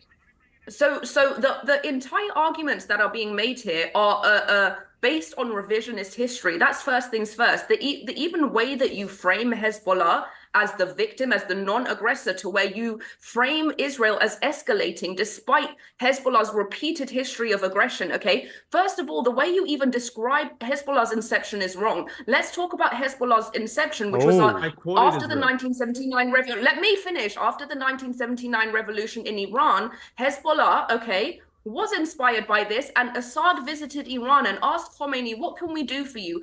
Khomeini said, give me a passage to Syria, to Lebanon, so I can export my radical ideologies over to Lebanon. They did that, and then they started killing the Shiite Muslims in the north of Lebanon while there was an invasion by Israel from the south. Why was there an invasion from the south? There was an invasion because the PLO were in southern Lebanon firing rockets into Israel after they just got expelled from Jordan because they were doing the same thing, hijacking planes, okay, landing them on revolutionary airports, blowing them up in front of international media. Then they go to southern Lebanon and they start destroying blowing up buses in the north, but dynamics again, in southern Lebanon. I don't think Israel's invasion of southern Lebanon happened. It wasn't triggered exactly by that. I think they kind of like built up their resolve in the late 70s. But before the actual invasion, the PLO were trying to stand down because they didn't want to get invaded. But Sharon was just like, that's why I think it was so controversial, was because they didn't really have that immediate like casus belli that they could display to the world, which obviously they've learned now you kind of need that. Lebanon, now you have the Christian Maronites and the Muslims fighting each other in the first Lebanon civil war, okay? They destroyed Lebanon from within just because of the desire to launch its rockets from Lebanon into Israel. Then it went up to Beirut and started fighting with the Christian Maronites to assert domination in Lebanon. Why? Because they are jihadists. And then what happens in 1978, which is the first invasion of Israel into Lebanon. Why? Because the PLO did an attack on a bus in Israel that killed 38 people. Israel goes in to try and take out the PLO. And then the UN requires them to retreat, and they retreat, and then they send their UN interim forces for Lebanon, okay, to take out the PLO. The UN runs away and the PLO comes back, continues its attack, okay? The second invasion into Lebanon, because of the continued attacks, they go in once more, and because the PLO doesn't leave, they have to create this occupation, right? And then as soon as they removed the occupation in 2000 with Ehud Barak and Clinton, what happens is that Hezbollah advances to the border of Israel and starts attacking again. And then comes the UN resolution 1701 requiring not only... She's kind of bombarded. This is how I talk to people. She's... I'm trying to think if you were someone who didn't know anything about the conflict and you're just watching this content to try and figure things out. I don't really know if this would help or hurt. Like, I feel like how much can people absorb? She's also kind of jumping around all over the place, like missing the. I think you probably need to narrow that down to a couple more easier to absorb points. The main points are, first of all, it is a retarded trope to say that Israel created Hezbollah by aggressing on Lebanon, because the first people that Hezbollah fought with were not IDF generally.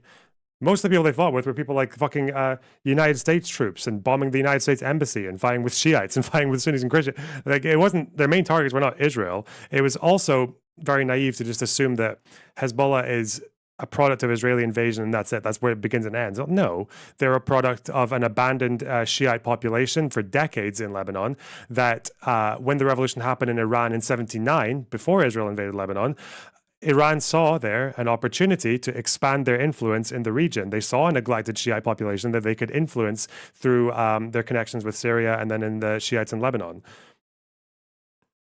So to put it all on Israel, if you wanted to put it all on Israel, then, well, why, after 2000, when Israel left South Lebanon and the UN literally said, yeah, you've left, you're out, you're past the blue line, you're gone.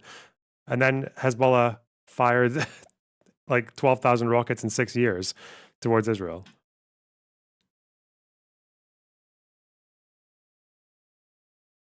Can you explain fighting Shiites? Was it Shiites who didn't want to collaborate them? Well, Hezbollah had Shiite opponents, didn't they? The Amal movement? There was like a scramble for power. There were rival factions amongst the Shiite population trying to take power to be the kind of like leaders of that group. I don't know the details too much on that though, so pinch of salt, etc., etc.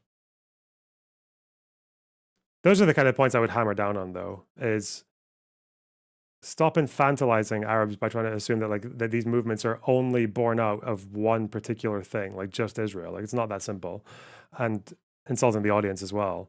And then also, why did 2000 not stop the Hezbollah attacks? Those are probably the two of the things that you would need to hammer down on. That Hezbollah stays 10 kilometers back from the northern border, okay? But also that all of these militias in Lebanon have to disband, and there can only be a militarized Lebanese government. Israel abided. Who did not abide? Hezbollah. Then what did Hezbollah do for 18 years? For 18 years in the zone that they were not allowed to be. They started expanding their military capacities up to 200,000 munitions, and then finally on October 8th started attacking. And then when Israel responded with that pager attack, why did they do that? Why did they do that? Because the commanders, the leaders of Hezbollah had a plan to attack northern Galilee and do a second October 7th, kidnap hostages with a ground invasion. Now you tell me, what should Israel do? Okay. Well, de-escalation through escalation. Okay, hang on. I'm going to Aaron. Let Aaron Marte respond to that. What Israel's supposed to do in that eventuality? What Israel should do is, for the first time in its history, abandon its quest for regional domination and supremacy. Starting in 1947, just a brief tour through history. Yes, Israel accepted partition publicly. Palestinians didn't. It's not nice to welcome the partition of your land, which is being stolen by foreigners. But privately, Israeli leaders, including David Ben-Gurion, said, we won't accept partition. We'll define for ourselves what our borders are. And that's why they... He said this in his war diary, like after the partition was rejected. Of course, when the partition is rejected, you're going to define the border by war, because the war started anyway. Proceeded to expel hundreds of thousands of Palestinians, including into Lebanon, creating this crisis. They refused to address that. Instead of addressing their expulsion of Palestinians and theft of their land, they've stolen more. In 1967. In 1982, the reason Israel invades Lebanon is because the PLO was there, and the PLO at that time was joining the rest of the world in accepting a compromise of a Palestinian state.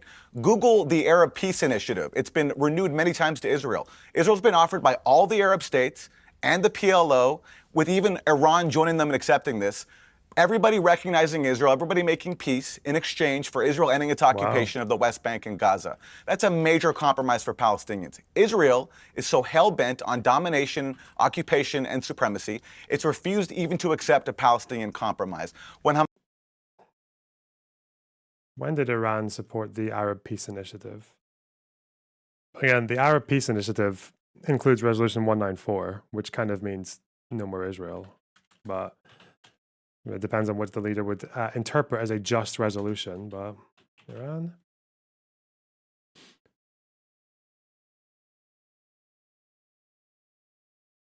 What is this article? Paywalled. Nice.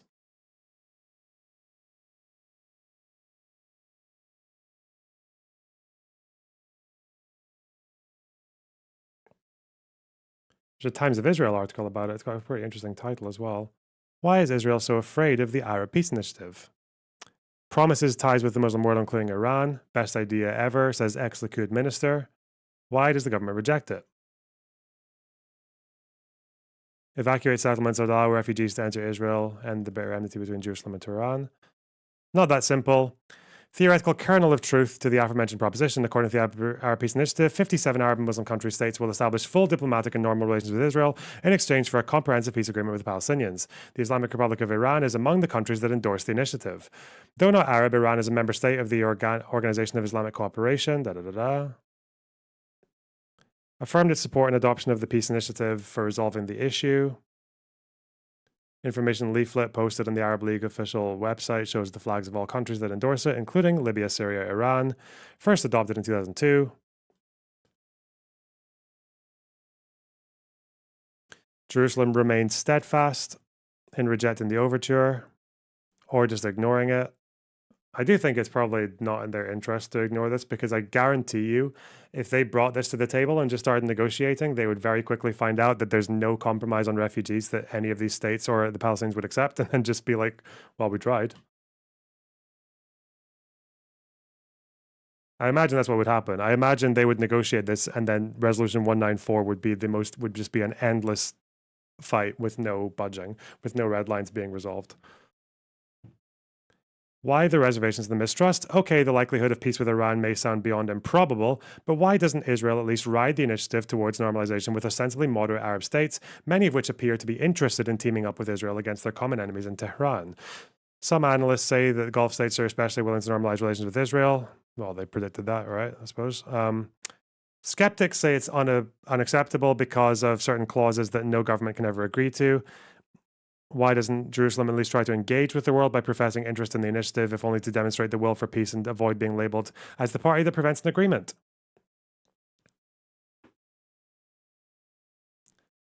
Originally, the peace initiative offered Jerusalem diplomatic relations with the entire Arab world in exchange for a full Israeli withdrawal from the occupied territory since '67, establishment of a Palestinian state with Jerusalem as its capital, East Jerusalem, and a just and agreed upon solution to the refugee problem.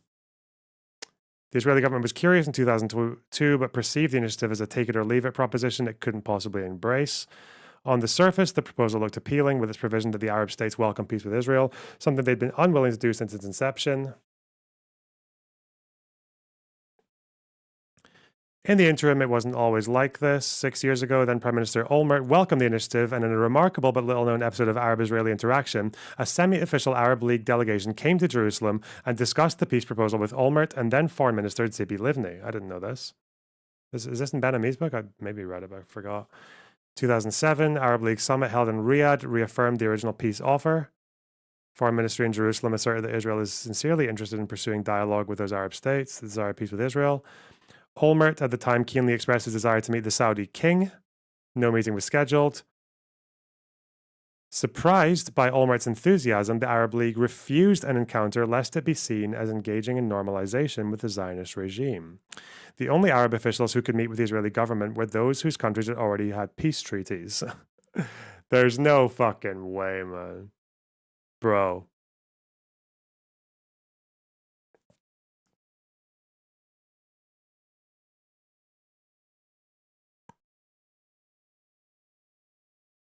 Is that true? Livni met with the Egyptian Foreign Minister Ahmed Abul Gate. Arab world could play an important role in helping Israel and the Palestinians make peace, Livni said in Cairo. At the end of this meeting, Gate said an Arab League preparatory team consisting of himself and his Jordanian colleague visit Israel within the next few weeks as representatives of the Arab League. Khatib, July 25th, diplomatic protocol.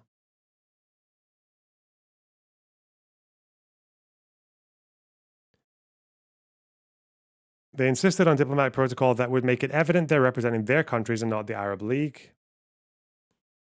According to Israeli Foreign Ministry officials, so much for confidence-building measures, he scoffed. Joint press conference in Jerusalem, Gait said he was very happy, to be here as the Foreign Minister of Egypt on assignment by the Working Group of the Arab Summit. Khatib, the Jordanian Foreign Minister, said the offer he and his colleague came to Jerusalem to present as an opportunity of historic magnitude. It will provide Israel with the security and recognition and acceptance in this region to which Israel has long aspired. He planned to present a report to the Arab Ministerial Council within days, relate to them what he heard and convey the proposals we have listened to, and then we shall probably suggest some ideas to strengthen and ensure the continuation of this process.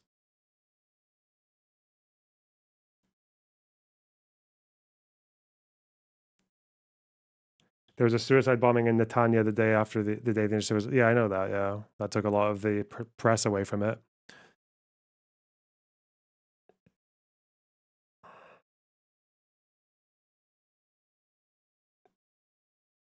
Again, even if you think these are trolls, I think it behooves Israeli leadership to engage with it anyway.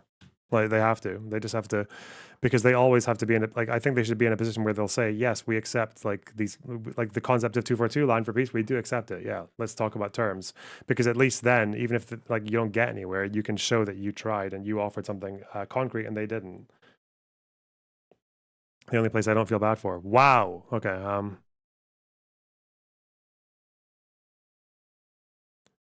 It was only one missile from Yemen. Why don't they just fire them all at once if they're so serious? Like, I guess they don't want to get invaded or bombed too hard.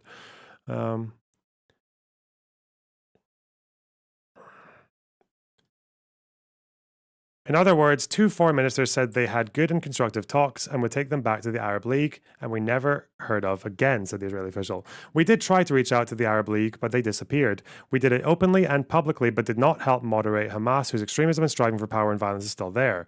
Later that summer, Hamas took over Gaza in a bloody coup. The rest is history. PA fails to accept Olmert's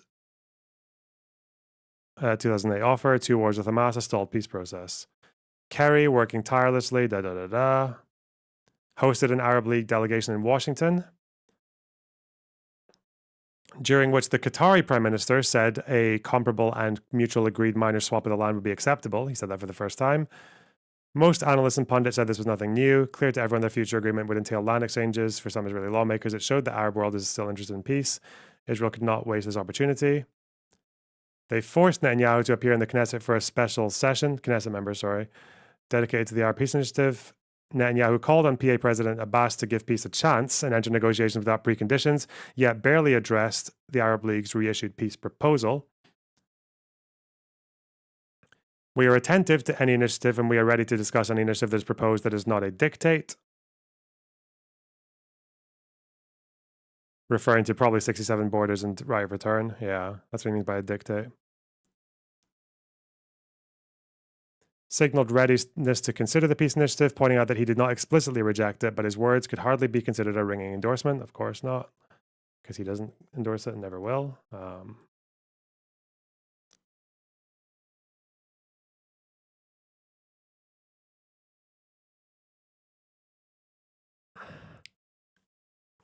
Okay. A declared opponent of the Palestinian state, Minister Danny Danon. Those behind the peace initiative don't really intend to ever accept Israel in their midst. You have to sacrifice a lot, and on the other hand, you're not really going to get to peace. If you sit in Qatar or Abu Dhabi, it sounds good, but those who know what happened in Gaza after the Hamas takeover, that the terror group could also conquer the West Bank and rain rockets on central Israel from there, he suggested. I don't think we should consider this offer. Security, that's why they say 67 borders is indefensible.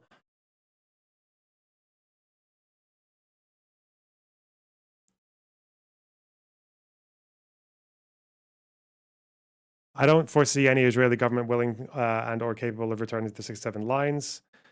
I think at one point, Netanyahu did say that the 67 borders would be a starting point, like a starting framework with land swaps, but he never said anything about Jerusalem because we know his position on that, and I definitely didn't say anything on refugees. I think the best that Netanyahu did was he conceded to the concept of a plan for 67 borders, but he didn't say anything about anything else. And Kerry thought that the proposal was so bad that he bypassed Netanyahu and just drafted his own one to give to Abbas. And Abbas ignored it. So no one really helps themselves in these things. Territorial swaps do not make the 67 borders more defensible. They have to do with demography, nothing to do with security. The Arab Peace Initiative is a waste of time. I really need the bathroom. This is so interesting, though. I didn't know about this. The things you learn, eh?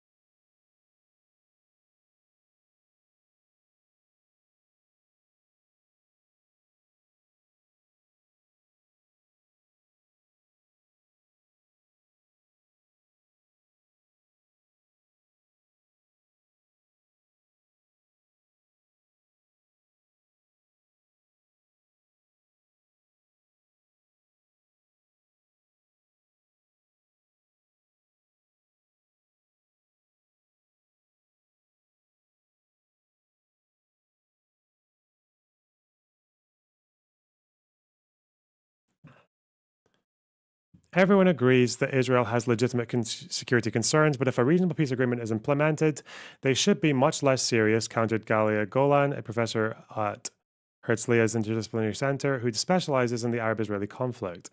In addition, demilitarizations and international border monitoring have also been agreed at various times in the past. That's true. People keep saying that like Palestinians shouldn't accept two states. That means they can't have a military. Well, Palestinians did. They were happy with, I think, partial arms. If that was the term that was given to it, rather than demilitarization, if it was called partial arms, then they'd be fine with it. They were okay to let that one go. This again is just like Western reasoning because they buy into the theory that Nile to the Euphrates, I guess.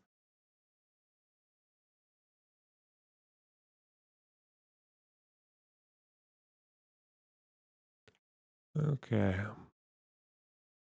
Besides security, troubling demands that make the Arab Initiative a non-starter, such as the refugee issue, troop opponents say that the text of the initiative specifies that any solution needs to be agreed upon by both sides, meaning that Israel will not forcibly be flooded by millions of Palestinians.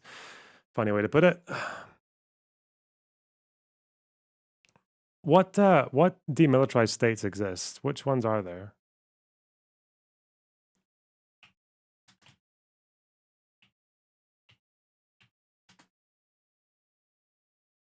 There are zones. What countries are demilitarized? Sovereign states without armed forces. The state of Abraham. Andorra, Kiribati, Liechtenstein, all the islands off Australia. Limited military, Costa Rica, Iceland, Monaco, Vanuatu, Mauritius. But Iceland's in NATO, despite having no standing army since 1869. Wow.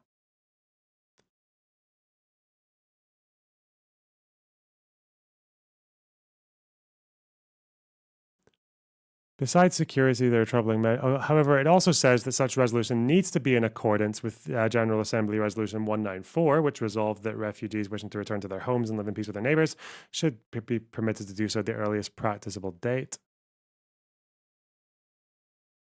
It rejects Palestinian repatriation, which implies that refugees living in camps on Israel's borders will not be granted citizenship of their current host countries. Really? Is that true?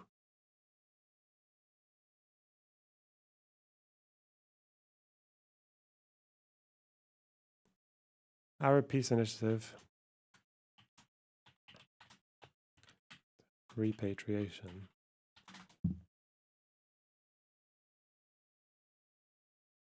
Oh, the full text. Meaning the Lebanese refugee camps, they just, Jesus. It's a troll, isn't it? It's like a troll resolution. Rejection of all forms of Palestinian patriation which conflict with special circumstances of the Arab host countries.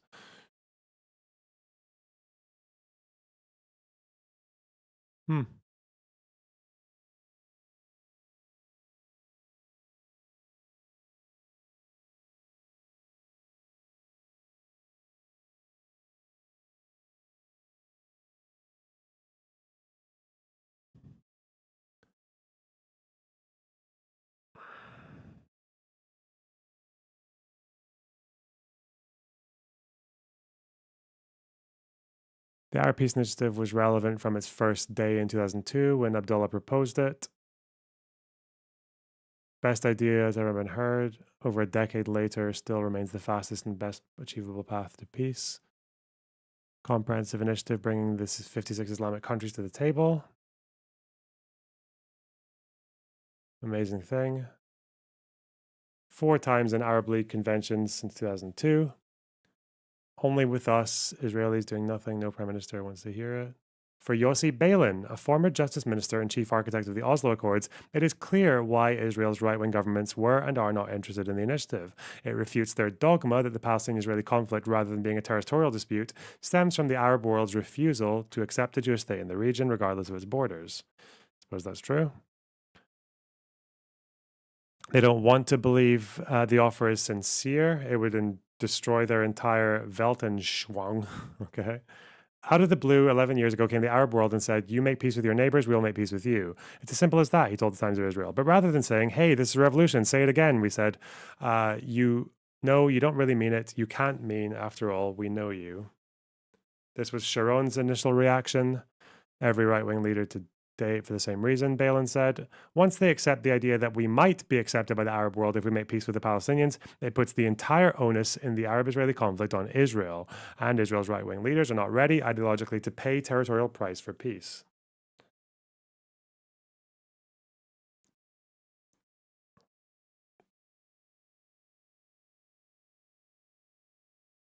Weltanschauung, worldview. Okay, why don't you just say worldview? Please stop fucking bugging me. Beilin. Or the article writer, journalist. Okay. Netanya bombing during Passover made it easier to downplay its importance. Yeah.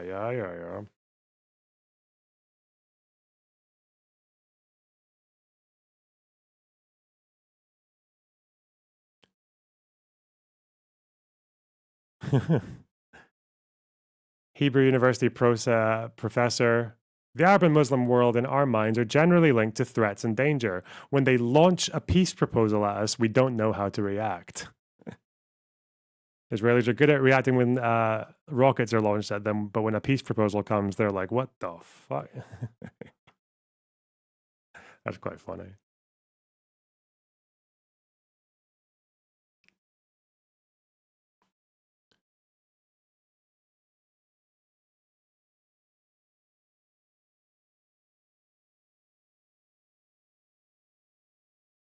What about Iran? Even optimists and incorrigible peaceniks who swear that the Arab world is willing to normalize relations with Israel don't believe in peace with the Islamic Republic in our days. Indonesia, Malaysia, and others would have joined, but of course, with Iran, it won't happen, Beilin said, adding, however, that this is not only because of them, but also because of us.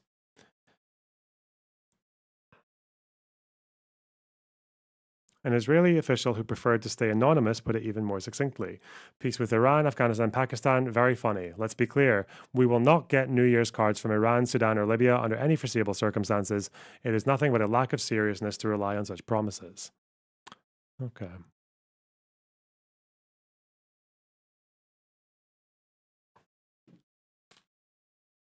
Funny that they're like, yeah, the Arab Peace Initiative is like very sincere from all these parties. Meanwhile, next time we do a speech, death to Israel, curse upon the Jews. Like, okay, dude.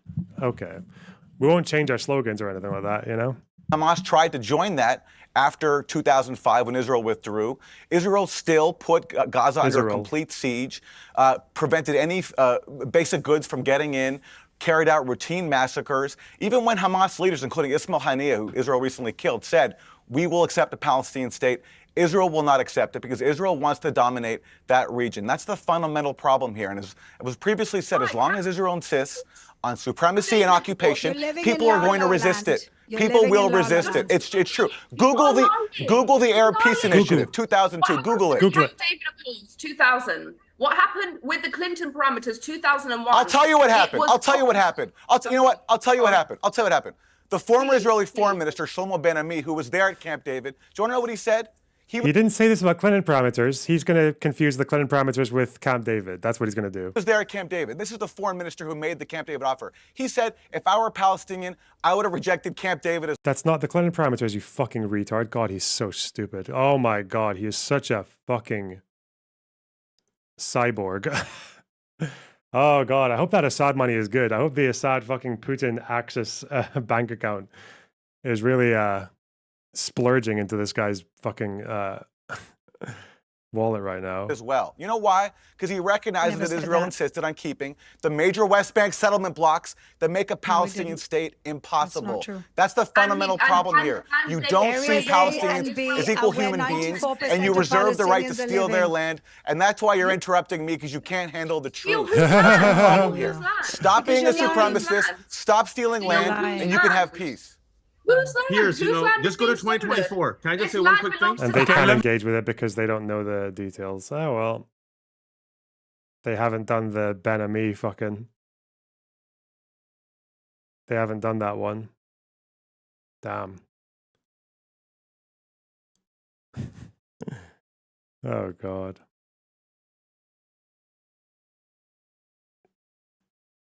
Okay. Let me bring in Wajahad, please. Foreign policy just team one meeting. quick thing. One quick thing. Let's go to 2024. Let's just go to this year. Yes. Who has rejected 2 states? Prime Minister Benjamin Netanyahu. Who has crossed every single one of President Biden's lines? Netanyahu. Who has said he's going to continue occupying the West Bank? Netanyahu. Who has said he's going to continue expanding settlements? Netanyahu. Who has put the worst, most extreme, radical, right-wing members of the Jewish public in his cabinet? People like Ben-Gvir and Smotrich are openly genocidal? Prime Minister Netanyahu.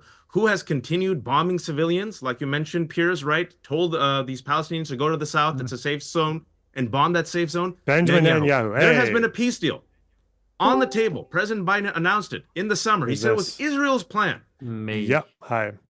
Why don't they ever mention anyone else but Ben-Gvir and like Smotrich? Is that a lack of crazy fucking Israeli politicians?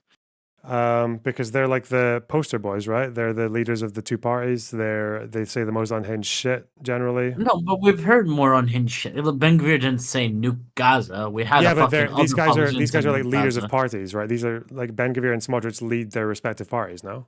Yeah, but similar to these people that are part of their parties are also a part of the government. Like they're in the government. Like they're not just in the Knesset. Like they're operative. Listen, if you're fucking white, you've only got enough space in your brain for so many Middle Eastern names, okay? And Ben-Gvir and Smotrich, that's plenty, okay? Listen, bro, I'm sorry. Netanyahu is okay. I can give that a pass. Ben is not a Middle Eastern name, okay? Ben is pretty... Gvir, yeah, but they can easily remember the second Itamar part of Ben-Gvir, that's a Middle Eastern, isn't it? It's like a no Hebrew one name. knows his first name. No one knows his first name. Everyone says just Ben-Gvir, okay? Yeah, but it's not Ben, isn't like short for Benjamin. It's not. No, Ben it's is like Ben, and, like son of. Yeah, son of. But nobody ever says Itamar. Everyone just says Ben-Gvir. And the other one, Smotrich. I am actually surprised they know that one because he is a bit of a wacko, and like he's actually done more harm than Ben-Gvir. Surprisingly. Yeah, he's the one who naturalized those 5 outposts, one for each country that recognizes Palestine. That's not just it. He harmed all the entire Arab population with Israeli citizenship, without Israeli citizenship, in Gaza, in the West Bank. He's harmed everybody because he keeps fucking taking the money that's supposed to be reserved for some things and just puts it into settlements. Like he took I think we talked about this, the 5-year plan. There was money set aside for it while it was still being worked on, And then this new government pretty much just took the money and gave it to settlements. Mm-hmm. What about the guy that Destiny had to talk to? That guy's pretty fucking insane. He said Syria occupied the Golan Heights before Israel took it. Who said that? I think he's called Ruchman. Israel. Destiny talked to him at some point. Okay. He's also like a wacko. No one ever mentions him, and he fucking at some point he even with the conversation with Destiny, he said Syria was occupying the Golan Heights before Israel took it. And it was part of their country, wasn't it? Yeah, it was a part of the country, but he said he was occupying it. It's weird. Ron, I'm not the one defending rapist soldiers. Fuck off. I don't like it when fucking retards who defend rapist soldiers ask me about moderate Palestinians. Yeah, Simcha Rothman. Yeah, that's the guy. I don't know who that is. Okay. You should watch his talk. All right. Anyway, chat. Okay, bye. I just wanted to know why white people don't know anyone other than Ben-Gvir and. I mean, some of the journalists mention it, but it's easy to remember the two leaders. That makes sense. Yeah. To be fair, they're given disproportionate attention anyway because they're not like the They do biggest funny parties in the shit. country. Yeah, but They also do like wild shit, like what's it called? Fucking Smotrich going on a stand where he shows a map of Israel and includes Jordan. Yeah, they draw a lot of attention to themselves. Yeah. Yeah, I think we're just giving out guns like they're candy. Anyway, goodbye. Bye bye.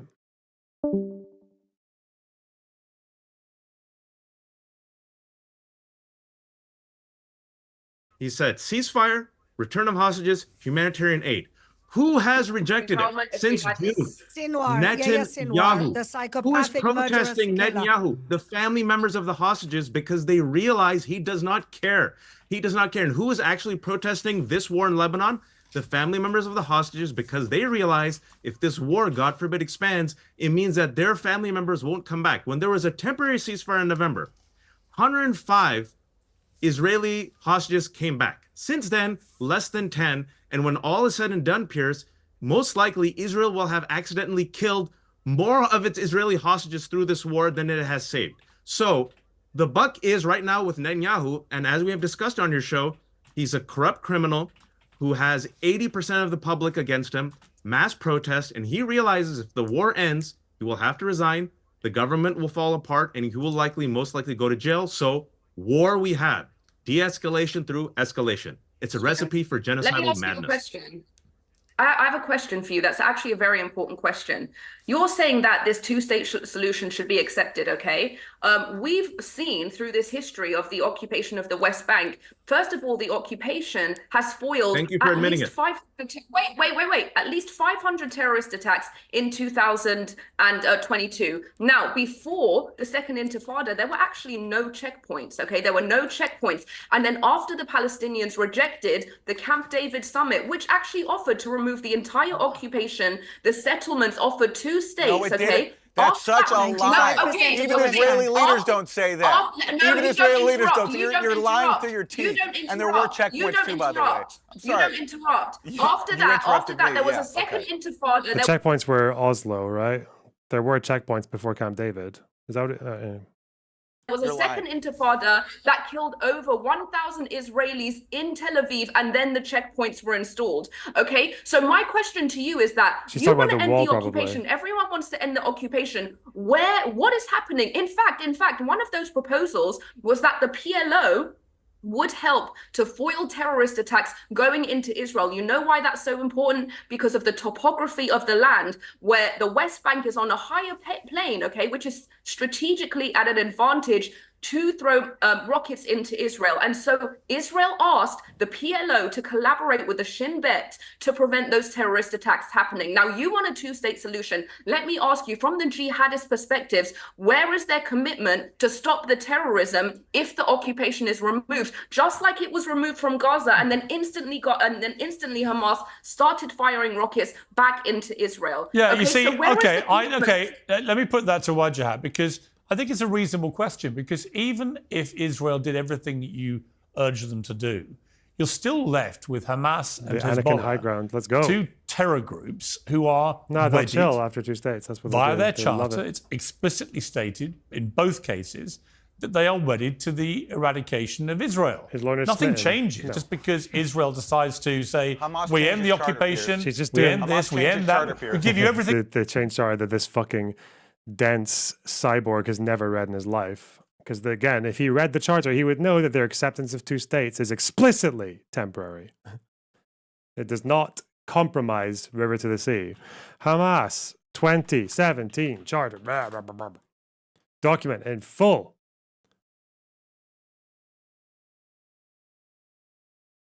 '67.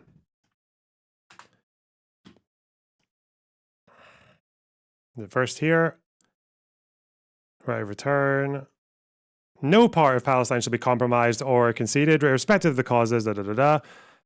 However, without compromising its rejection of the Zionist entity and without relinquishing any Palestinian rights, Hamas considers the establishment of a fully sovereign and independent Palestinian state with Jerusalem as its capital along the lines of the June 4th, 1967, with the return of refugees and displaced to their homes from which they were expelled, to be a formula of national consensus, without compromising its rejection of the Zionist entity. Almost as if it's like a not really an exception of a two-state solution. It's just two states. For now, that's what it is. Like it's fucking open.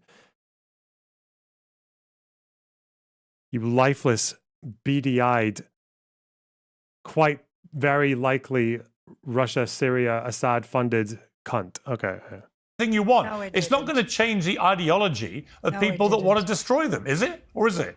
Are Hamas and Hezbollah suddenly going to go, you know what? Thanks very much. We're now going to have peace. Makes no sense. It's a good question. It's a good question. They're living in La La Land. Ending the occupation. I'll answer it. Why'd you have to answer? Yeah. I've always tried to answer in good faith. Ending the occupation will be the game changer. Giving people freedom will be a game changer. Everyone, every single person on earth that has ever been occupied has resisted the occupation. As you have seen, look, they first went after PLO. PLO got weakened. Then Hezbollah came. Suppose they destroy Hezbollah, which they won't. Suppose they'll destroy Hamas. It's been a year. They won't. It's the idea of a resistance. And I agree with you. They're acting in a way which is terroristic and also commits war crimes. The idea will persist as long as you keep occupying. The one thing Israel has never done is stop the occupation. And number two, throughout its entire history, especially even after Oslo, you know what's it's increased?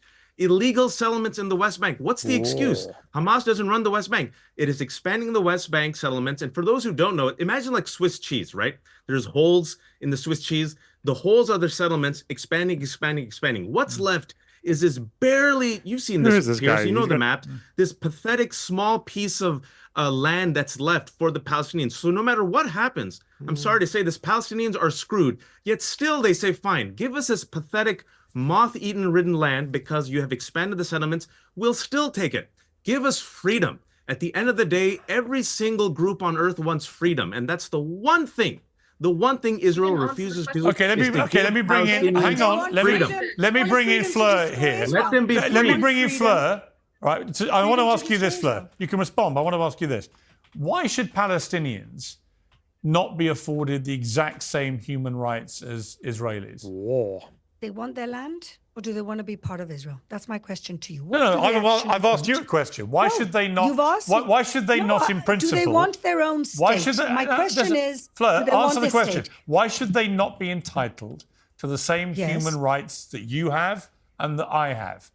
They should. But they don't have them. Well, one second. Let's talk about Oslo, because we're talking.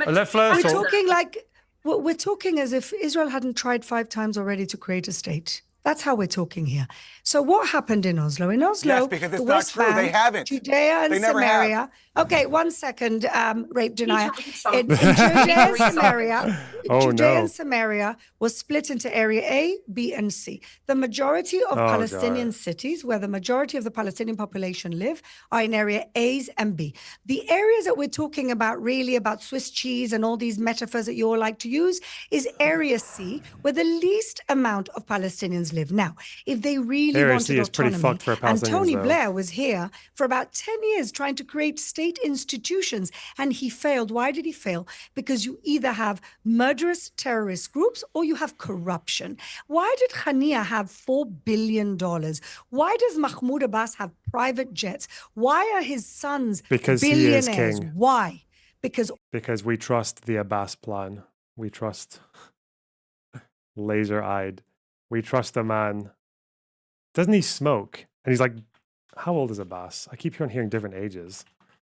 He's a big fat man. He's 88. He smokes. He's 92, I think. No, he's 88. He's 88? Yeah. No shot. I heard 92 last time. 88. Last time I Born in Safed, Mandatory Palestine, 1935.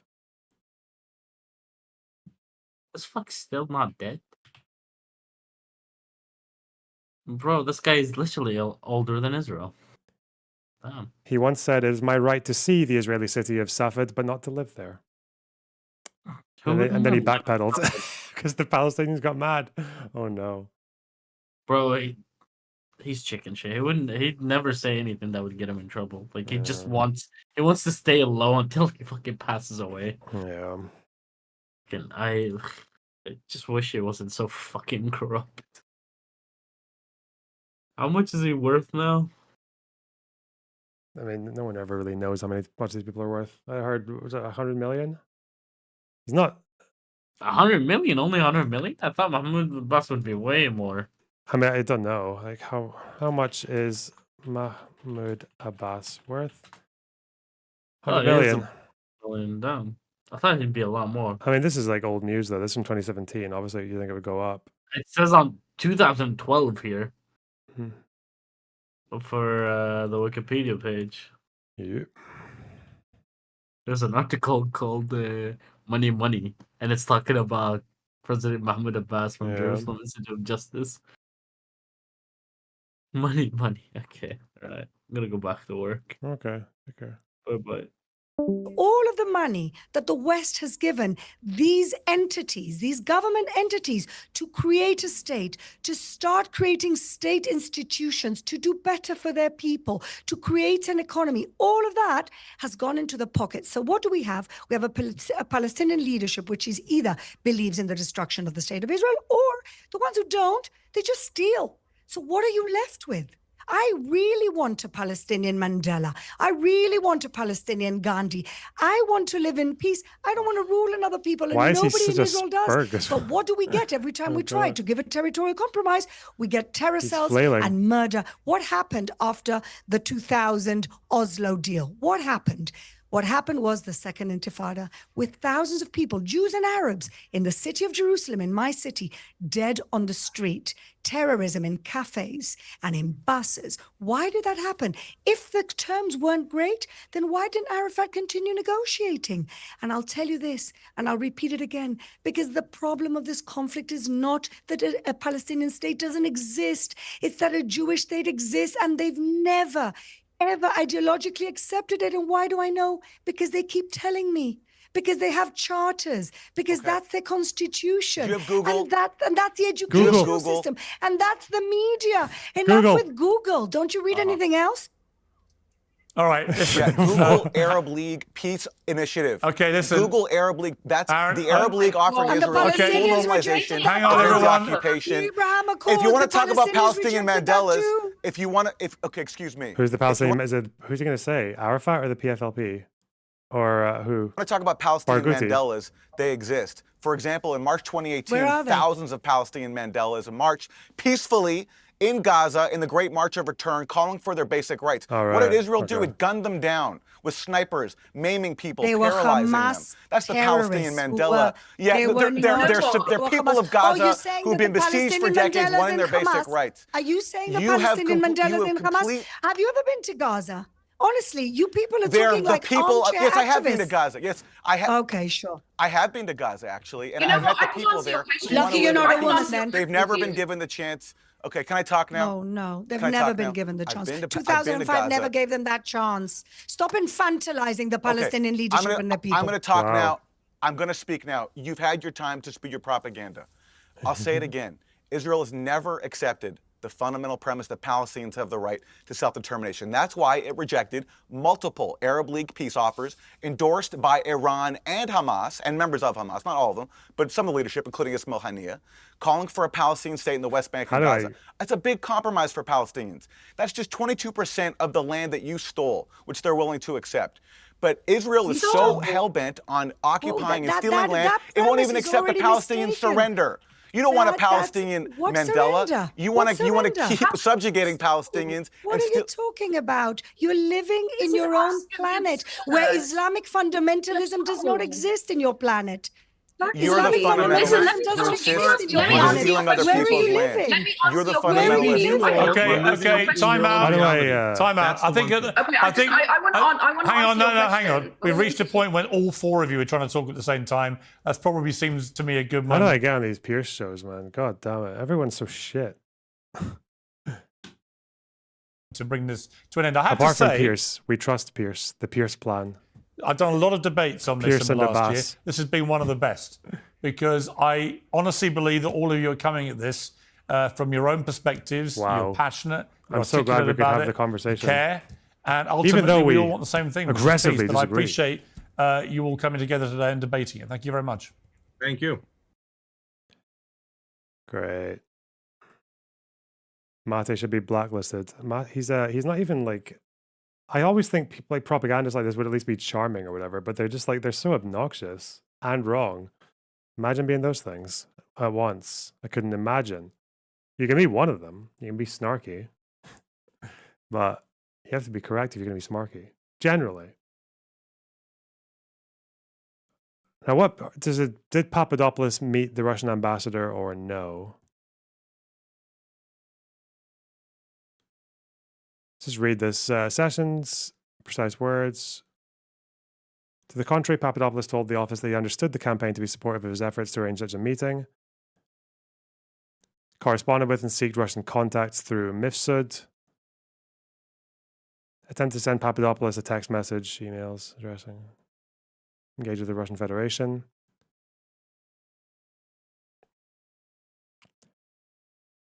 Back in St. Petersburg, would be pleased to support Papadopoulos' initiative between our two countries to meet him again. Good step. Introduce him to the Russian ambassador in London. Would like to talk. Okay. Copied on email exchanges. Flying to Moscow.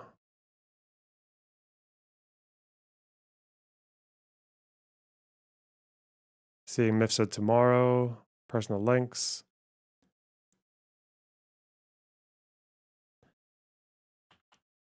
Polonskaya. Organizing connections.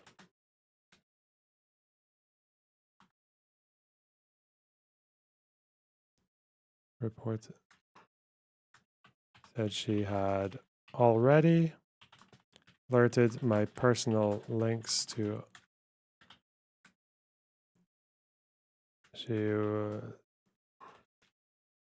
and others were all very excited ability of a good relationship with Mr. Trump and that the Russian Federation would love to welcome him once his candidature would be officially announced.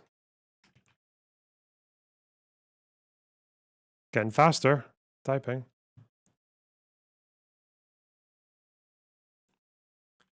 Anybody hoping Destiny loses everything in the next day? What do you mean loses everything? What do you mean by that? What's happening? Israeli people, like the Jewish Hassan. the Israeli population, recognizing the humanity of Palestinians would be devastating to the Oh, entire this brotherhood, one. like, absolutely devastating. I've seen this meme. We know this meme.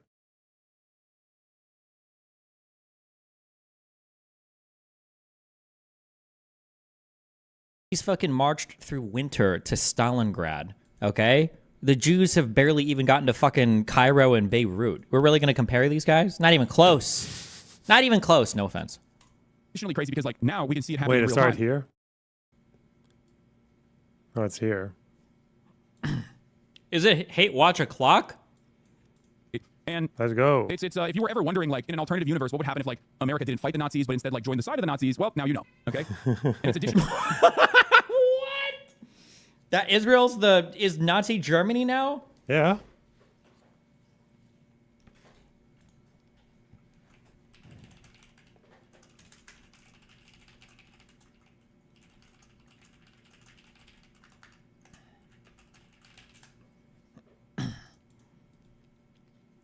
Even if we go by the propaganda map, These are the worst Nazis ever.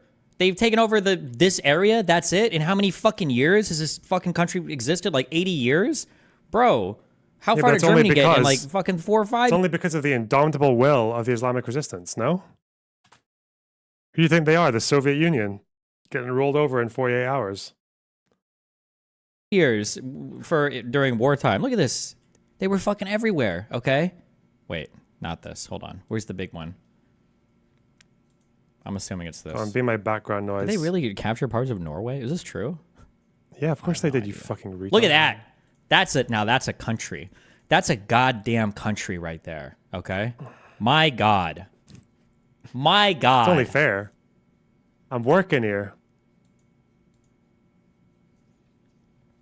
The Nazis fucking marched through winter to Stalingrad. Wasn't winter, it was late The autumn. Jews have barely even gotten to fucking Cairo and Beirut. We're really going to compare these guys? Not even close. Not even close, no offense. Additionally crazy because like now we can see it happening in real time. Back in the day, the Red Cross also very famously went into the camps and did propaganda for the Nazi government, right? To make it seem as though these were not death camps. There's a very famous instance of this. People that were sent to these death camps did not know that they were being sent to death camps. They thought that these were concentration camps. But because there wasn't real-time evidence as to what was actually going on, with the exception of like the people that were living in the villages, and even then that is disputed, but people fucking knew what was going on, obviously, right? But like with the exception of people that were like directly there in the surrounding areas, like information could be kept quiet. You can't really do that in the modern day and age. And yet, yeah, why the fuck did the Jews fight in the Warsaw Ghetto? How retarded if they thought they were just going to a concentration camp. People know, and people now can also basically operate like they are a German villager, a German townsfolk that is living right next to a fucking concentration camp. They can see it, and they have full knowledge over what's going on. Can you zoom in and see what research is going by? Oh yeah, what are we researching today? We got 1, 2, 3, 4, 5, 6, 7, 8, 9, 10, 11, 12 tweets today. Good one. And 3 YouTube videos. Okay. All right, busy day. Meeting took place. The fuck seems to I don't know have what I just clicked. taken place. And they can still turn a blind eye to it. On okay? April 12th, 2016. This is with the why Russian Jordan ambassador. was fantastic in basically showcasing not just like the banality of evil or whatever, but like how people can act out their daily lives when unimaginable atrocities are occurring. So, you know, wonderful stuff happening. The pure depravity, the inhumanity in full display. And yeah, if you ever wondered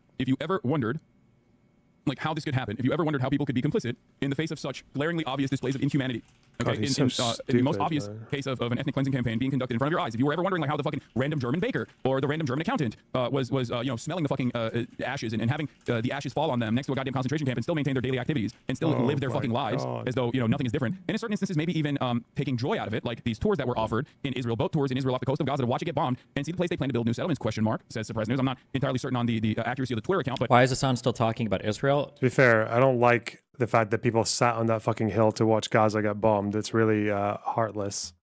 It's not because it's not the same as a fucking concentration camp. They were doing that. They were happy that it was happening because Sderot was getting rocketed to fucking shit, and to the point that they didn't have enough shelters. Like, you can go to Sderot. You know what they have in Sderot that was getting bombed, which is where that hill is overlooking Gaza.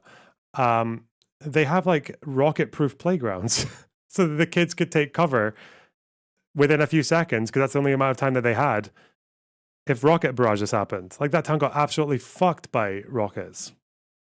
There are shelters everywhere. You go through that town and there are shelters everywhere because of how much... This was pre-Iron Dome, or it was like in the early years of the Iron Dome.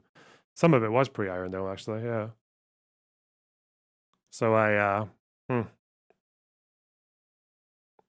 He seems obsessed, truly rent-free. I think the issue is that Hassan has become so gentrified and so whitewashed that now he has decided to embrace his true Turkish ethnic identity. And what better way to do it than by hating Jews? In about 2 weeks, he's going to be shitting on Kurdish people next. Get ready for it. This is TRT World, the Turkish national broadcaster. Here it is. Gaza is relentlessly being erased. Wait, what did he just say? Wait, what? I didn't know that. Okay. Question mark, says Surprise News. I'm not entirely certain on the accuracy of the Twitter account, but this is TRT World, the Turkish national broadcaster. Here it is. Gaza is relentlessly being erased. And holy shit. Based. Yeah, I do a little bit of pre-watching. I do. One of the greatest. This is the Jesse Irwin two really big clips. threats I watched these already. to the future of Israel. Okay, there's two. The first big threat is that peaceful people in the world see how evil they are. Yeah. And which direction is he it doesn't going? know. And the second big threat is that the United States actually steps up. Or is it going to go on the other way? The first big threat to Israel is that... You know, in this clip, isn't Hassan actually admitting that Hezbollah and Hamas violence is the biggest threat? Because he said that it would be Israeli Jews would realize that Israel's actually not the safe place for Jews and they would leave. But that kind of says that the biggest threat to Israel is what? Hamas and Hezbollah? He's kind of admitting it. Because they're so power hungry, that they're told that they have to stop expanding. And then the second big threat is, I don't even know. Fuck, this is fucking retarded. Phenomenal threats to the future of Israel being like a Jewish ethno-state, okay? One is Israeli Jews recognizing that Israel maybe isn't the safest place for Jews in general, or for anybody, for that matter, and fucking leaving Israel and going back to Europe or going back to the United States of America, okay? That is a massive threat for the ethno-state project, right? I don't know if it's been happening that way. Has there been an outflow of Jews from Israel? I think more... Also go back? Is it not true that more Jews went to Israel than left after October 7th? Is that true, or have I...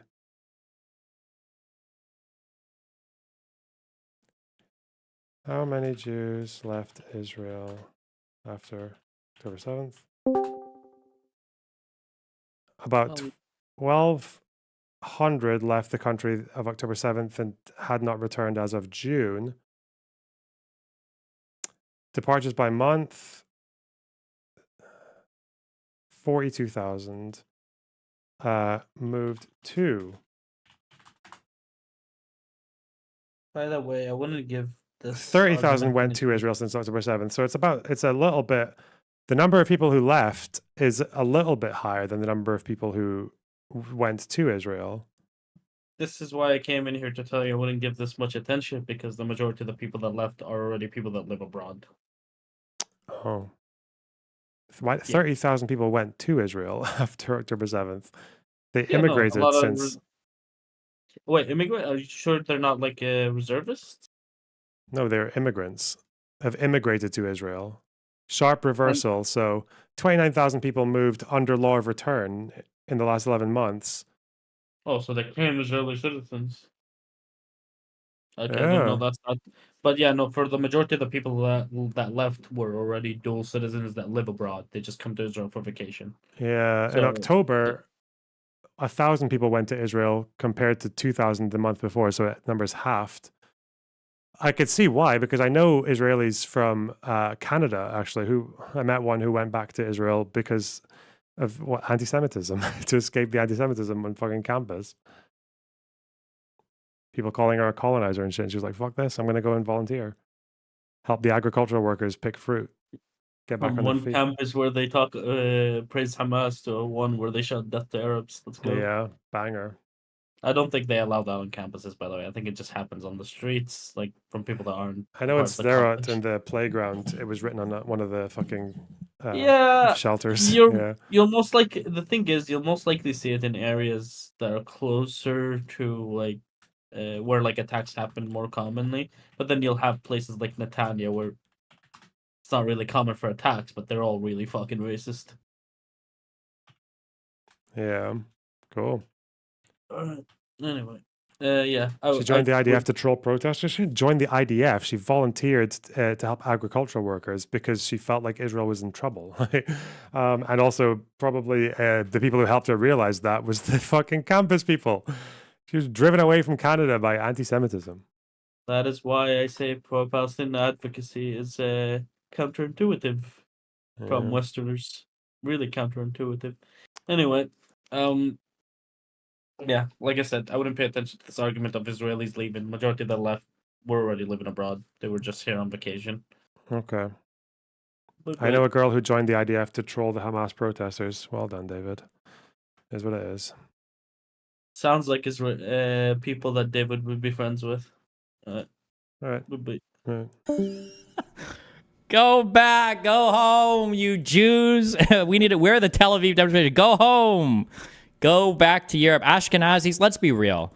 Let's be real. Where are my Jewish brothers in here? These white... You realize if the Israelis went back to Europe, do you realize that Israel would actually go even more right-wing? Like, Ben-Gvir would be the fucking prime minister. Ben-Gvir would be the prime minister if the Ashkenazi Jews left Israel. Can you imagine the Mizrahi, the Sephardic Jews just like, wait, okay, our population has been cut in half, but we've got power. I've got nuclear weapons. Oh my, can you imagine those guys in charge? Bro, they would raise every Arab country in the fucking region. My God. And they're compromised. My God. We don't even call them Ashkenazis, okay? We call them Euro Jews, okay? Get them the fuck out of here. These guys aren't Middle Eastern. You think Jesus looked like fucking Hitler? You got this Jew over here who's whiter than I am. I'm Jewish. Oy vey, motherfucker. You probably don't even speak Hebrew. Get him the fuck out of here. Get him out of this goddamn country. Send him back to Poland, where they came from. All of a sudden ruin everything. If people voluntarily fucking leave, and it's happening already, then that's a major problem. That is a major problem. True. Right? So that's number one. And number two is obviously like Israeli people, like the Jewish demographic of the Israeli population, recognizing the humanity of Palestinians would be devastating to the apartheid project. Like absolutely devastating. And in every circumstance, they have to keep like normal Israeli people that would be a part of like standing together or whatever, away from like coming to a recognition that Hassan seems like the kind of guy who would wander into his bathroom, and because he's so retarded and forgets to flush the toilet, he'd see like a piece of shit sticking out of the toilet and think it's like a Snickers bar. Palestinians are fucking human beings. and Israel's enemies are actually like real human beings with like real motivations for emancipation and not just like bloodthirsty anti-Semites. I bet he's done that at least once. It's probably like a 2 out of 10 insult. Not gonna lie. Okay. Not his greatest. Not the best. I don't like scat humor.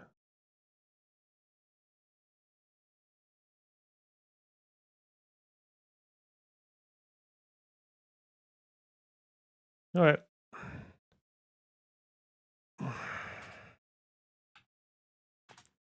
Russian-related communications. You don't have German ancestry. What does that mean? No.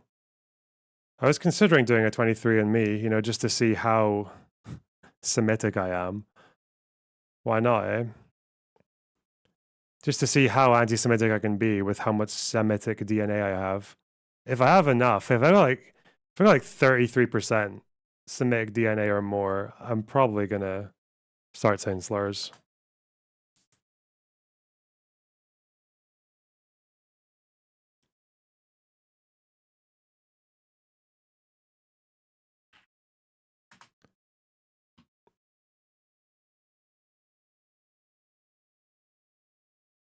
I'm gonna drop some huge slurs. Maybe embrace at least one anti-Semitic conspiracy theory. There must be one out there that's like decent. It's like not bad, you know? That's plausible.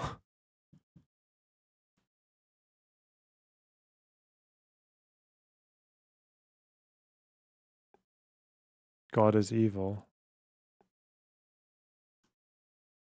Killed Jesus. The kill Jesus one doesn't really work, because if you're saying they killed Jesus, then you're also saying that they originated in the Middle East. Where else were you? Where do you think they killed Jesus from? Poland? Kazakhstan? Never understood that one. Never understood it. Fucked up. A space laser. Oh yeah, don't forget the space laser. Never forget. Thank God we fixed the chat and OBS. Come back tomorrow when it fucking breaks again. Oh my God. Jesus was a Pole. Okay. Go this way, guys. Idiots. All right. Would you consider Hassan anti-Semitic now? I don't really like to apply those terms. Again, I'm sorry. If you're Jewish, you'll just never understand it. You'll never understand how. I could see why. I empathize and all that, but there's a difference between being anti-Semitic like in a Nazi way and being anti-Semitic in a way that has nothing to do with a foundation of not liking Jews. It's very left-wing anti-Semitism is very complicated. It's a very complicated thought process, but okay.